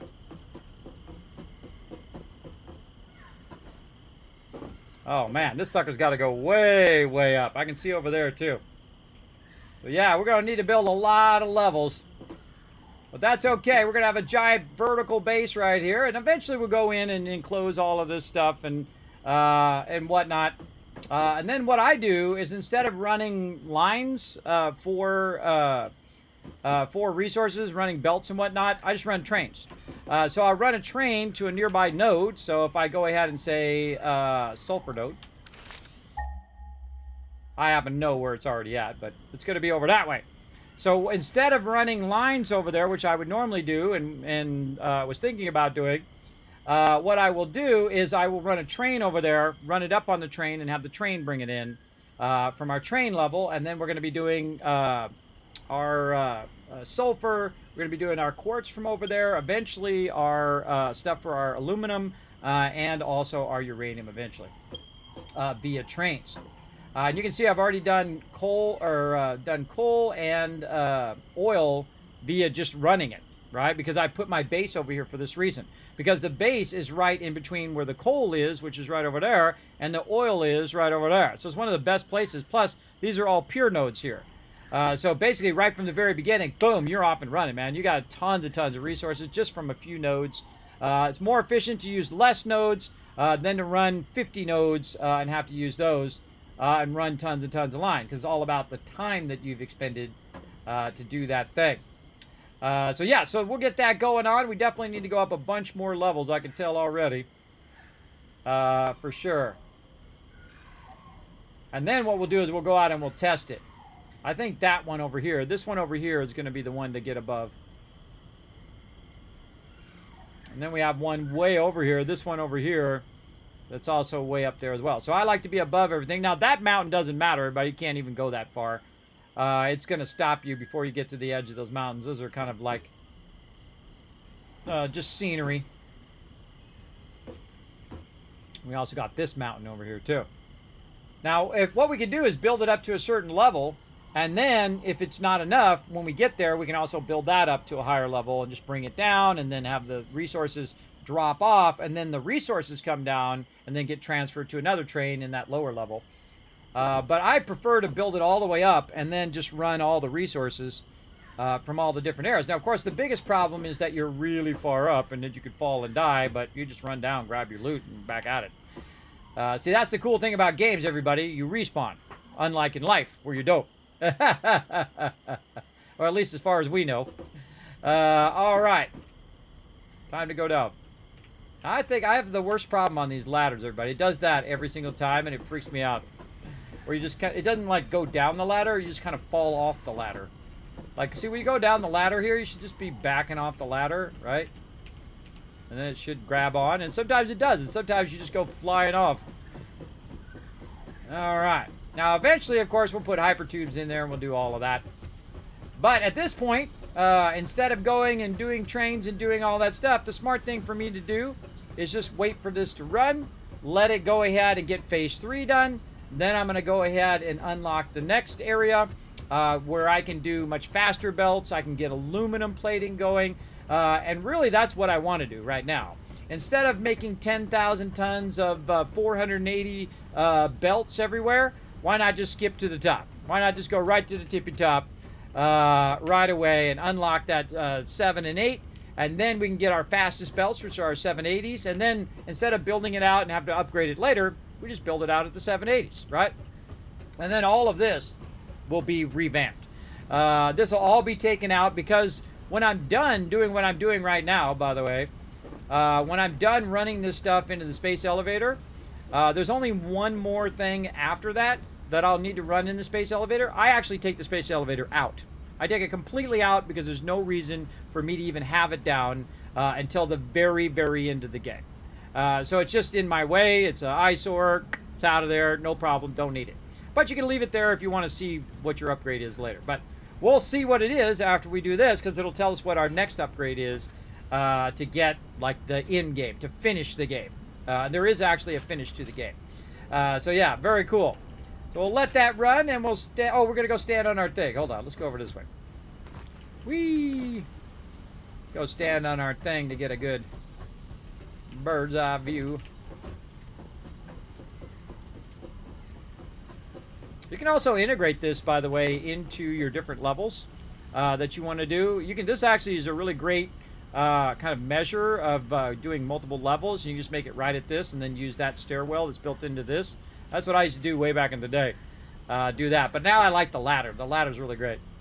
All right, so there we go. Now again, our biggest slowdown is going to be our iron plates right now. But it doesn't really matter because that thing's not even going fast enough for all of that. Big time.